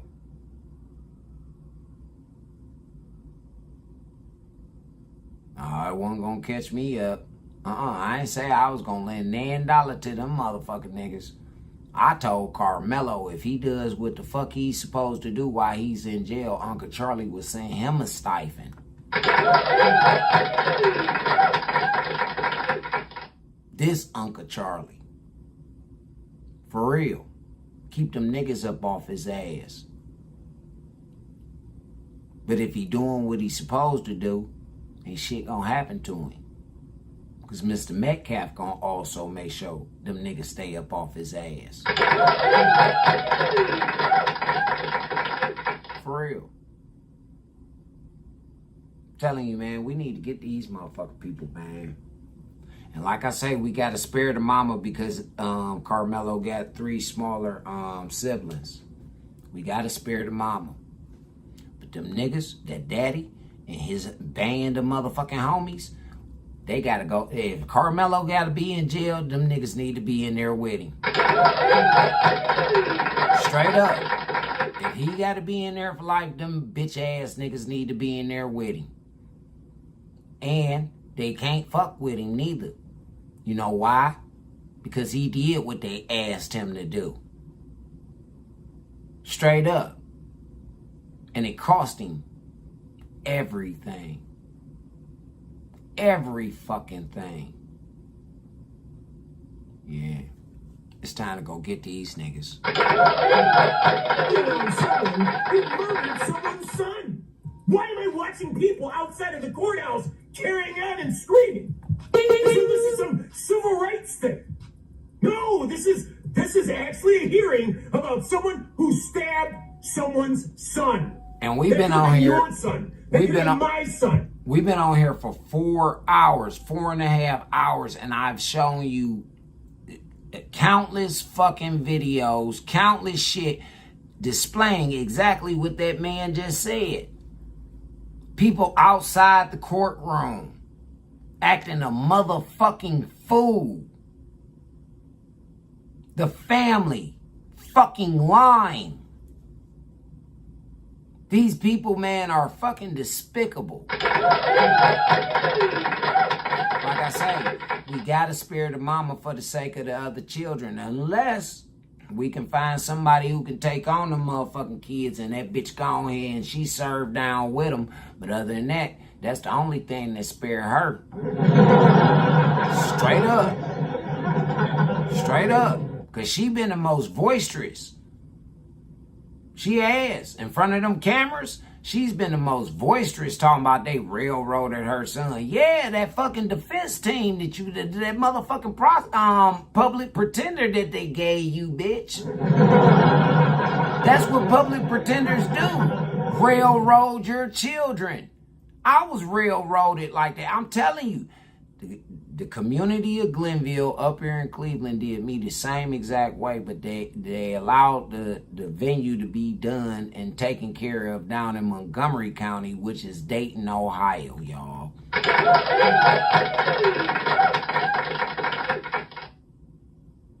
These niggas did the same type of shit. But I'm telling you, little Carmelo, you better listen to Uncle Charlie. You'll be able to see this shit. You'll be able to go on YouTube and get a hold of this shit, man. You better listen to me, young. You better take the advice that my judge gave me, which changed my life. Don't harden your heart, man. No, don't harden your heart, man.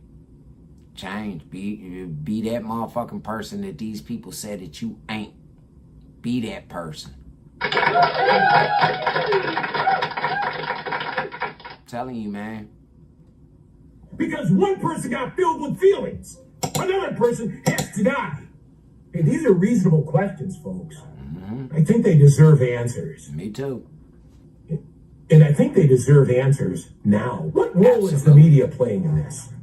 What role are they playing? What information are they curating to create so much hatred for someone's dead son?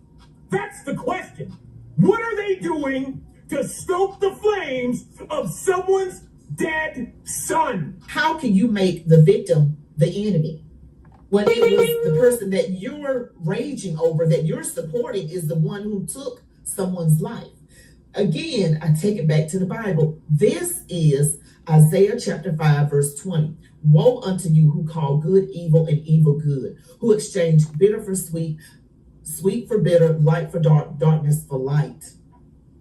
That's Isaiah 5:20. And the people who are supporting Carmelo out there screaming and yelling outside the courthouse, saying the most evil things, the Bible says, woe unto you.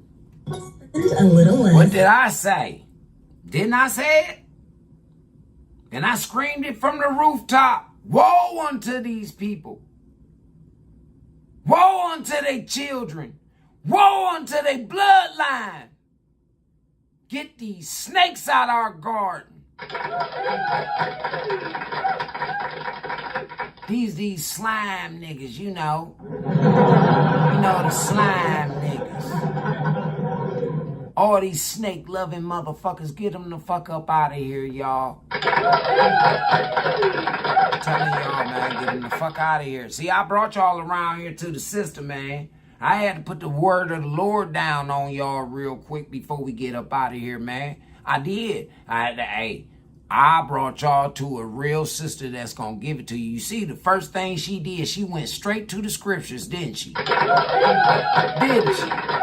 She went straight to the scriptures. And you know something? The Lord led me to this video. This video, I wasn't supposed to have been doing this today. But he led me straight to this video. It's a message. Y'all motherfuckers better share this shit.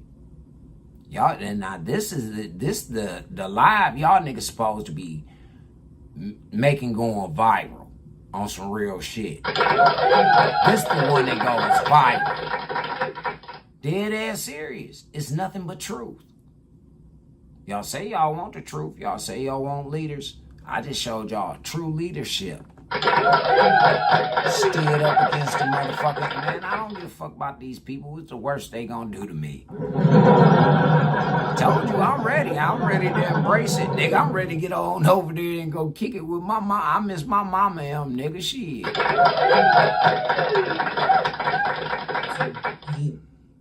Case, they really didn't have a case. What I think happened was that some people went to Carmelo Anthony's parents and probably told them that he would get off if he went to trial, that they could. That was that motherfucking nigga who was standing there talking about that black people don't matter in motherfucking whatever county that was.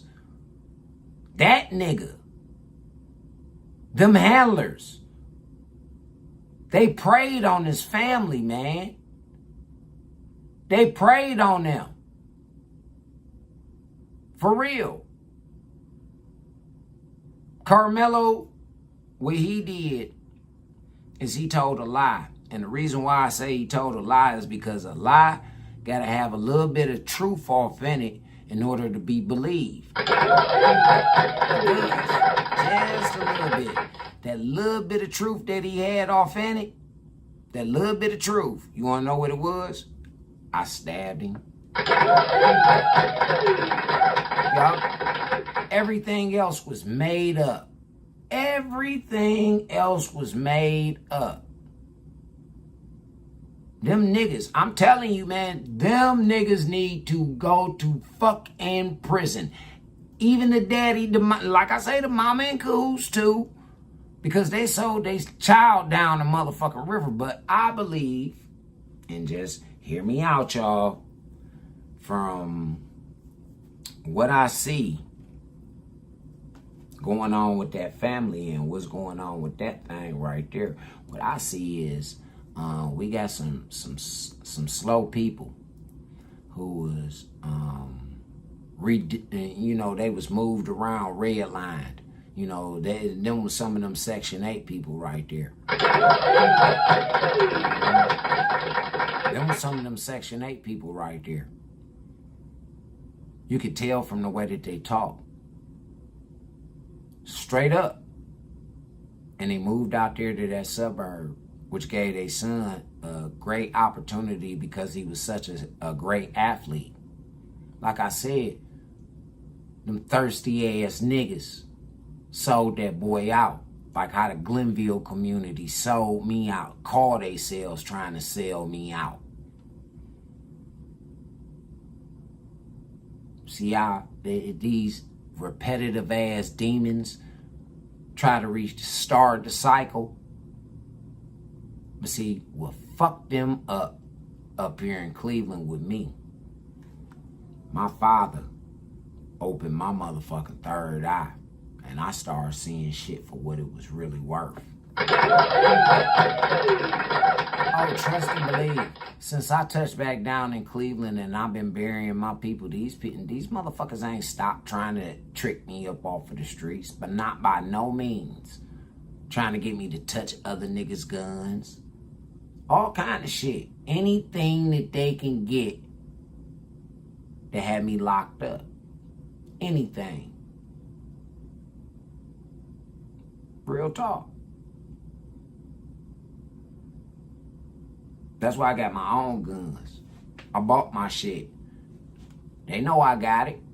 They know everything that I got. Everything I got, I purchased with my credit card. They know everything that I got, Jack. They got a, Capital One got a fucking list of everything that I got. I done been buying since 2019.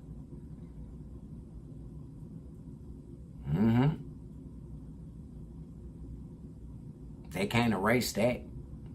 Yeah. Nigga might be able to push some papers around with some other shit, but he can't fuck with that. That's why I say this nigga didn't know what he was fucking with. No, he didn't know what type of Pandora's box he was fucking with. He thought he had an easy win. He thought he had an easy pushover. Nah, nigga, I ain't no pushover, chump. You the fucking chump. These niggas tried to chump me out. Nigga, don't you know, man, I'm the motherfucking ghost with the most. You fool ass nigga. Convince the jurors of his innocence. But the bottom line is this: he was not innocent. Nope. He is not innocent, and Nope. he is going to have to pay for this Absolutely. crime. They were trying to possibly get him off because they were probably thinking, like O.J. Simpson, that he would somehow get off. After he took this boy's life, he threw the knife and he took off running. One of the school resource officers caught up with him. He said that he did it. He said he did it. There were eyewitnesses there. Here. First of all, you left the scene of a crime. You left the scene of a crime. You didn't. You was supposed to stay there, nigga. Like how that nigga did them Asian motherfuckers when he busted out their windows and shit. Yeah, he went to the nail shop. He walked up in there and he warned everybody. He said, hey, look. These motherfuckers being in here disrespecting these motherfucking black women and this, that, and the other. And I advise y'all to either get away from the windows or get the fuck on up out of here. Come on up out of here, y'all. Come on, ladies. And he was very polite about the shit, too. He said, no, come on up out of here. And when he went outside, this nigga bought a bag of bricks with him. Yeah. He had bomb money in his back pocket and everything, man. That nigga busted it, man. He aired that bitch out, man. And he stood right there. And when the police came, he put his hands, politely put his motherfucking hands behind his back, put his motherfucking bomb money in his back pocket. Yeah. Show the fuck did. Show the fuck did. And got in the car. It was ignorant than a motherfucker. But he stood on what the fuck he said he was gonna do. And he was very polite at doing it. I don't know. Maybe those Asians were being rude to those ladies. Maybe they were. I don't know. But if he did that, like how dude sucker punched that veteran, then that was totally wrong. People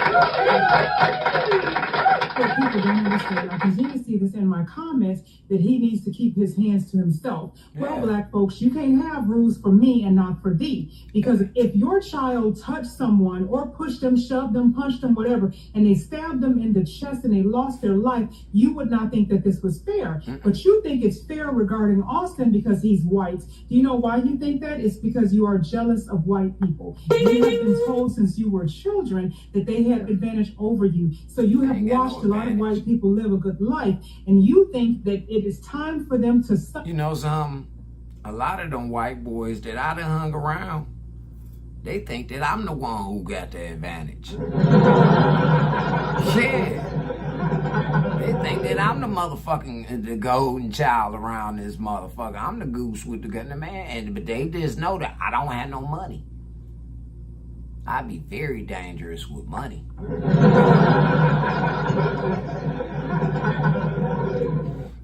That nigga know that. That's why he tried to do what he did. He knew I'd be dangerous as fuck with some money. Man, listen, I'd take over a whole goddamn city. By my motherfucking self. I'd be the mayor. I'd be the official motherfucking mayor around this bitch. I'd tell the mayor of the city what the fuck to do. Yeah. Type of nigga I am. Shit, nigga, I don't want no motherfucking, I don't want no titles up in this motherfucker, but listen here. I'm the chairman of the board up here. Yeah, I'm the chairman of the board up in this motherfucker, man, and I tell you what the fuck to do, man. Now, the people said that they want this. Yeah. Hey, y'all, if y'all keep me alive, I'll take that position. But if y'all let these clown-ass, coon-ass motherfucking niggas kill me, I'ma tell you right now, Cleveland, y'all gonna be in a lot of trouble. Yeah, I'm gonna be dead. Y'all gonna have to suffer the repercussions. Telling you right now, y'all better elect me chairman of the board. Because of your suffering. But what you don't understand is that your suffering is because of you. If you were in your own mind, and if you got in your head that if God is for you, that no man can stand against you. I tell niggas this all the time. I say, hey man, listen here. The only motherfucker, especially them niggas talking that motherfucking, it's systematic racism. Listen, man. You are your own worst enemy. When here's a prime example right here. When you encounter the police, instead of you running your fucking mouth, acting like you know what the fuck you talking about, acting cocky than a motherfucker, why don't you just chill the fuck out and be a decent human being?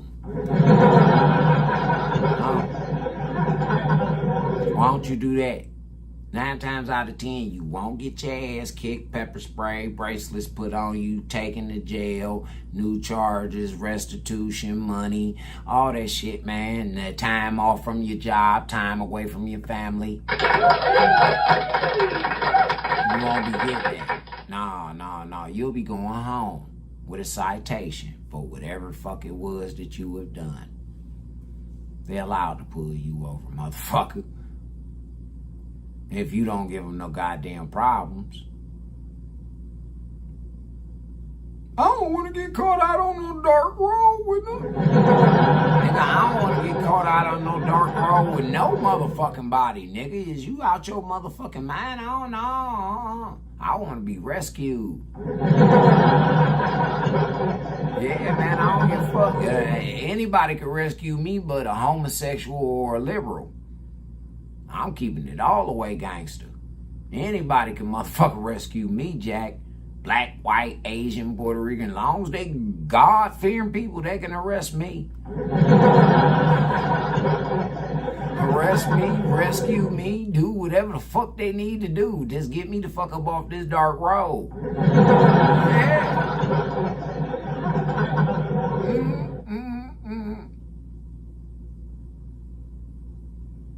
It's the ignorant ones.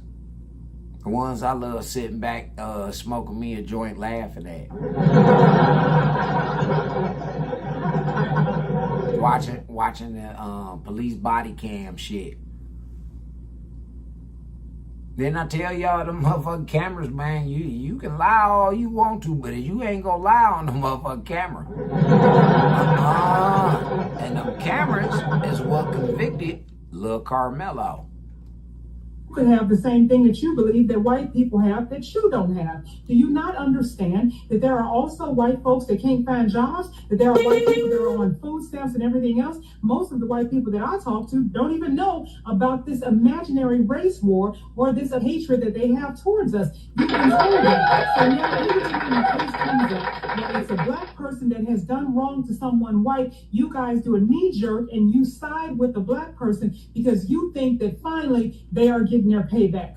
You need to fix your heart. There's something wrong with you. His parents had no wisdom. This is why they blew all the money that was raised in that GoFundMe. If they had any wisdom, as soon as the school called and told them what happened, they would tell him, you need to plead guilty. Don't even take this to trial. Don't put the Metcalfs through any more pain because their son was taken. And I'm going to tell you something. If he would have pled guilty, they wouldn't even gave him 35 years. If he would have done the right thing, if his dumbass parents would have done the right thing by him, that's why I say his parents failed him. That's a true example of how today's culture of African American people have failed. They're the failures that the baby boomers were creating. They are.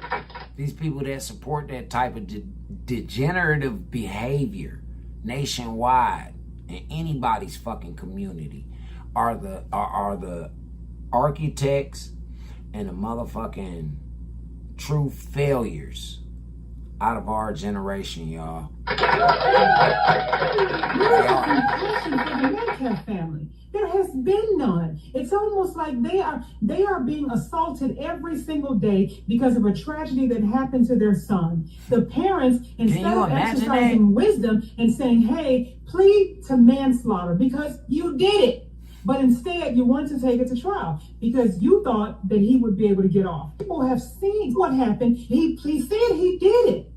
This is no argument. The argument comes because you have a lot of people that deal in their feelings and they think that they have a say in what happens in a court of law because of how they feel. My saving grace, the thing that gives me hope is that there are only a handful of nut jobs outside of that courthouse. Sharpton is not out there. These other people, they're not out there. They aren't going to touch this with a 10-foot pole because it's common sense.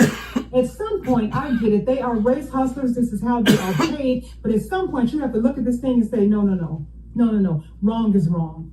We have to get past this. Some healing needs to occur. And it's going to occur after this case is finished and we can go ahead and move on with our lives. Amen. And I don't care how much you guys call me names and everything else. I'm going to always stand with what's right and I'm going to tell the truth. And this is the honest to God truth. You guys think this is okay. But had that been a white boy that would have stabbed a black kid, y'all would now be you got reason to turn up. Justice. You would have burned down your own house by now. You would be crumpled up on the lawn crying out for justice, but you don't think Austin deserves justice.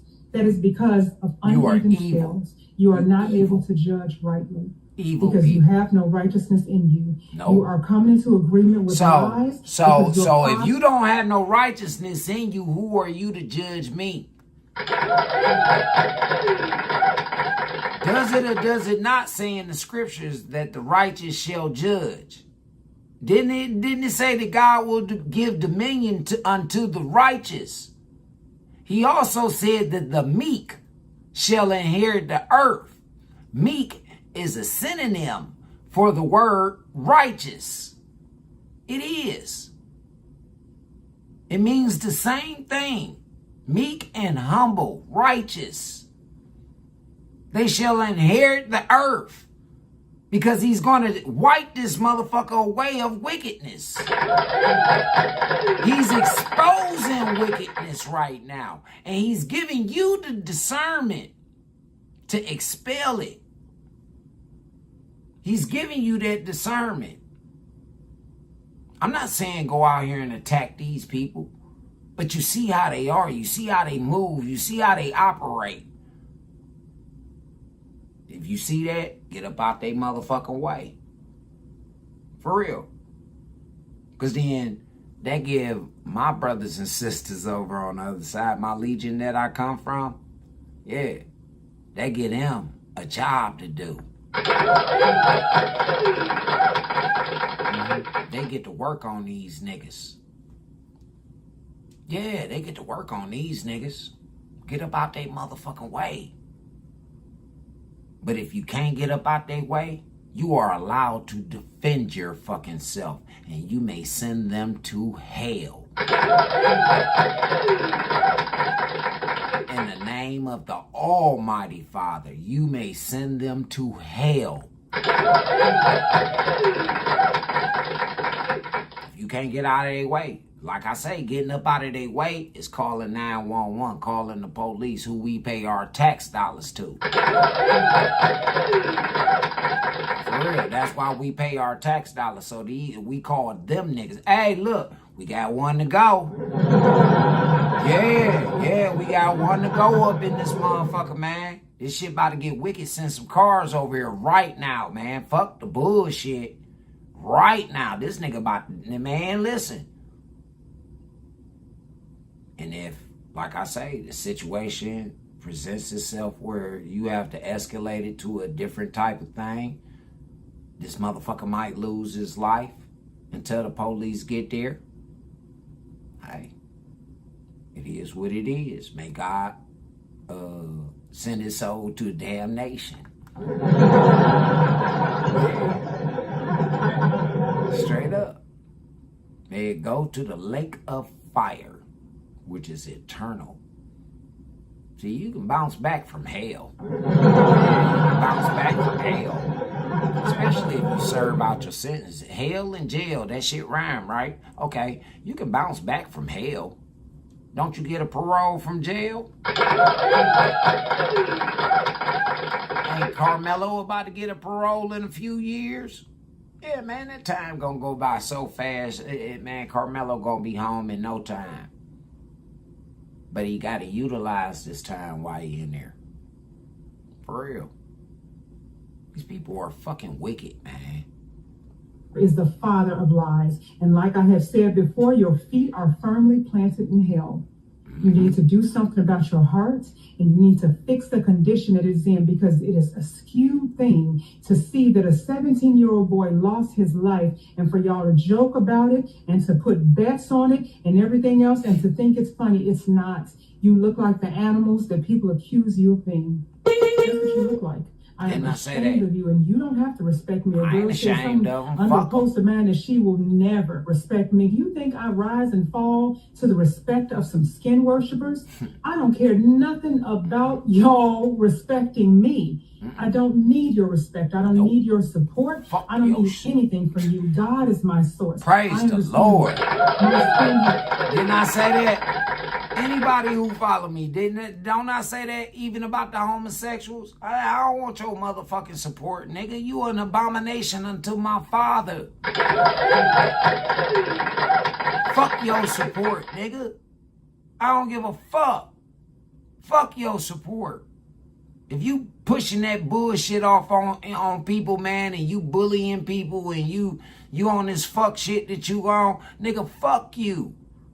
I don't need your support. I don't want you at my shows. I don't even want you bumping my music or wearing my clothes, hoe ass nigga.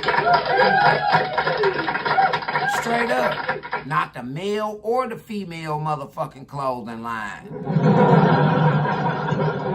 I don't want your faggot ass. As a matter of fact, the shit that I be rapping wouldn't even sound right coming off of faggot lips anyway.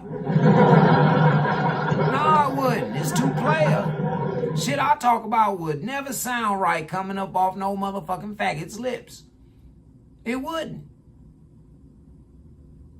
Come on, man. I'm telling y'all, man, God is on the move. Church is definitely on the move. Fuck with them pimp niggas talking. Fuck with them put it in my pocket niggas talking. Yeah.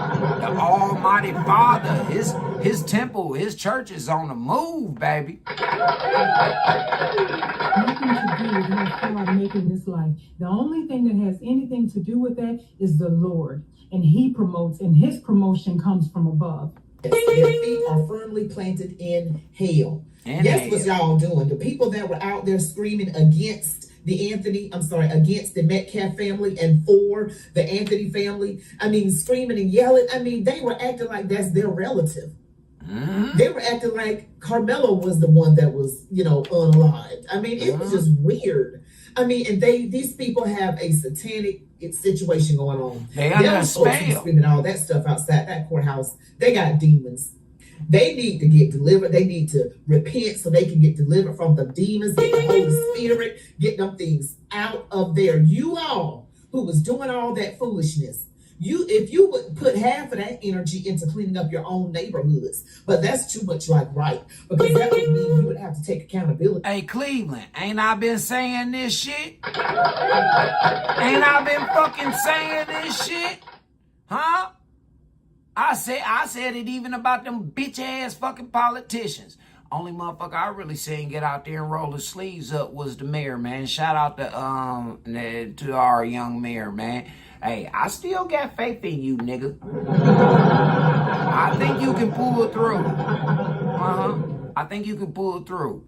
But that's all I've been screaming. Put this fucking energy that y'all got back into these motherfucking neighborhoods, and let's give our children the same fucking beauty and the love and the compassion and the motherfucking community and neighbor that we had as fucking kids. Stop robbing these fucking babies. Stop it. Lord have mercy. Come on, sisters, take us on up out of here.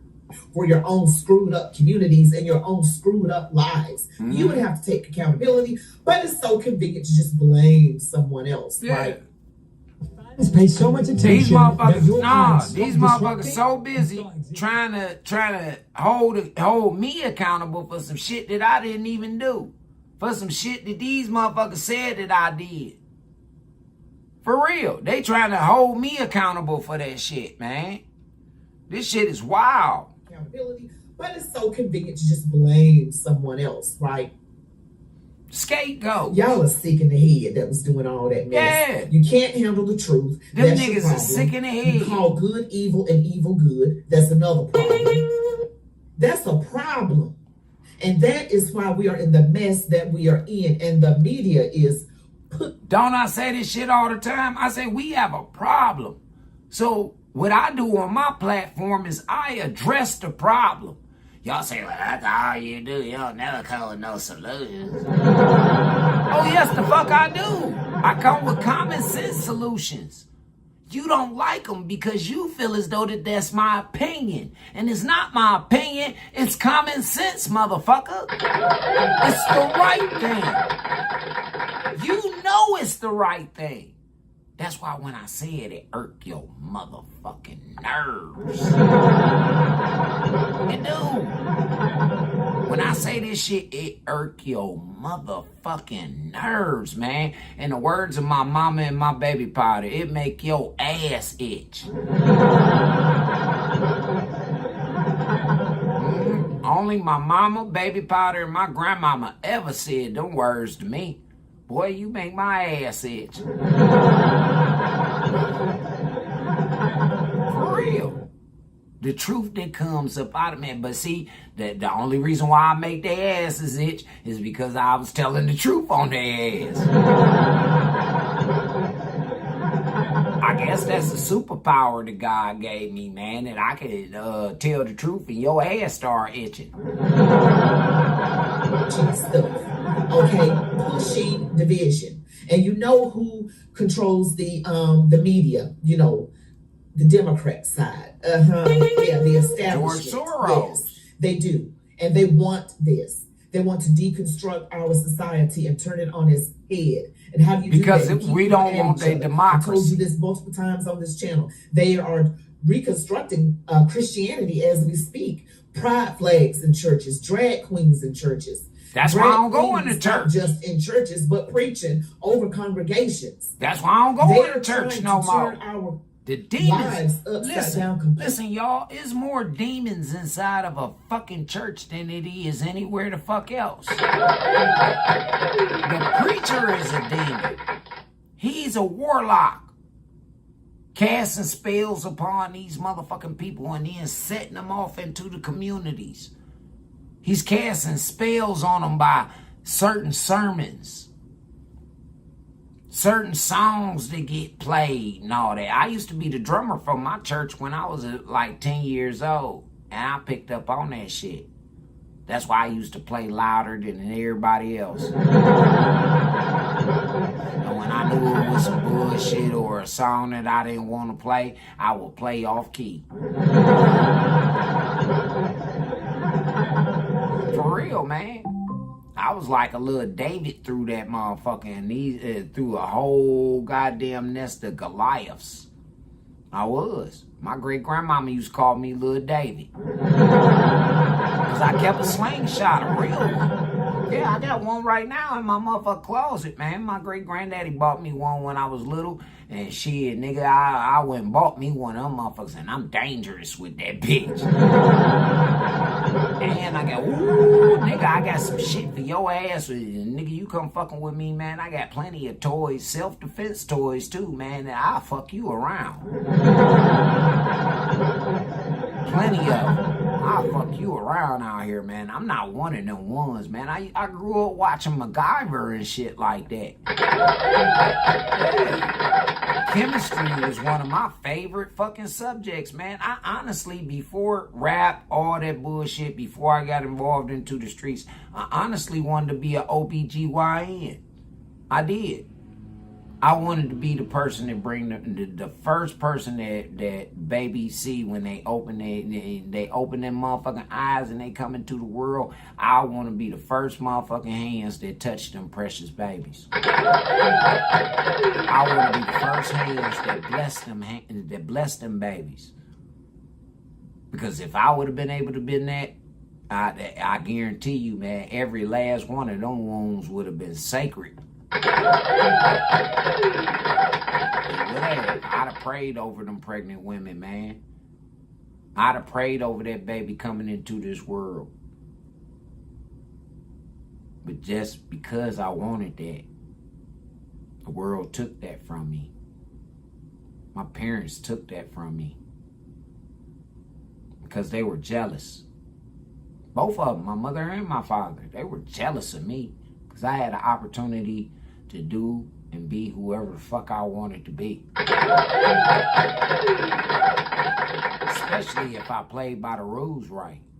If I played by the rules right and I honored everything that they asked me to do, and they knew that I was an obedient kid. They knew that shit. The whole neighborhood would tell you that. Man, that nigga was a good kid. It wasn't until he turned into a teenager that he turned into a dickhead. And that's because I started hanging out with the wrong type of people. People that I trusted. People that tried to do me like Carmelo. And these people expect me to forgive them. I've already forgiven all of them. That's why I don't grace their neighborhood with my presence no more. That's why a lot of them, I don't grace them with my presence anymore. Not online, not nowhere. I don't call them niggas or none of that shit no more, y'all. No. The day that I stopped drinking was the day that them niggas dreaded. That was the day that they lost full and total control over me. These weird old motherfuckers thought that I was going and being on some bullshit out in the streets. Nah, nigga, I turned my life over to the real true God. The real true one. Not that fantasy fairy tale ass shit that y'all niggas are part of and y'all niggas doing. The real true one, doing his work. As I've always done since I was a little bitty boy. Opposite of the word of God, and they're doing it starting with division, and then they've already gotten into the churches, and who knows what else. Okay, who knows what else? I want you all to tell me what you think, because this is serious. We cannot let these race hustlers cause us to hate each other. We must be smart enough to know what is happening. United we stand, divided we fall.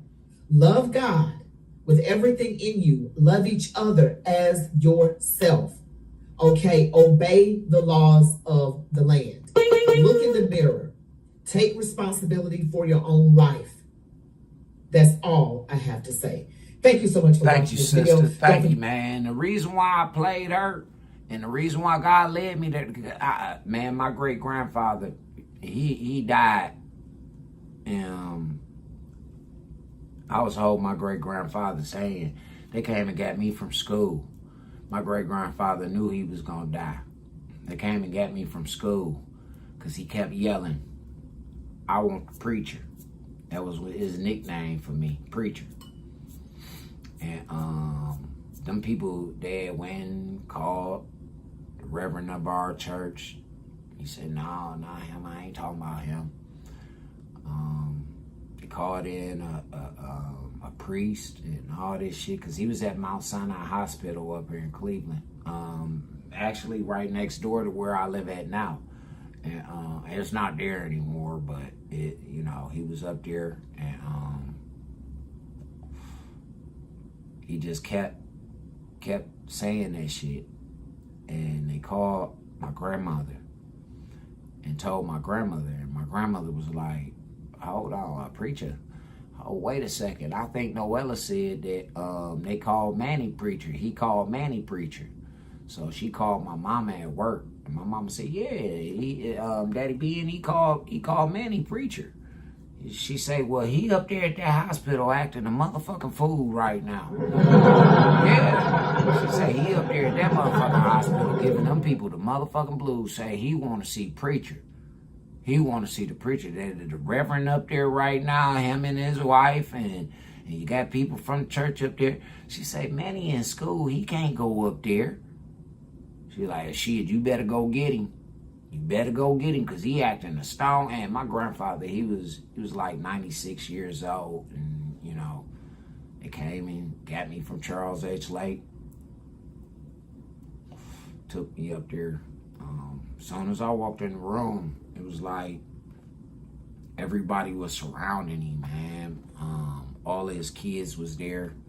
You know, my biological grandfather, his brothers, they had drove in from Gary, Indiana and everything like that. All their sisters and shit like that. My mom, and, you know, as soon as he seen that door come open and our eyes locked, he just lit up. For real, man. He just perked up. He started smiling and shit. Everybody in the room just turned their head and looked at the door. Everybody looked at me. I had all eyes, doctors, everybody, all eyes on me.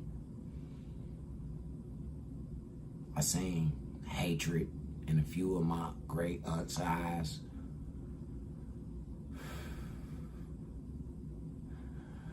I saw a lot of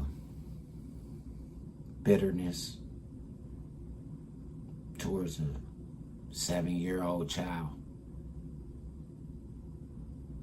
I walked over to my great-grandfather, took his hand, and those words that Miss Linda B just said were the same words that my great-grandfather left me with.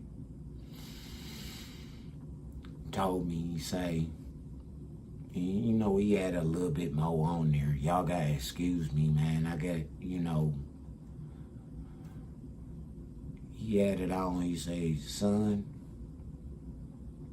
don't ever forget, all you got in this world is your balls and your word. Don't break that shit for nobody." That was way before Scarface came out. Way before. Said, don't break them for nobody. They both gonna hurt you in the long run. You break your word, people ain't gonna fuck with you. It'll be like the story I used to tell you about the boy that cried wolf. And I used to tell him all the time, hey, shit, I'm the wolf.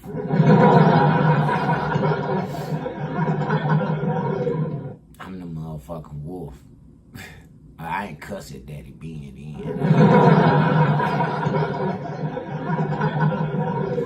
But no. He said them words. He looked at me. Looked over at his children. And I saw like the disappointment. He is like his face turned from joy to disappointment. Because he saw the division amongst his children, his 6 children. He saw the division. He saw how my grandfather, who had 6 children, he had just lost one of them due to the fact of the matter that my grandfather couldn't break his generational curse. He lost one, and that's when his children started dying off.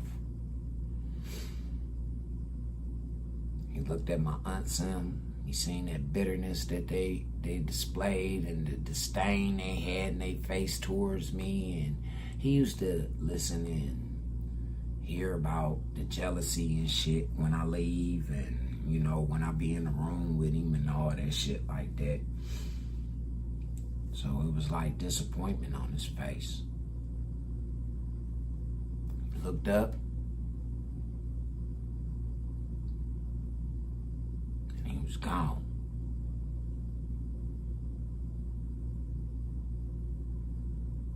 I knew he was gone. I didn't feel that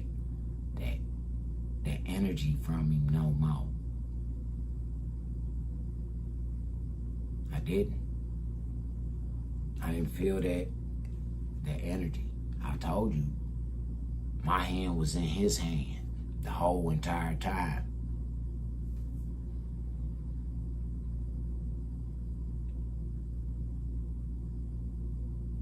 When them things got to ringing and shit like that, them buzzers and shit got to going off in there, man, them people snatched me away from my great-grandfather so hard. But it was like they had a struggle because I had his hand gripped. My uncles and them used to as a kid, you know, it used to be a thing. Display of dominancy, you know, that handshake got to be firm, like a man. You feel what I'm saying? And I had that firm grip on my great-grandfather, and it took my mother, my stepfather, my grandmother, a couple of my uncles. It took at least about 6 or 7 people to pull me up off of him, or off my great-grandfather. Because I didn't want him to leave. My great-grandfather's funeral was the first time that I had met cousin Halle. Halle Berry, actress. It's the first time. I didn't really, you know, that was the first and last time, for real, you know. She looked out, sent the family some motherfucking movie premiere tickets one year. Other than that, my mom was always fascinated and proud of Halle. She was. And my mother didn't have pictures of me hanging up, but she had pictures of Halle. Halle kids, Halle and the man. She ain't had no pictures of me or my son hanging up. And that shit used to hurt. Like, damn, man, like, what the fuck, y'all trying to erase me or something? For real, like, god damn. But it wasn't her. It was my stepfather. He was trying to erase me from my mother's memory. For real. And he poisoned my mother. I don't give a fuck what nobody say. That man poisoned my mother. And he was doing it over a long period of time. He was poisoning her food. He was poisoning her motherfucking drinks. All that shit. He was doing it for a long ass time. For real, my mother, man, she was one of the most hygienic women when it comes to your dental hygiene ever. Before my mother died, she didn't have a tooth in her motherfucking mouth. They say it's from cancer. But nobody told me that my mother had cancer. My stepfather tried to have me apprehended when I was going up to the hospital to see my mother. He would move her from one hospital, and this is near the end, he would move her from one hospital to the next hospital. And then he would put stipulations on rooms and shit like that. But by me being her first and only son, you feel what I'm saying? I'm the oldest, so, you know. And then my sister, I got recordings of that shit. My sister, you think you run some shit? You know, I ain't never tried to run nothing, y'all. I ain't never said, I don't even know what the fuck going on with my mama because of these people. And then they keeping my mother away from me type shit. The stronger they see our bond becoming, the more they start pulling us away. For real. That's why I stay sober. Because I promised my mother that I would. Not just my mama, but that worthless ass nigga. His mama too. Both of them women told me. Both of them called me their sunshine. Both of them. My sunshine, keep doing what the fuck you doing. Stay sober. Don't be like these other motherfuckers. We built you to be a leader, kid. Both of them. And it's ironic. They both said that shit a couple of weeks before they died. I didn't know they was gonna die, but they both said this shit a couple of weeks before they died. Those exact words. My sunshine. If I was that whole ass nigga, I would hate me too.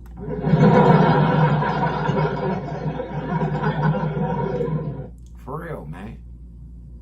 I don't have no respect for that nigga. I don't have no respect for his followers. I don't have no respect for his fucking fans. Fuck his fans.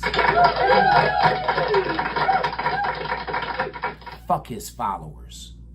Fuck all you people that support that bullshit. Fuck you people that support the Anthony family and what the fuck they did to that boy. And then that other boy's motherfucking family. Fuck you people. Fuck you niggas who stand by these gangbangers. Fuck you niggas who cowards for real, for real. Y'all niggas a pack up, or y'all a motherfucking try and bully on motherfucker that you know that you can you got that advantage on. Fuck y'all, man. Straight up. That's my woe. That's my woe in my ignorant language.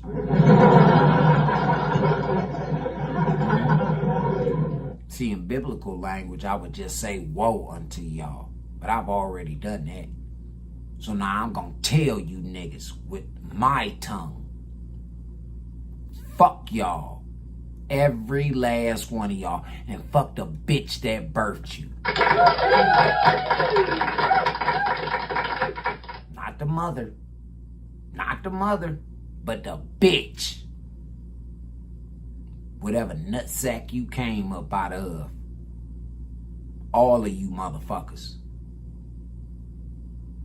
Whatever nutsack you came out of. Like I say, man,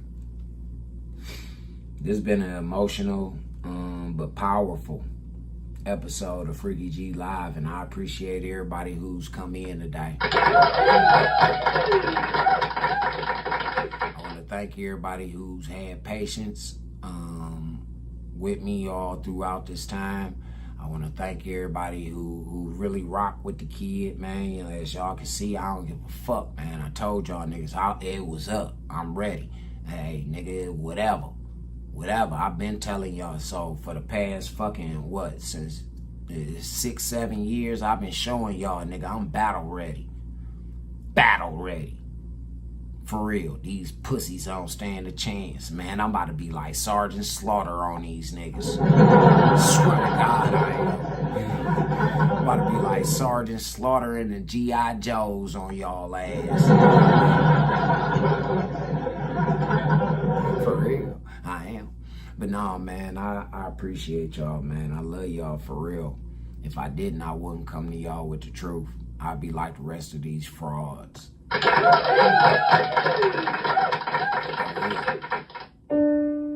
that it will be educational in the sense that they exposed further facets, characteristics of the courts, the racist America. What happened to Biden today was very characteristic of Nazi Germany. The judge, Julius J. Hoffman, was the champion of fascism. The man is a mechanical fascist in the role, a lunatic, and needs to be removed from the court system.